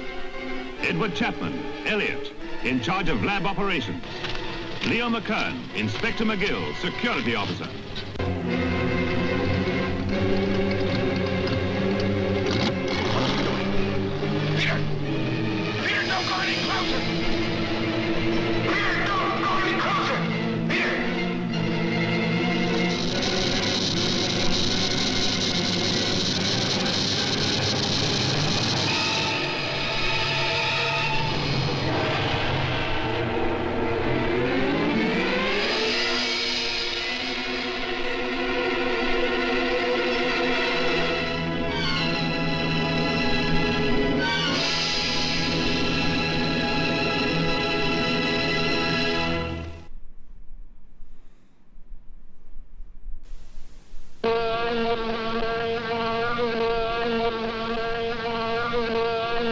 Will everyone in the theater hold on firmly to his seat, please?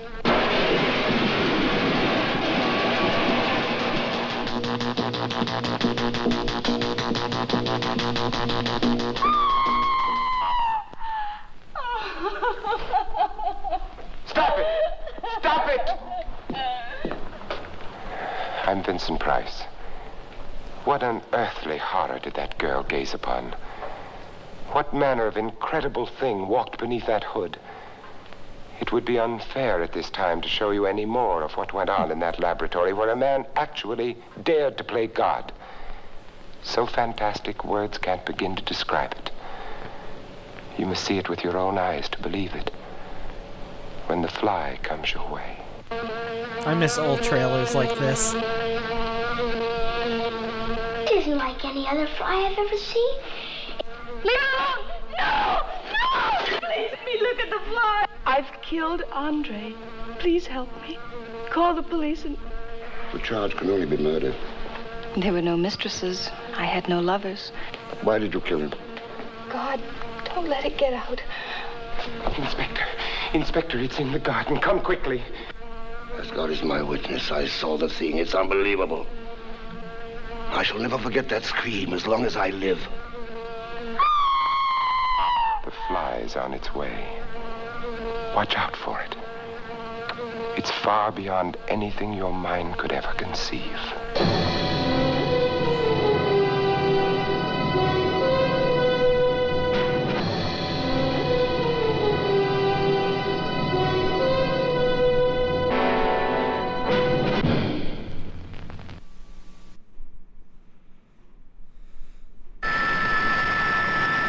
We saw this with our own eyes. An object the like of which we had never seen before. A frightening, strange shape descending from outer space with relentless purpose. Where did it come from? And what did it want of us? Hello! It's an aircraft, all right, but like nothing I've ever seen before. Hello! What do you mean? Hello! It's like something from another planet.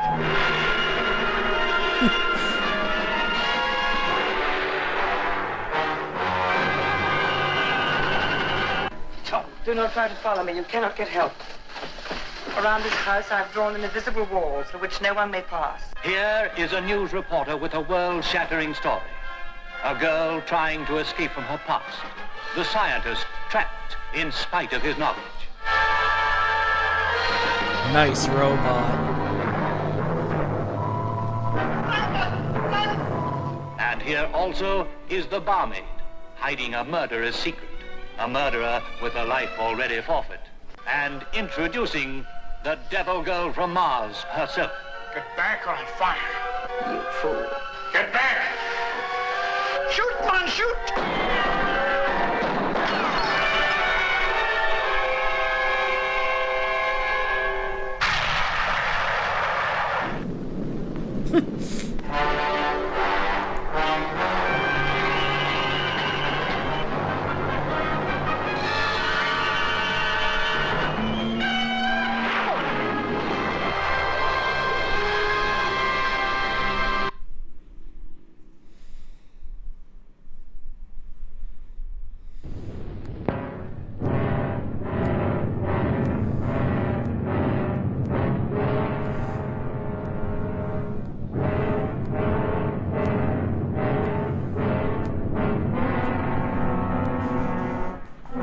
How could that thing have gotten aboard?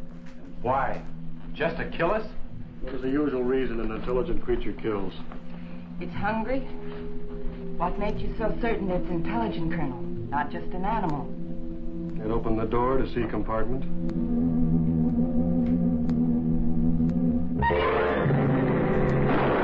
In the silent void of outer space, puny man matches his cunning against a monster from Mars running rampant, howling for all the flesh and blood on Earth.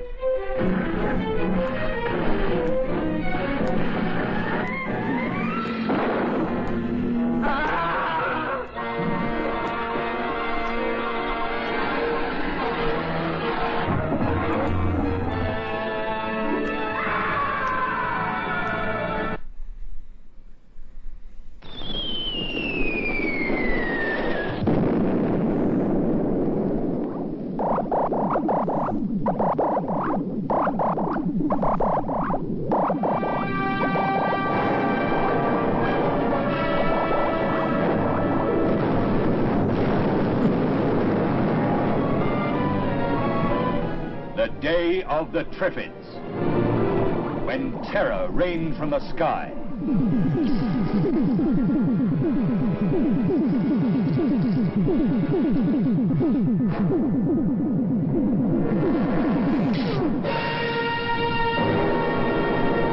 The day of the Triffids, when the Earth orbits into a nightmare. When the solid world of everyday reality disintegrates. And the whole population is driven by fear towards insanity. The day of the Triffids, when destruction closes in from every side. Pilot, is he blind too? It's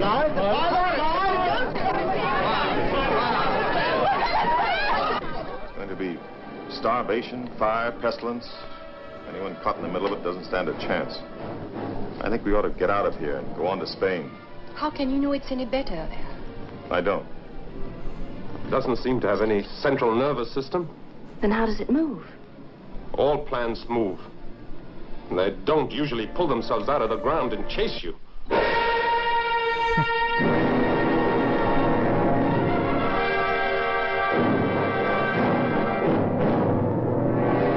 have never been married?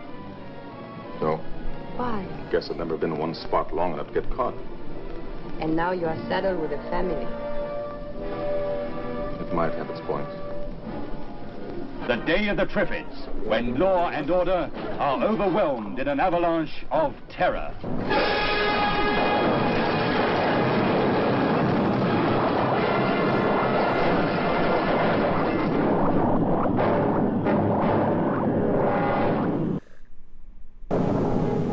It is safe to state that the grandchildren of some of the people in this dinner will not be born on Earth.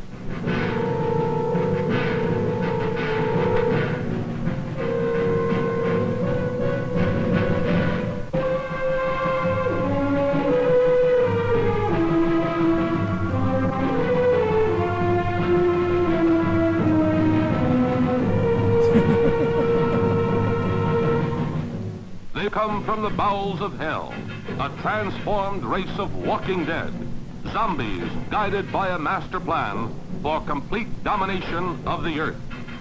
Plan 9 from outer space.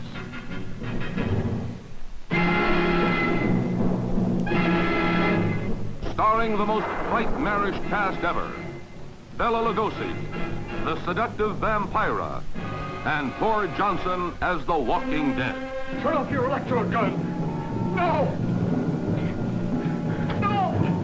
Stop him, Dennis! I can't get it. It's jammed. Stop him, you fool! Bullets bounce off their bodies. Rockets, missiles, jets cannot stop their death ship. What earthly power can stop this terror? For a glimpse of things to come, see this blast of screen suspense. For it could be happening right now.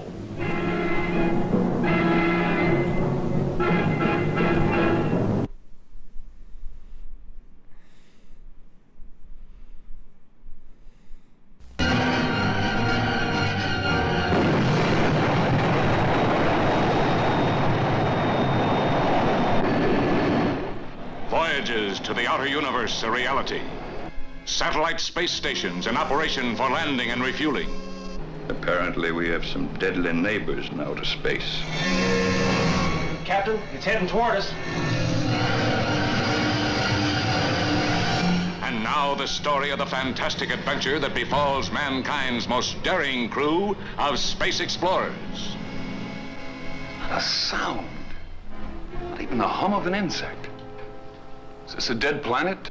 Landing on an unknown planet, they are captured by long-limbed beauties. When they say, "Take me to your leader," and they take them to a creature like this, you know they're on planet Venus. And the queen of outer space is Zsa Zsa Gabor. The most talked about woman in the world knows what she wants on Venus, too. Then we're the only men on the whole planet? Yes. Wow. You'll see the revolt that brings the planet under the domination of strangely masked females who hate and fear the male animal. Let me kill her now. You're not only a queen, you're a woman, too. Let me see your face. The savage horrors of fearsome mutated beasts. The war of the sexes, when voluptuous Venusians give battle to spacemen from Earth. The destructive might of incredible space rays that stop man from returning to Earth. Prepare for maximum acceleration.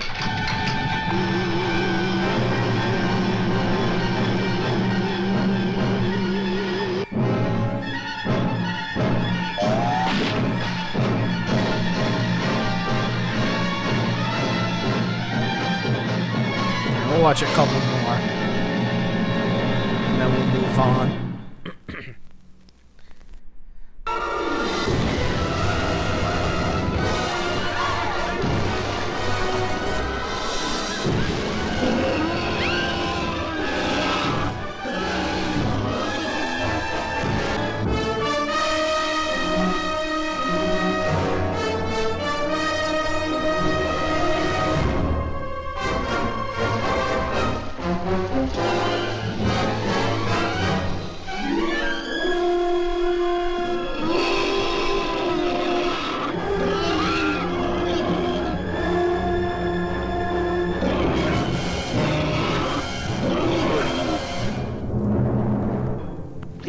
First man to scientifically study a creature that, by all the laws of nature, should have died 250,000 years ago. Jack Nicholson's first movie. They dared to bring him back alive from his haunts deep in the jungles of the Amazon. They dared to put him on display with the other denizens of the deep, while thousands came to marvel and wonder. You know, I pity him sometimes. He's so alone. The only one of his kind in the world. If anything goes wrong, you head straight for the surface, you understand? All right, let's go. They dared to study him, to probe him, to tempt him with the lure of a woman's beauty, thinking that mere chains could hold in check the primeval forces that surged and roiled within this strange being from the dawn of time. Hey, look! He broke the chain!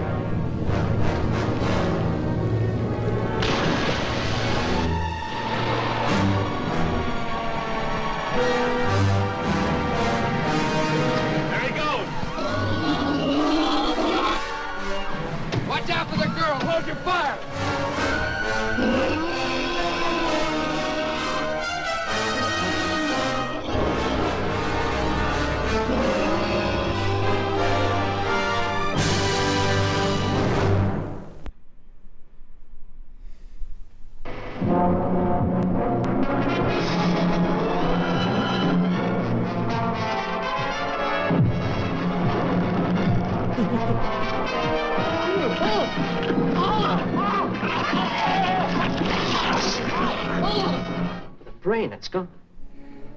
That's not all. The entire spinal cord is missing. But it's incredible. It's as if some mental vampire were at work. Does it come from another country or another world? This terrifying menace that G2 must destroy before it's too late. Image is fading, sir. There it goes again. Same trouble. How can they stop this invisible force whose only warning is a weird, blood-chilling sound?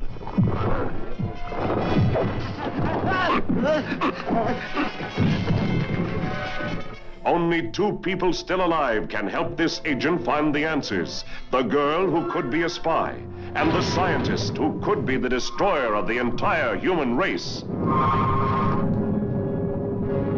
We're facing a new form of life that nobody understands. I believe it feeds on the radiation from your atomic plant, and that it's evil.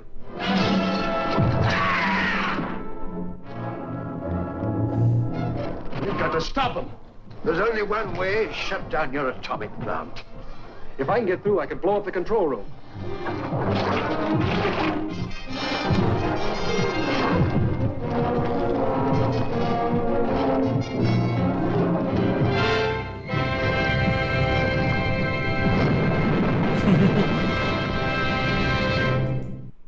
Okay.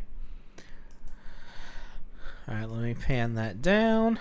Let me check something. Okay.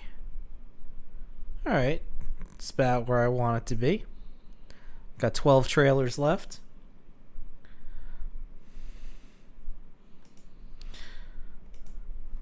But enough frivolity. Let's get back to what we were doing.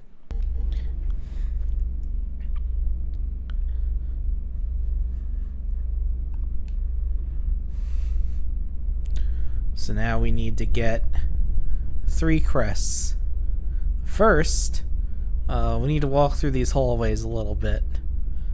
So there's a picture there of Sister Miriam walking towards the Snake Meadow Church. And there's this one of her that looks like it's sitting in front of the confessional curtain.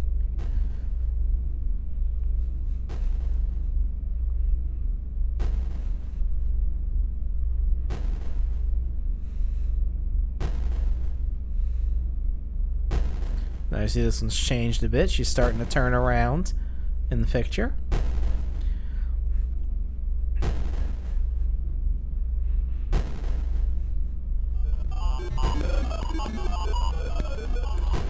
This one, she's gotten up out of the chair.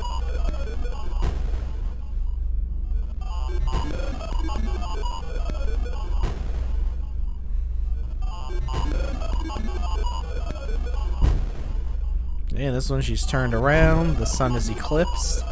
Her face is gone.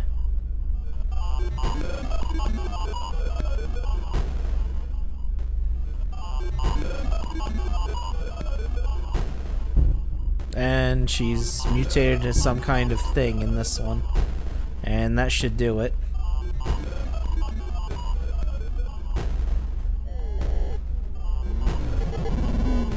Let's see if that activated the... we'll do one more run across. Because this is what you need to do in order to activate the secret boss for this chapter.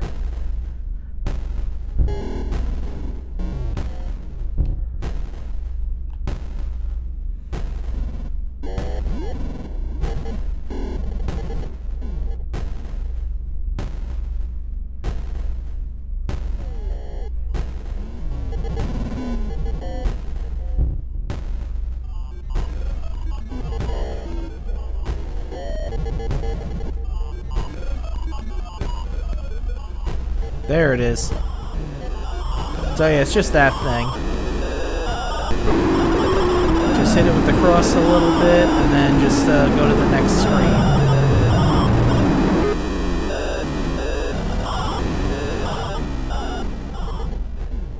it's not very fast.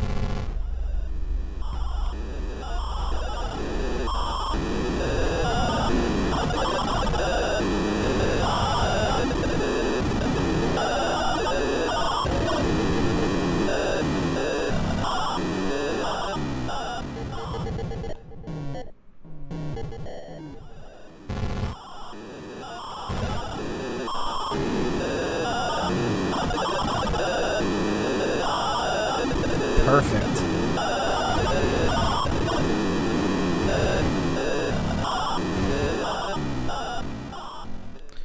And if it hits you, it doesn't kill you instantly.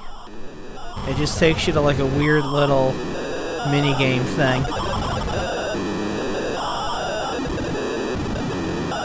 Where you're in the sanitarium that Father Ward was in.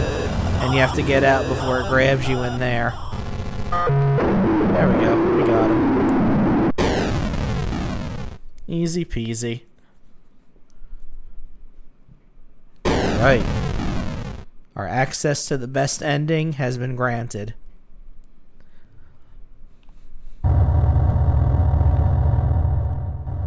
Let's save. Now that's been done. And now let's go about getting those crests that we need to get.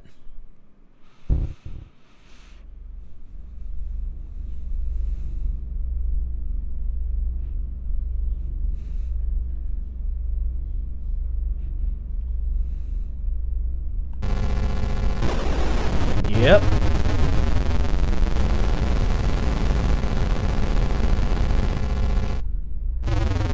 As you can see, the cultists are a little bit different now. They've turned into those things. Let's play red light, green light.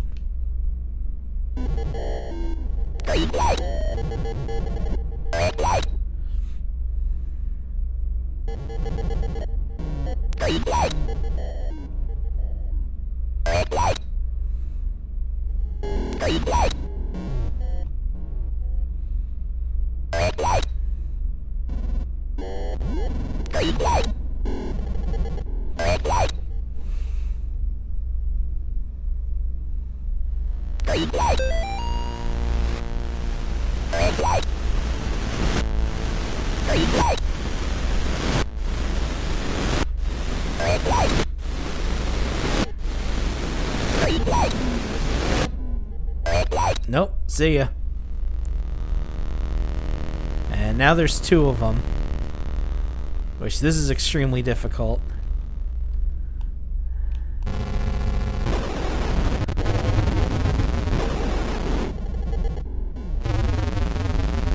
No! Okay. I made it. That part's more difficult than the red light, green light part, trying to get away from those two. Okay.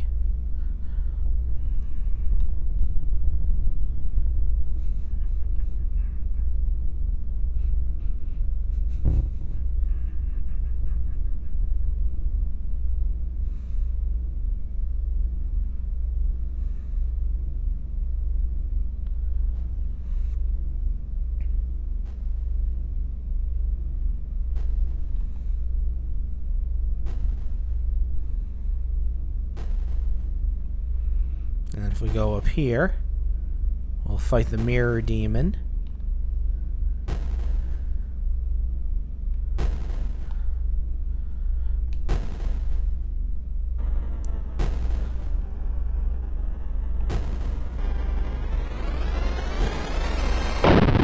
I walked right into him like a dumbass.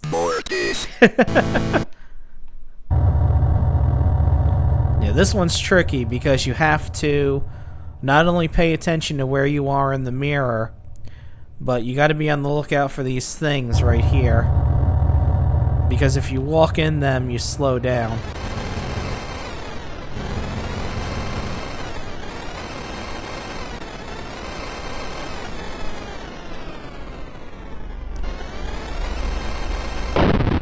And again, I walked right into him.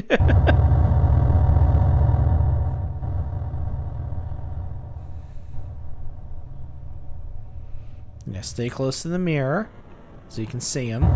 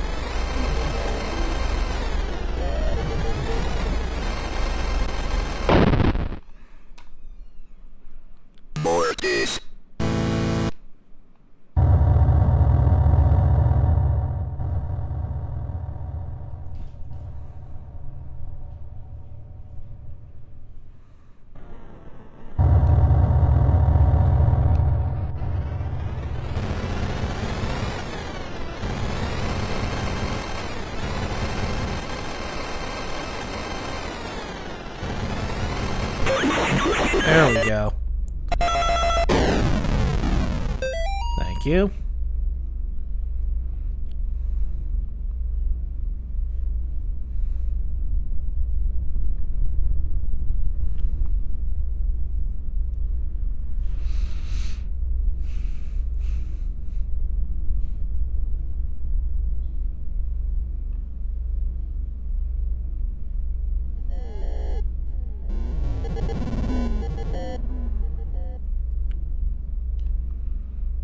No, let's save. Because we got one more crest to get. And it's not that way. It is definitely not that way.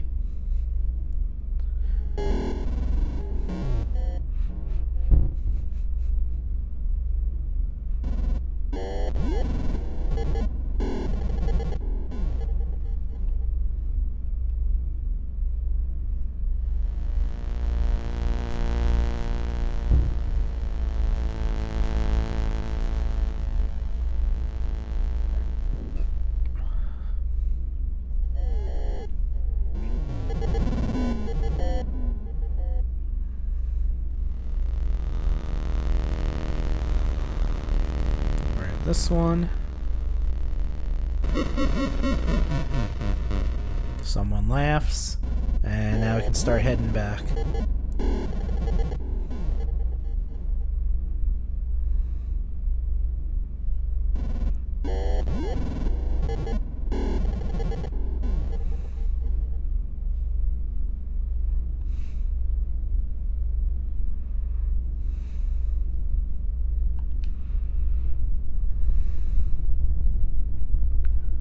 Yep.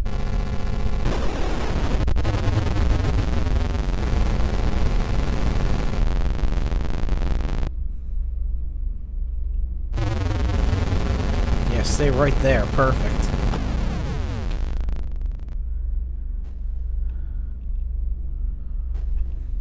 Okay. That's all three of those.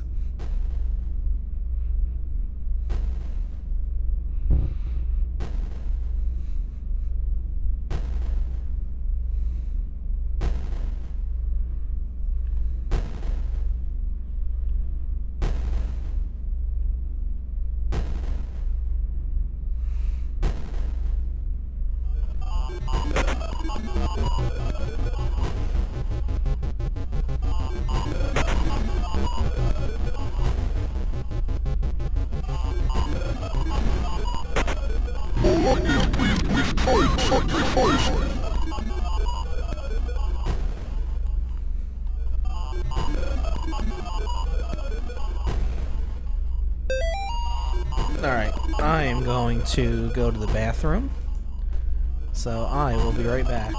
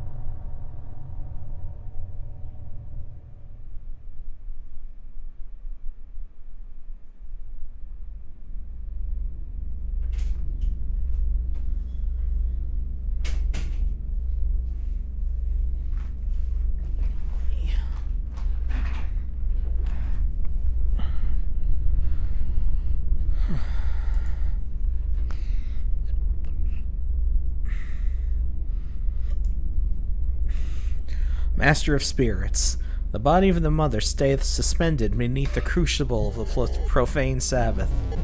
If thou canst unlock the final secret of the crucible, know ye this. The cross hath the power to weaken the mother, but only someone who is ablaze with purifying fire canst truly destroy her. If thou canst understand these words, thou shalt know the true cost of thy faith.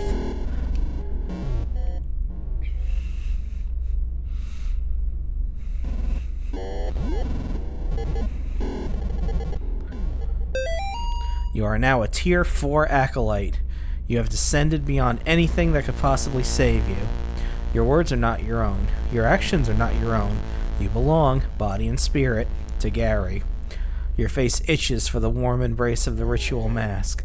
You long for the blinding pain of the knife. You truly are Gary's chosen vessel. Fear not, only a little longer, and you will experience the second death. Adios, Alma Perdita. Gary loves you.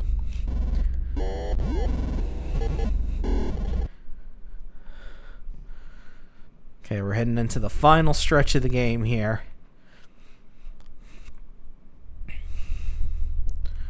And heading to the part that I like the least about this chapter.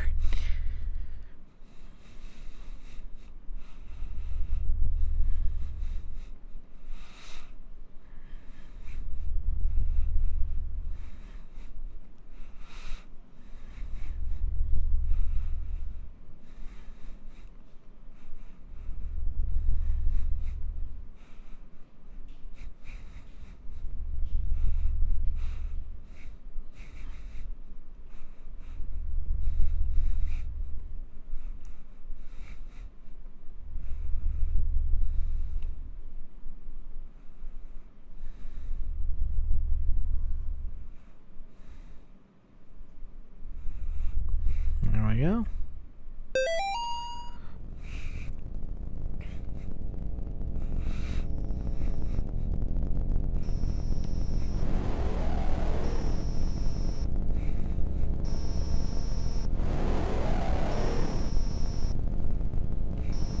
You got new friends in the fence.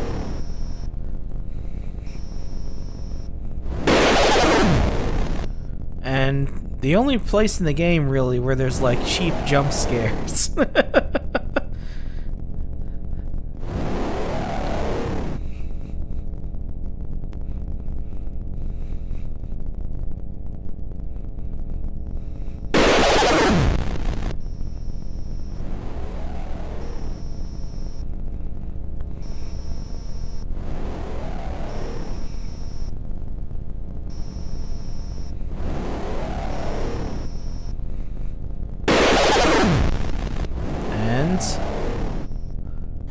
We actually have a follower of Malphus here. People that are walking backwards at us.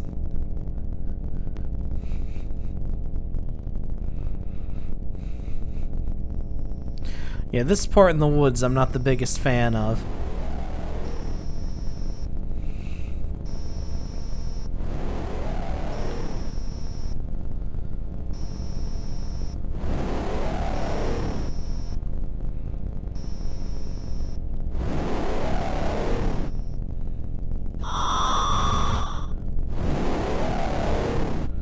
Because the followers of Malphus are fast, and they just come out of nowhere.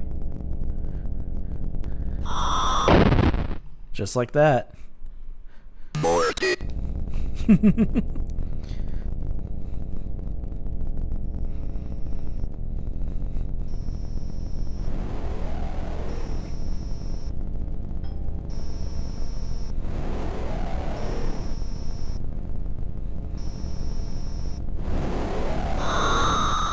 Shut up.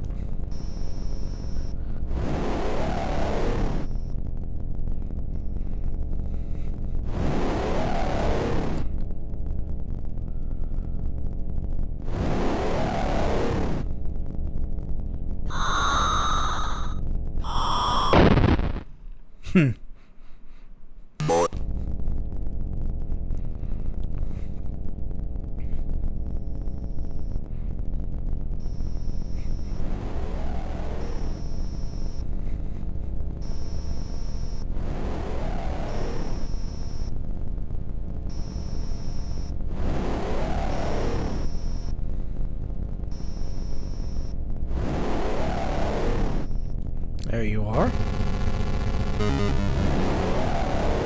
So we need to do that 3 times.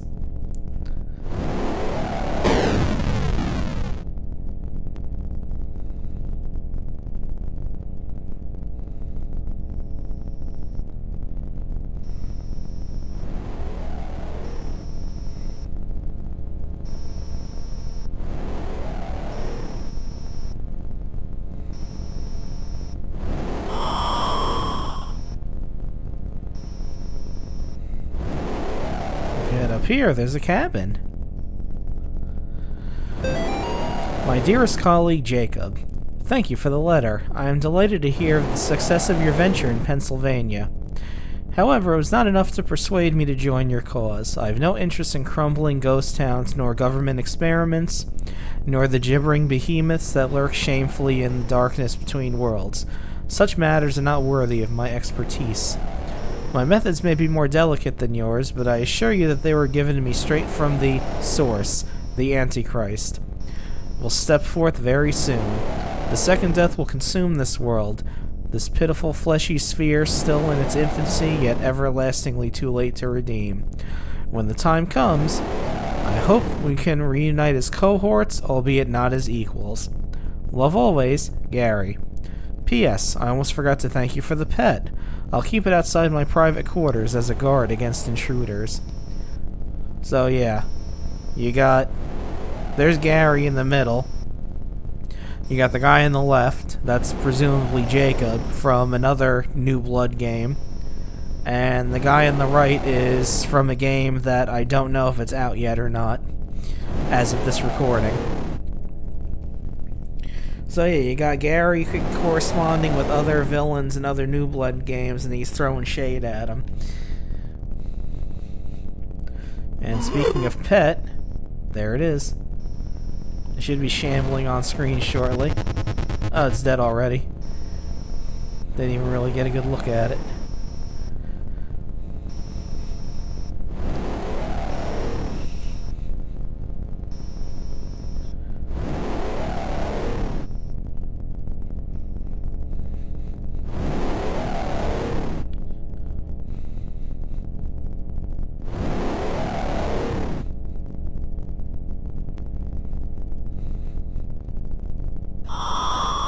Shut it.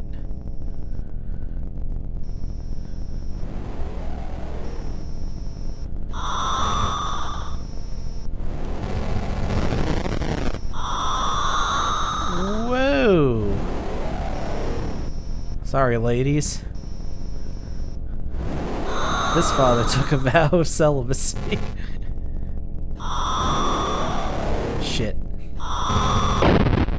Damn it. And I was right there, too. That probably means I gotta do all of them all over again. Yep, I think all 3 symbols are on there again. Fuck, alright. I hate this part. This part is not fun.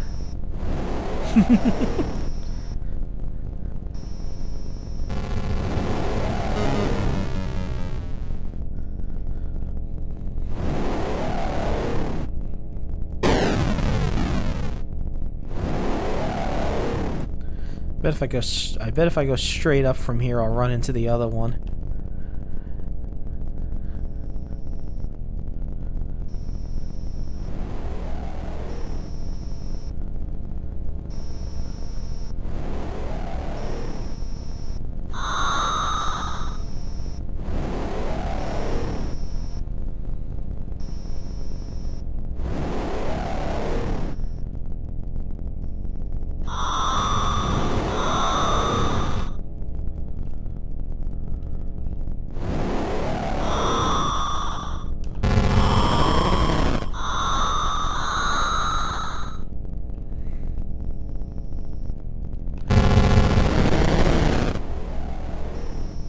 Whew, all right. That was close.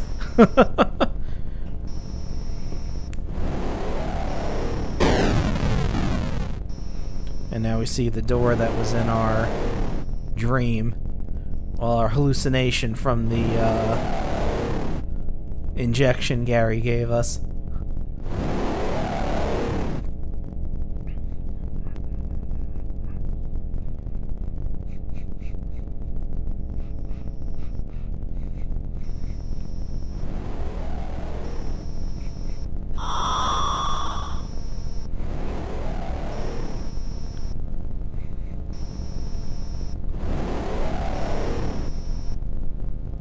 Does this just lead back to the cabin? Yeah, alright, well, at least I can take a brief little rest here. And I know I know the other one is down from this screen.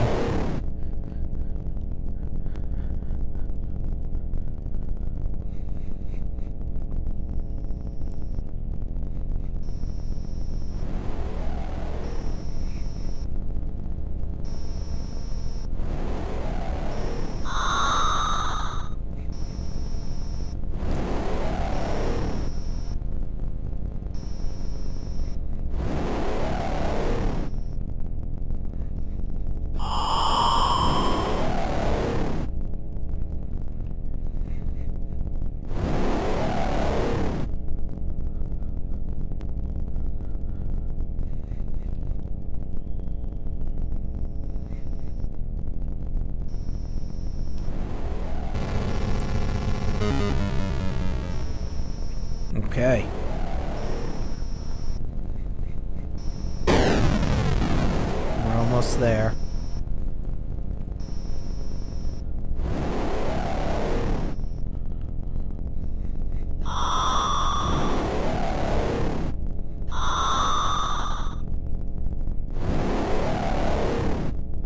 There we go. Yes.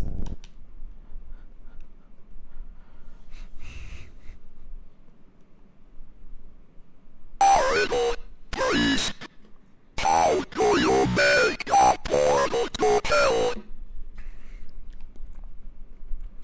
Everybody's getting a little wiggly there. Sometimes it waits for someone who has already walked through it.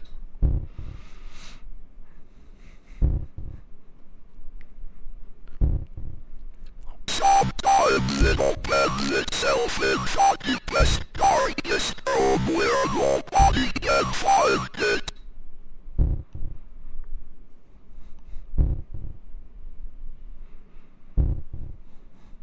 And sometimes it comes like you got up to you.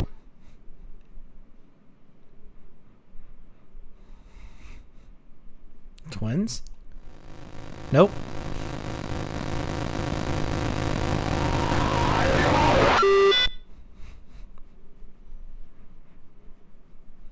Hello, John. It's nice to finally meet you. Oh, and it's just about time for another flashback. Lord, help me. Somebody please help me.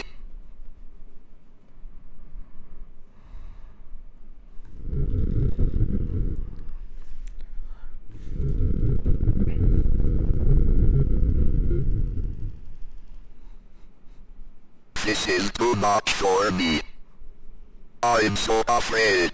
Please let me escape this place.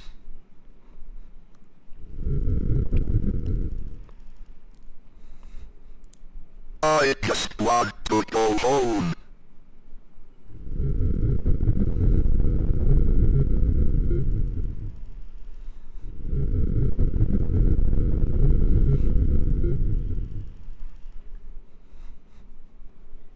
I'll do whatever you want. Just take me away from here.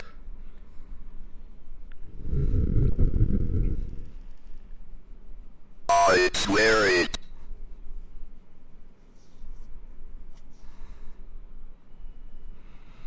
Okay, and that's how John got out of that situation.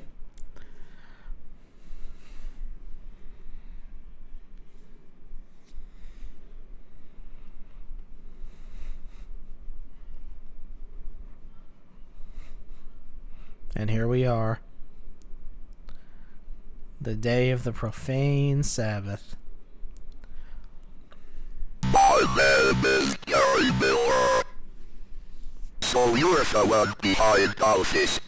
In the name of the Lord, I demand to know what the hell is going on here.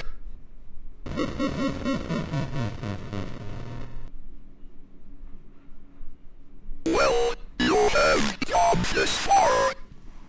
I suppose you deserve some answers. Fine, you get 3 questions, but no more. The hell was that injection you gave me? A gift to prepare your mind and body for the unspeakable to enter. You could not withstand its presence without it. Why the Lord says, priest, you should be thanking me. What about Nate and Jason? Oh God, deep down, They never existed. Twins were on the ocean, but you could not resist chasing after lost souls. I suppose you wish they were real, just like Phil and Mrs. Martin. That is how I know you would come to me. What is the second death? A simple procedure once the vessel is prepared. First, we carve out their face with the ritual knife. Then we pass a living newborn through the opening and wait for a response. And that, God, is how you make a portal to hell. Are we done chatting? I think you have stood in my way long enough.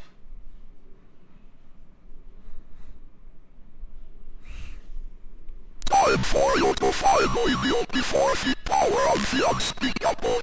You will make a fine sacrifice. On guard. Alright. What?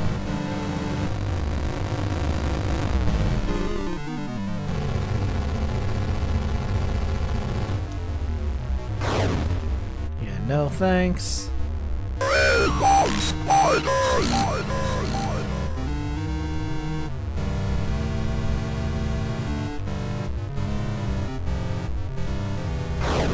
Nope. No.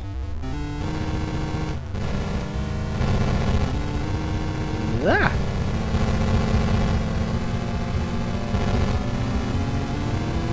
No. Stop it. Oh, shit.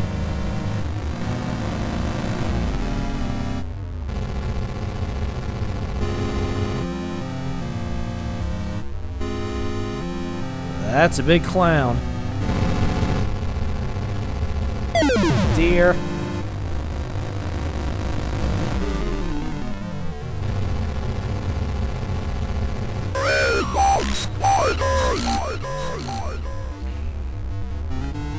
Whoa.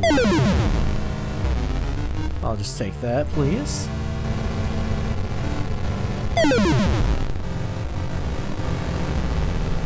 Yeah, I don't trust that he's not getting faster every time I drop that. Holy shit, that was way easier. Best character.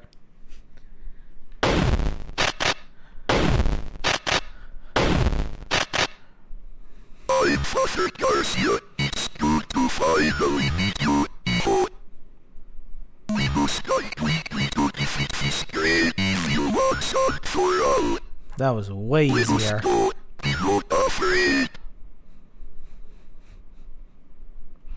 Now let's see how the final boss is. This is the gossip of the profane Sabbath, the source of the demonic activity. Well done, the Unholy Trinity has no power to keep us away. The path is clear, you alone must enter the gossip. I will defend this place as best I can. Don't worry, the thralls of the second death are closing in. Okay. Here we are. The final area. And it's the Martin household again.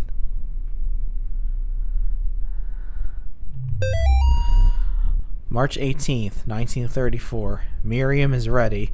We will perform the ritual according to her instructions tonight. March 19th, 1934. We successfully gave the second death to Miriam. We have been passing living newborns through the newly made portal as quickly as we can get them. So far, there has been no response from the other side. March 23rd, 1934. After several days of sacrifice, we finally got a response. A tiny hand reached out from the portal. We took the hand and pulled out a baby boy. It appears to be a normal human being, just like you and me. We named it Gary. So Gary is actually a demon from hell, basically. But let's take a look at a couple more trailers since we're so close to the end.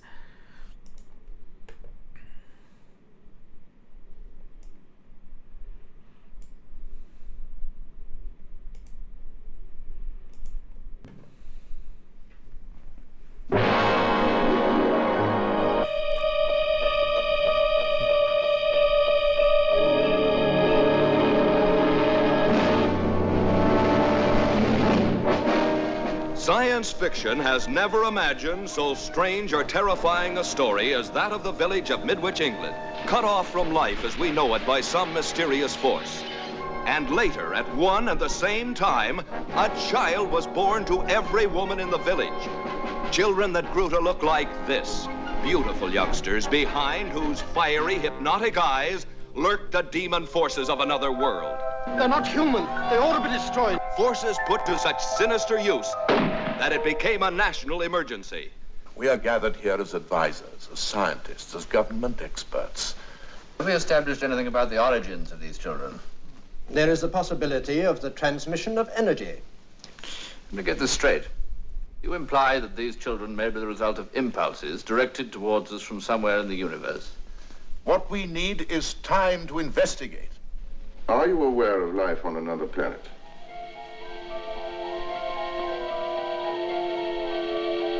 Why are you so nervous when an aircraft flies above you? Until recently, we haven't been able to make our control reach as far as a high aircraft. Oh, now you have, is that it? Today, their control reaches out into space. Tomorrow, will it girdle the globe? There's nothing you can do to stop us. Leave us alone.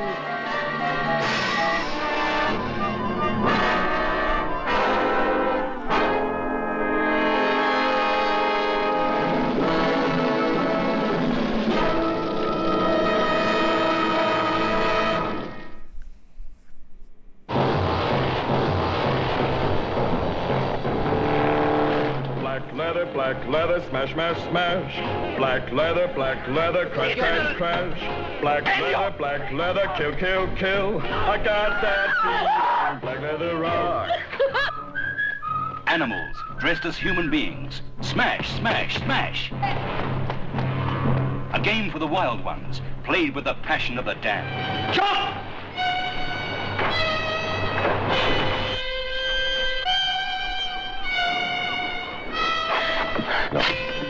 Don't ever do that again, Joni. I'll do what I like, King. Do you think I'll let a man put his dirty hands on you?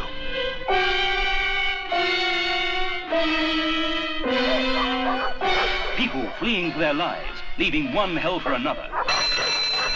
Escaping from what? From whom? What goes on behind these barbed wires? Who and what do these ferocious dogs guard? And who are these children? Where do they come from? To whom do they belong? Before you get yourself excited, King, touch the little boy's face. He's dead. He's dead, I tell you! Fear so real that you can touch it. Terror so sinister that it makes the flesh creep. These are the people who become one with the damned.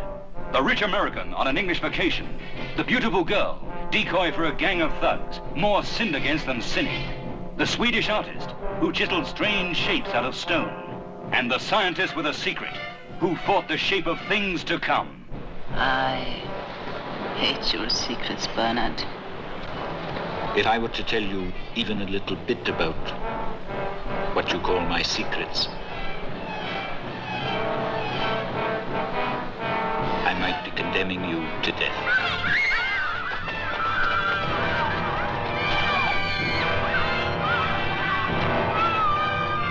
Why are you doing this? What's it all for? What are you trying to make out of these children? Answer me. Will you answer me?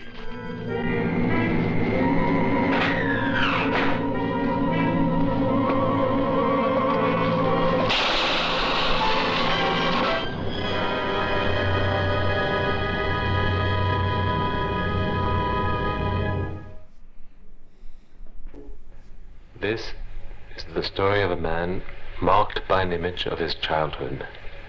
The violent scene which upset him, and whose meaning he was to grasp only years later, happened on the main pier at Orly, Paris airport, sometime before the outbreak of World War III. Orly, Sunday. There the parents used to take their children to watch the departing planes. Of this particular Sunday, the child whose story we are going to tell was bound to remember the sight of a frozen sun, of a stage setting at the end of the pier, and of a woman's face. Nothing tells memories from ordinary moments. Only afterwards do they claim remembrance, on account of their scars. That face, which was to be a unique image of peacetime to carry with him through the whole wartime, he often wondered if he had ever seen it, or if he had dreamed a lovely moment to catch up with the crazy moment that came next, the sudden roar of the woman's gesture, the fall of a body, shrieking people.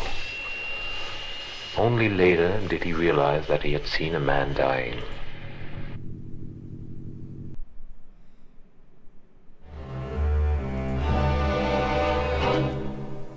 C'était ma première nuit à Alphaville, mais il me semblait déjà qu'une longue suite de siècles l'avait précédé. Pourquoi les gens ont l'air tristes et sombres? Vous posez trop de questions, Monsieur Jones. Quelque chose ne tournait pas rond dans la capitale de cette galaxie.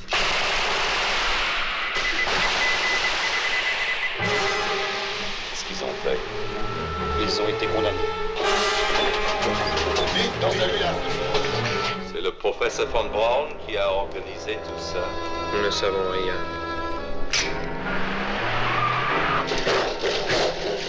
Vous menacez la sécurité d'Alphaville. Je ne trahirai jamais les pays extérieurs. Dès que je suis avec vous, j'ai peur. Vous avez peur de quoi? Les hommes de votre espèce n'existeront bientôt plus. Vous allez devenir quelque chose de pire que la mort. Vous allez devenir une légende, monsieur le Mikoche.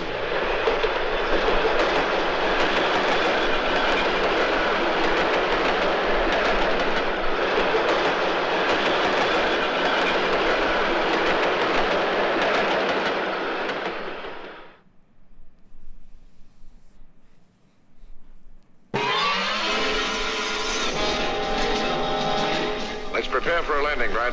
Okay.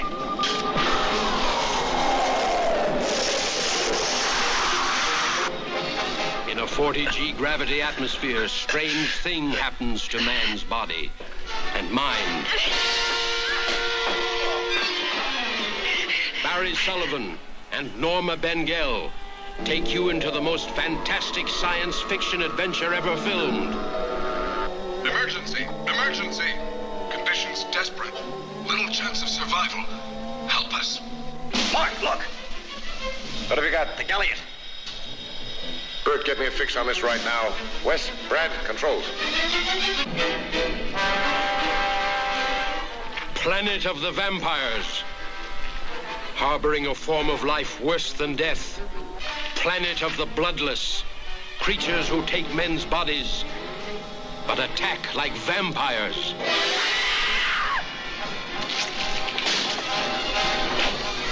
I'll tell you this, if there are any intelligent creatures on this planet, they're our enemies. In this outer space world, the living dead try to escape into life.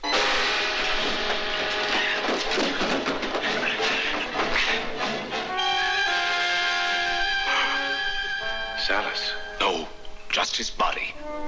And I'm just one of many beings on this planet. And we're fighting to survive. It's imperative that our race continue to exist. We arranged for several of you to kill each other so that we could take over your bodies. You are our last chance. No, never. We'll all of us give up our lives to save our own race.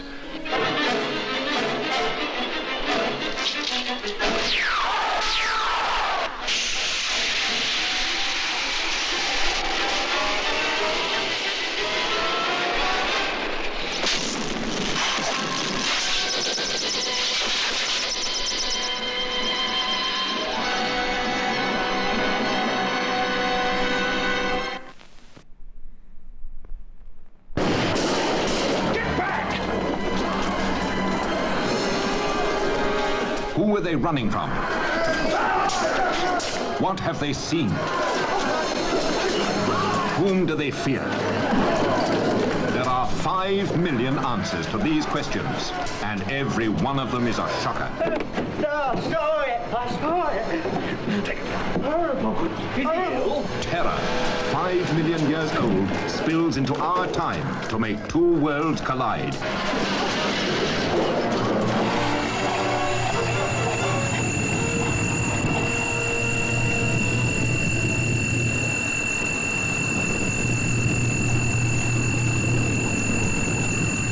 What is happening here and now can affect the next 5 million years. It was what I was afraid of. The thing got a huge intake of energy. The very substance of it seemed to be coming alive. And then you can't see this world any longer. They feel it. They see it. The archaeologist who digs back into the past to unearth more horror than the human mind can bear.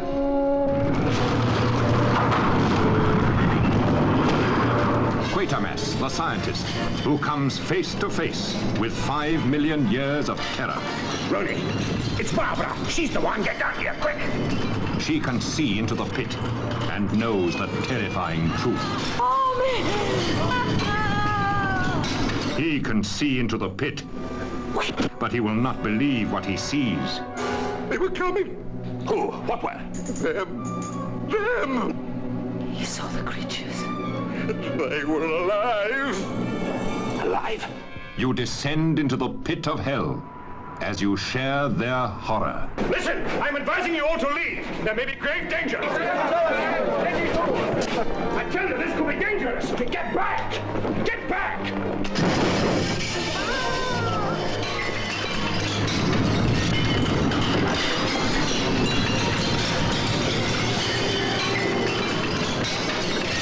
Wait!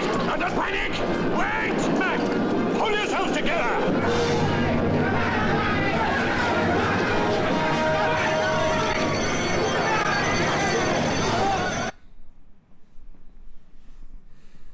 Fahrenheit 451. Ray Bradbury, America's leading science fiction novelist, wrote it.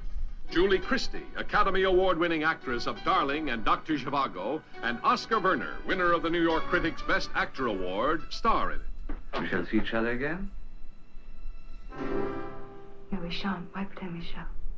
Directed by internationally famous French director Francois Truffaut. And now, a rare privilege, candid scenes taken during the shooting of this exciting and suspenseful story of the world of tomorrow. Fahrenheit 451. Is there an idle moment between scenes? Press photographers are quick to take advantage. For the public, of course, the big news in Fahrenheit 451 is Julie Christie, an actress with that most precious commodity, the ability to create, project, and kindle a mood in the audience. Her range, so strikingly demonstrated in Darling and now in Fahrenheit 451, is almost unbelievable. Pensive, cheerful, somber, artful, gay, relaxed, taut, bewildered, determined, loving. Nuances, subtleties, delicate shadings that are a director's dream, and for viewers, a delight. In this film, Julie plays a dual role, portraying both the wife and mistress of Oscar Werner. Here she is as the wife. I brought you a present to celebrate your... Oh, I forget what. Never mind. You like it? Isn't it lovely? You like it? Yes, I do. Very much. Isn't it smart? It's the very latest thing. Can I throw your old one away? All right. As the mistress, Julie Christie makes her greatest impact. Warm, generous, daring, she fires the imagination of her lover and leads him into the sort of adventure that makes Fahrenheit 451 unusual and exciting motion picture entertainment.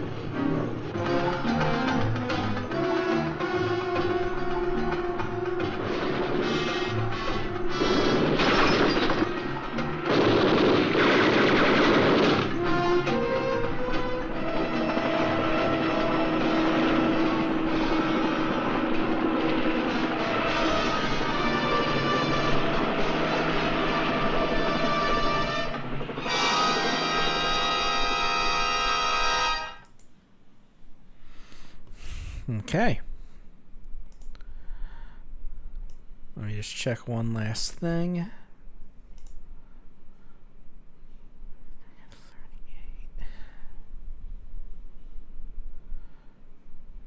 You know, there's only 5 trailers left in the playlist. We'll just do the rest of them. We'll just finish it out and then we'll beat the game.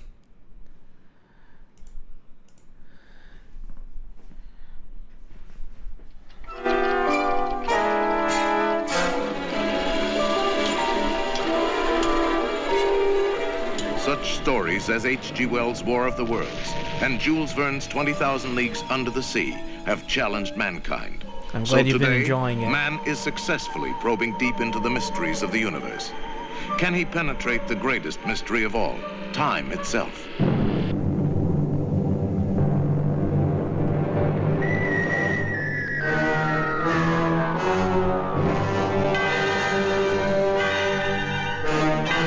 It took the creative magic of George Pal and the fabulous production know-how of Metro-Goldwyn-Mayer to catapult you through time into a world that is yet to be.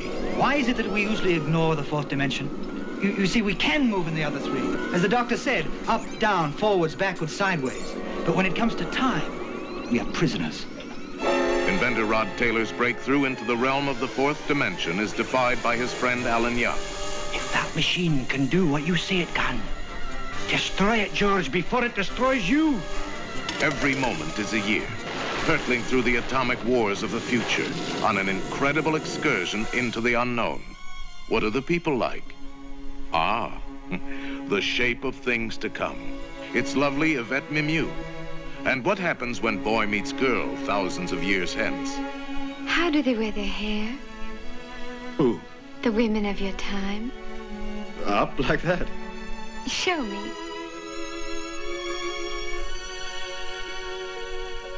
Is this the human race of the future? Or is this the Morlocks, fiendish creatures who live in a weird underground world? And the Eloi, the tranquil sunshine people, who the Morlocks dominate and maintain like cattle, luring them below with the hypnotic wail of the sirens, to feed upon them in cannibalistic horror.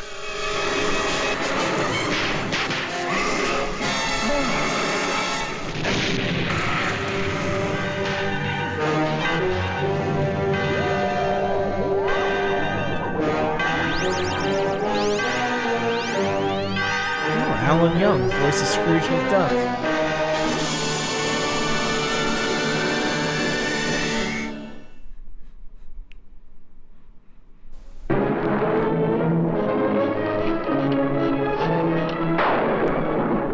What is it? I don't know. Ejected from unexplored secret stratus, this giant, harder than steel piston, disgorges strange creatures, inundating our world, twisting the emotions of women, distorting our men.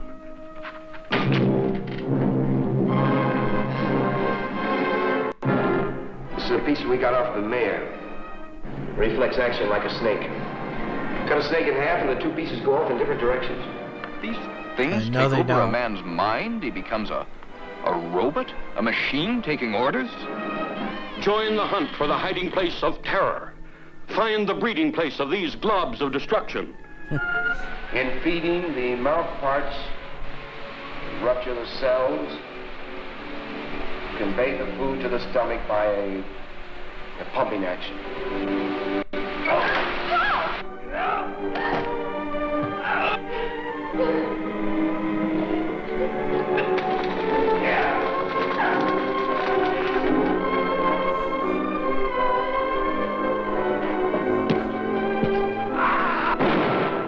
It's an adventure that'll burst your blood vessels with suspense. See the Brain Eaters.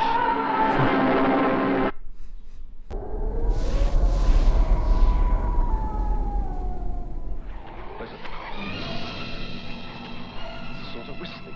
I was right. They're coming down by the hundreds. Get Hall. Listen. Listen very carefully. If you ever hear a sound like this, run for your life.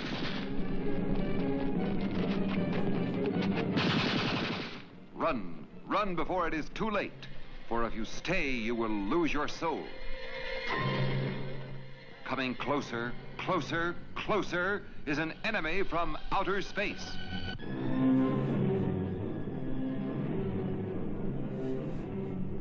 From out of this world it came, a horrifying terror that threatened mankind, haunting and possessing every human being within range, an indestructible danger beyond all earthly understanding. Vincent Broadhead is dead. Dead? I watched him die a few hours ago in that plant. His whole body covered with some kind of corrosive poisoning, eaten away. It poisoned everything it touched. The mind and the body of man was no longer in his control. They ran from this unknown menace, but there was no escape. We're holding this block. We've got to, at least until the oxygen takes effect. What's in those domes, mister? Resistance must cease immediately. Lay down your Yes, arms. what is it? Tell us.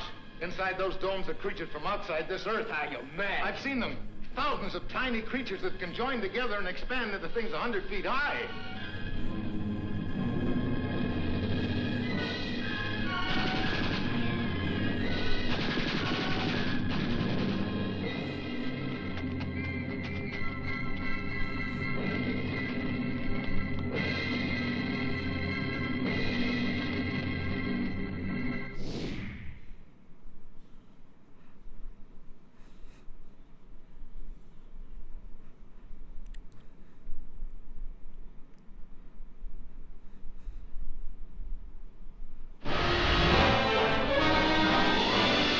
When worlds collide. Written in the stars is a message of doom for this, our world. And now in the most shattering experience the screen has ever given you, Paramount tells what could happen within your lifetime when worlds collide. An astronomer checks and double-checks his horrifying discovery. A distant star racing through space toward an inevitable collision with this planet. The United Nations meet in emergency session. All conflicts pale before this threat from another world. If you wait until the danger is visible to the naked eye, it will be too late to escape.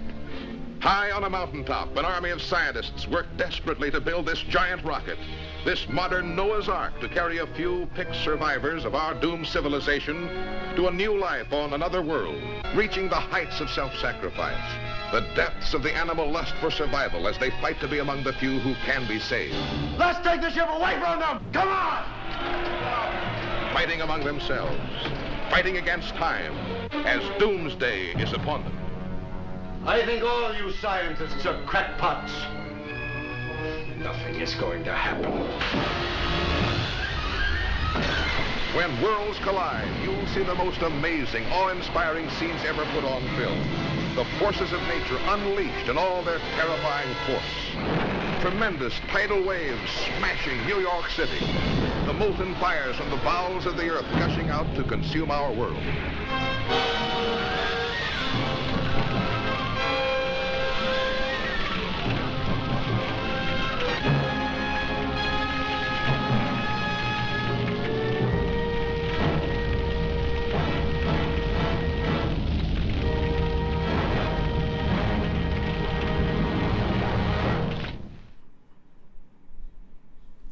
Okay.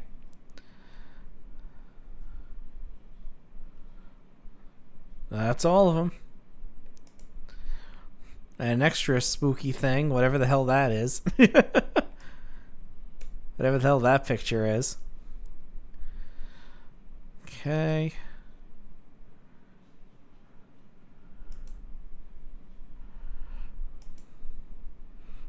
Alright. Let's finish this.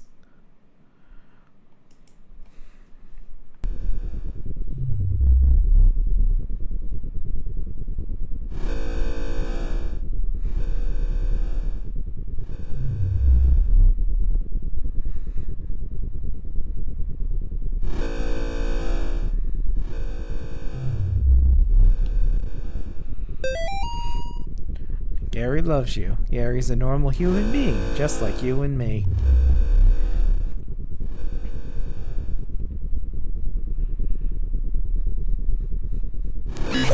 My mother, please. She tried to become the Unholy Trinity, but her body was born to withstand it.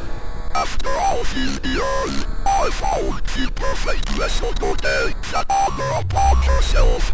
But we both know how that turned out. You have pursued me as far as I will go. Only one of us gets out alive. I will make you the first mortal to witness the profane Sabbath and the first to be consumed by it. But before I do, I will let you in on their secret. Gary does not know. The ultimate betrayal.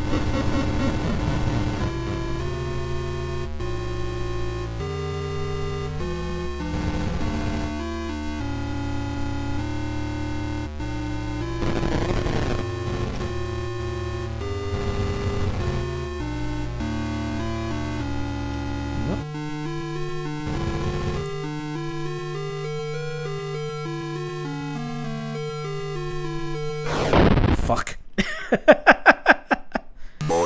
Yeah.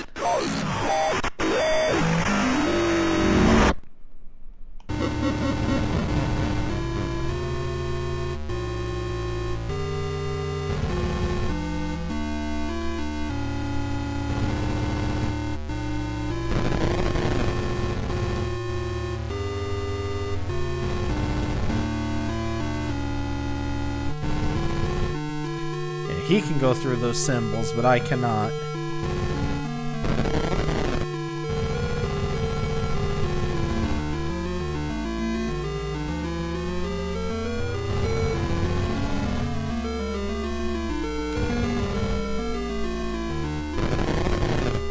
That was close.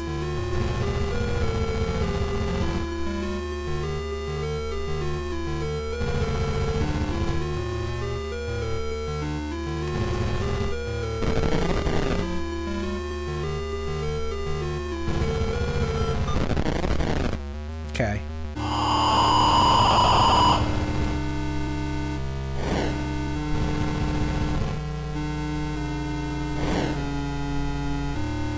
Just inch my way over here.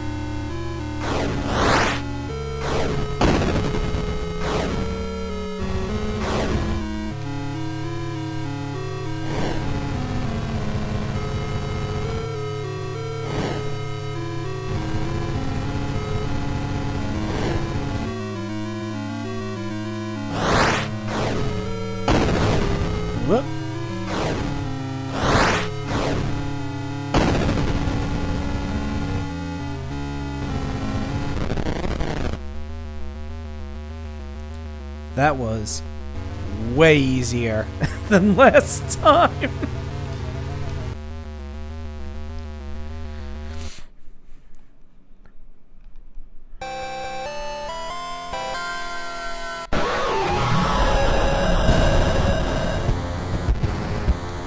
And now it's time for the final boss, Super Miriam.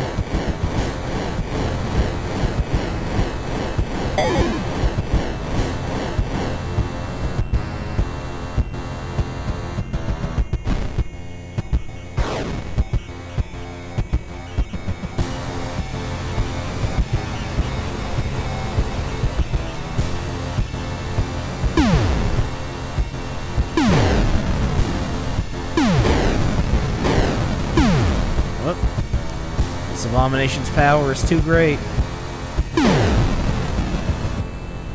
Shit. That's 3 already. I only got 10 lives here, technically.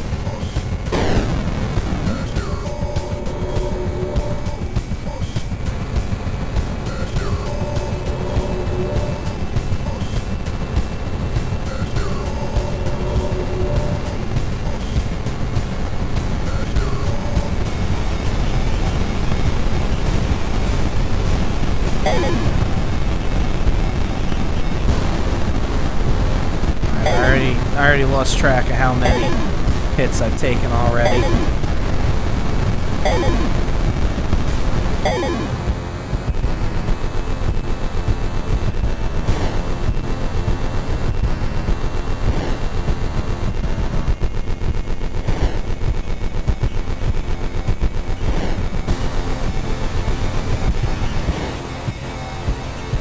Jeez, bitch, calm down with the skulls, huh?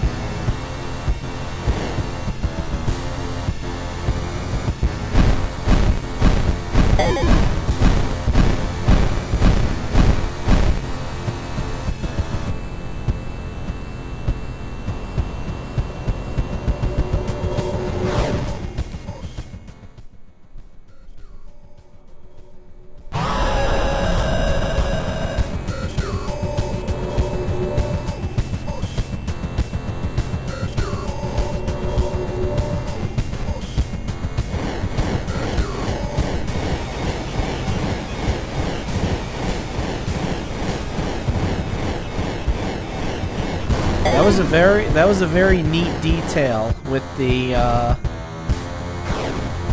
music fading out as she went off screen.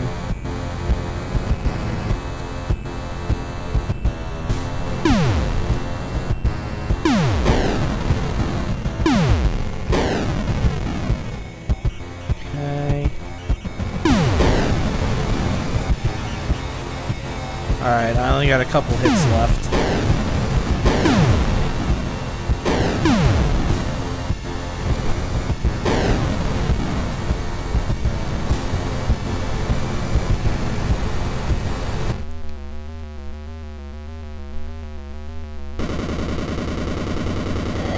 Did it. You done, bitch.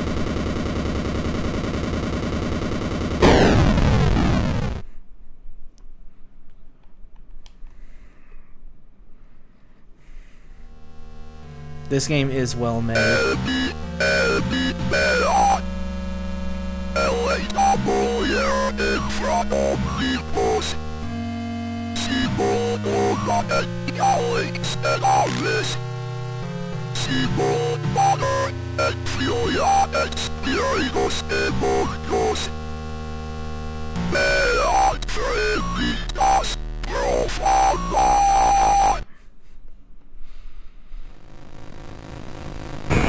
Nope.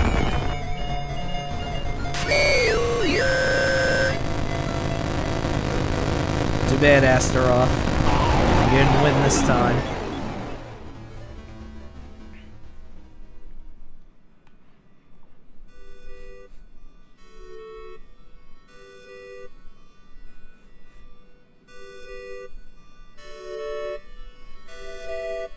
Amy, I'm so sorry. I couldn't save you.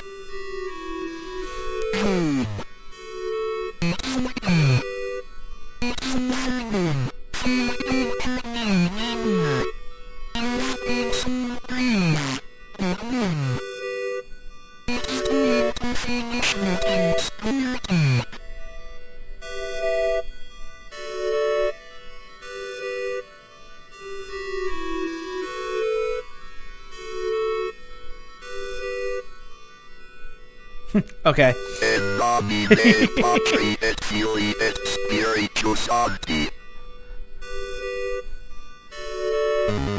there we go. We finally exorcised Amy. Amen. And her cross is gold again.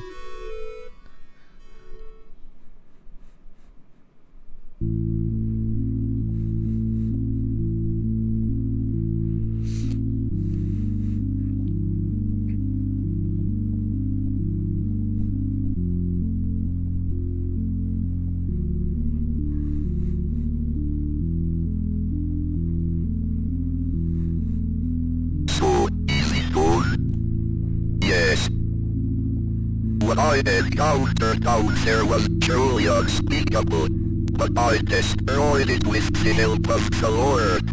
Go evil. You destroyed a mighty people and disrupted the profane Sabbath. But the unspeakable is still out there. It must be hunted down and destroyed. You've grown stronger, John. I can see it. I need spiritual warriors like you. Cool. Lisa, what are you doing here?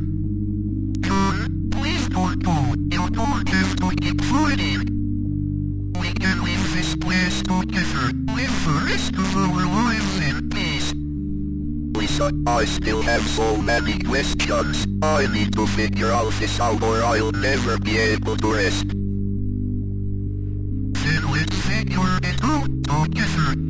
Alright. The final choice. Do we stay with Lisa and perhaps have peace of mind and maybe even a relationship, or at least, at the very least, you know, just someone who we can rely on, who understands what we've been going through because they've seen it firsthand?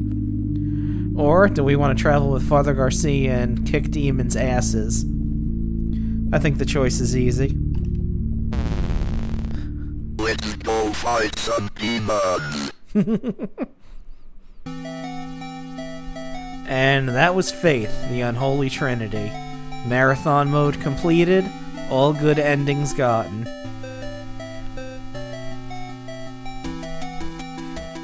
I love this game too. I will continue to play it every Halloween. Thank you, Airdorf, for making such a fantastic and perfect game to play on Halloween.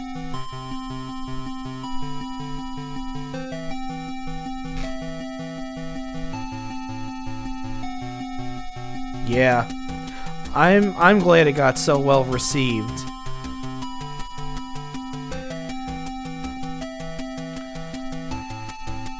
Like, I'm glad it didn't just get made and then, like, nobody paid attention to it.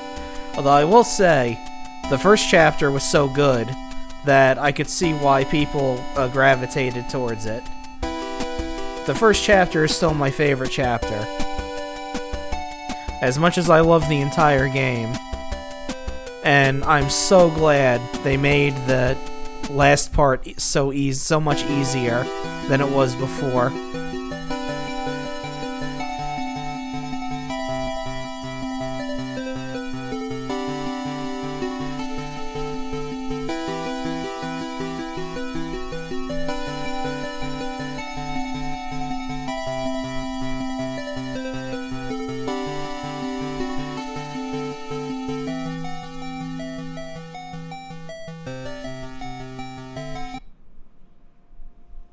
Okay.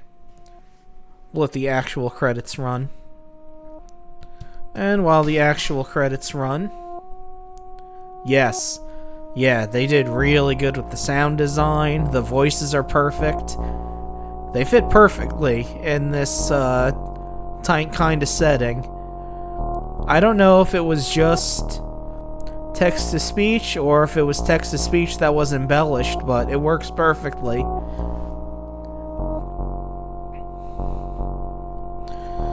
But yeah, while I like the first part the most, the first part works the best as a horror game because it's short.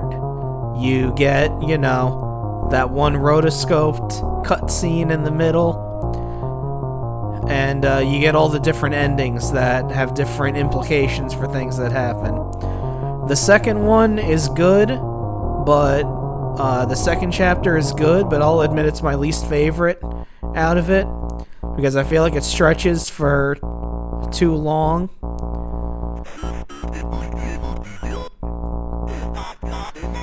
And I'll say that chapter 3, as a horror game, it has some scary parts, but it works the best as a actual game with a story and narrative, and a way to wrap up the entire series.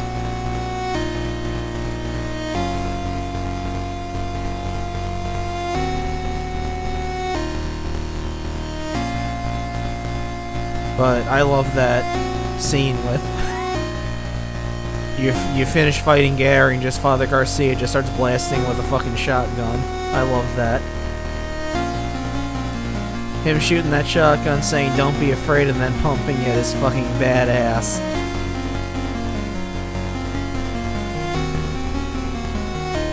So, not bad. 6 hours. I think that's a lot shorter than last time.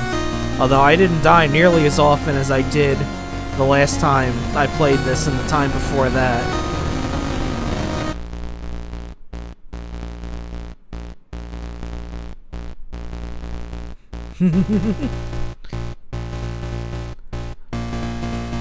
Yeah, I wouldn't endorse the belief of the Republic because Erdorf is Christian, as Christian as they come. But, I mean, that's easy to figure out playing this game. Before we go, we'll do one last little thing.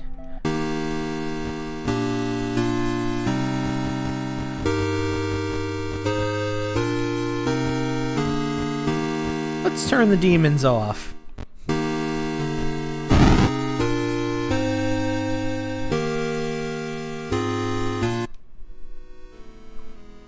In a world that could never be.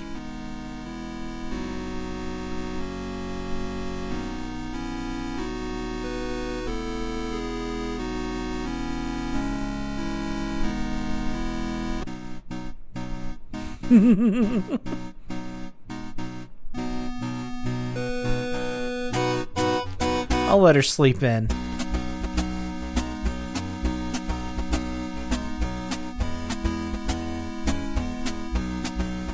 It's Saturday. I'll shower later.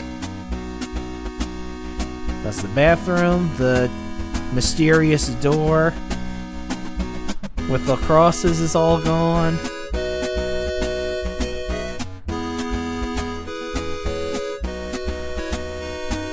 It's a show about a puppy that plays with a bunch of other puppies. Sounds amazing. Maybe I'll surprise Lisa with a pancake breakfast. That would be amazing. Maybe I'll surprise Lisa with a pancake breakfast. Nice backyard. Does he like the smell of fresh cheeseburgers?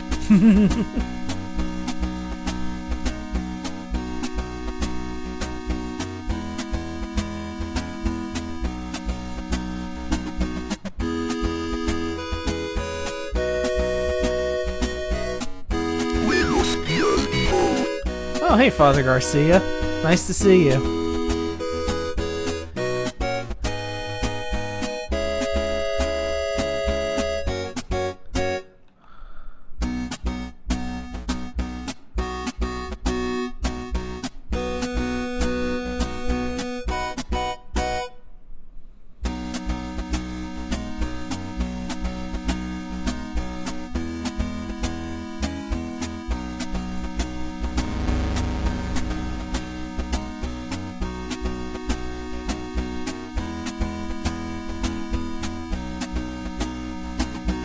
As far as we can go.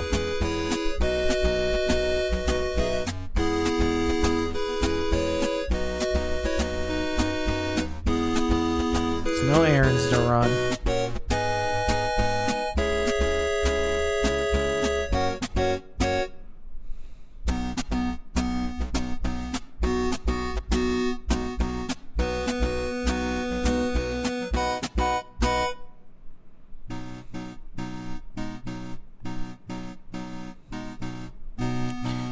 So, in this alternate timeline, John Ward, he's not a priest. He's just a guy who looks like he grew up with the friend at the orphanage and they got together. There is a priest, Father Garcia, who lives around here. Everything's happy and blue and bright. But unfortunately, this isn't the real world.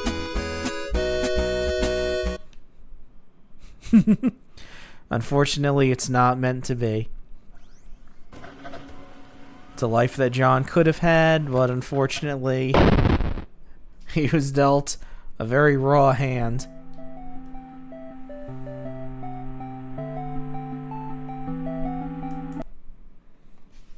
Okay, and that will also be the end of Spooksgiving 2024. I hope you enjoyed our look at the TurboGrafx 16/PC Engine and PC Engine CD /TurboGrafx CD. I enjoyed playing the games on it.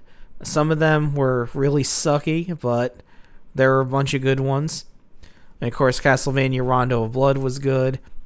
Beyond Shadowgate surprised me. I thought for sure that it wasn't going to be that good, but I like the fact that it didn't take itself very seriously. And that they were kind of having fun with the whole thing. But that'll do it. Starting next week, we're back to our regularly scheduled streams. We're going to go back to ranking Game Gear games every Wednesday. And we're going to start a new ROM hack I found of Final Fantasy VI called Final Fantasy VI Reimagined, where it's Final Fantasy VI, but they added new story bits in to try to tie stuff together better. And also, we're going to play through that TurboGrafx 16 version of Tower of Druaga that I found that turns out to be probably the most pleasant version of the game I've played.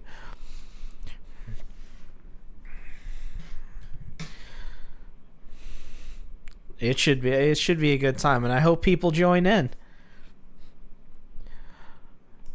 But for now, as always, thanks for watching. I appreciate the watches, the head pats, the fact that you want to spend time with me. I really appreciate it.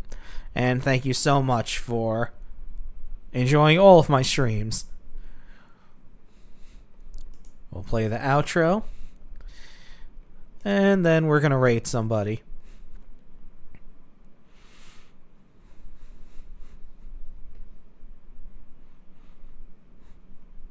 So, for the people watching on YouTube, have a good night. Yeah, you too. I hope you have a great rest of your Halloween as well.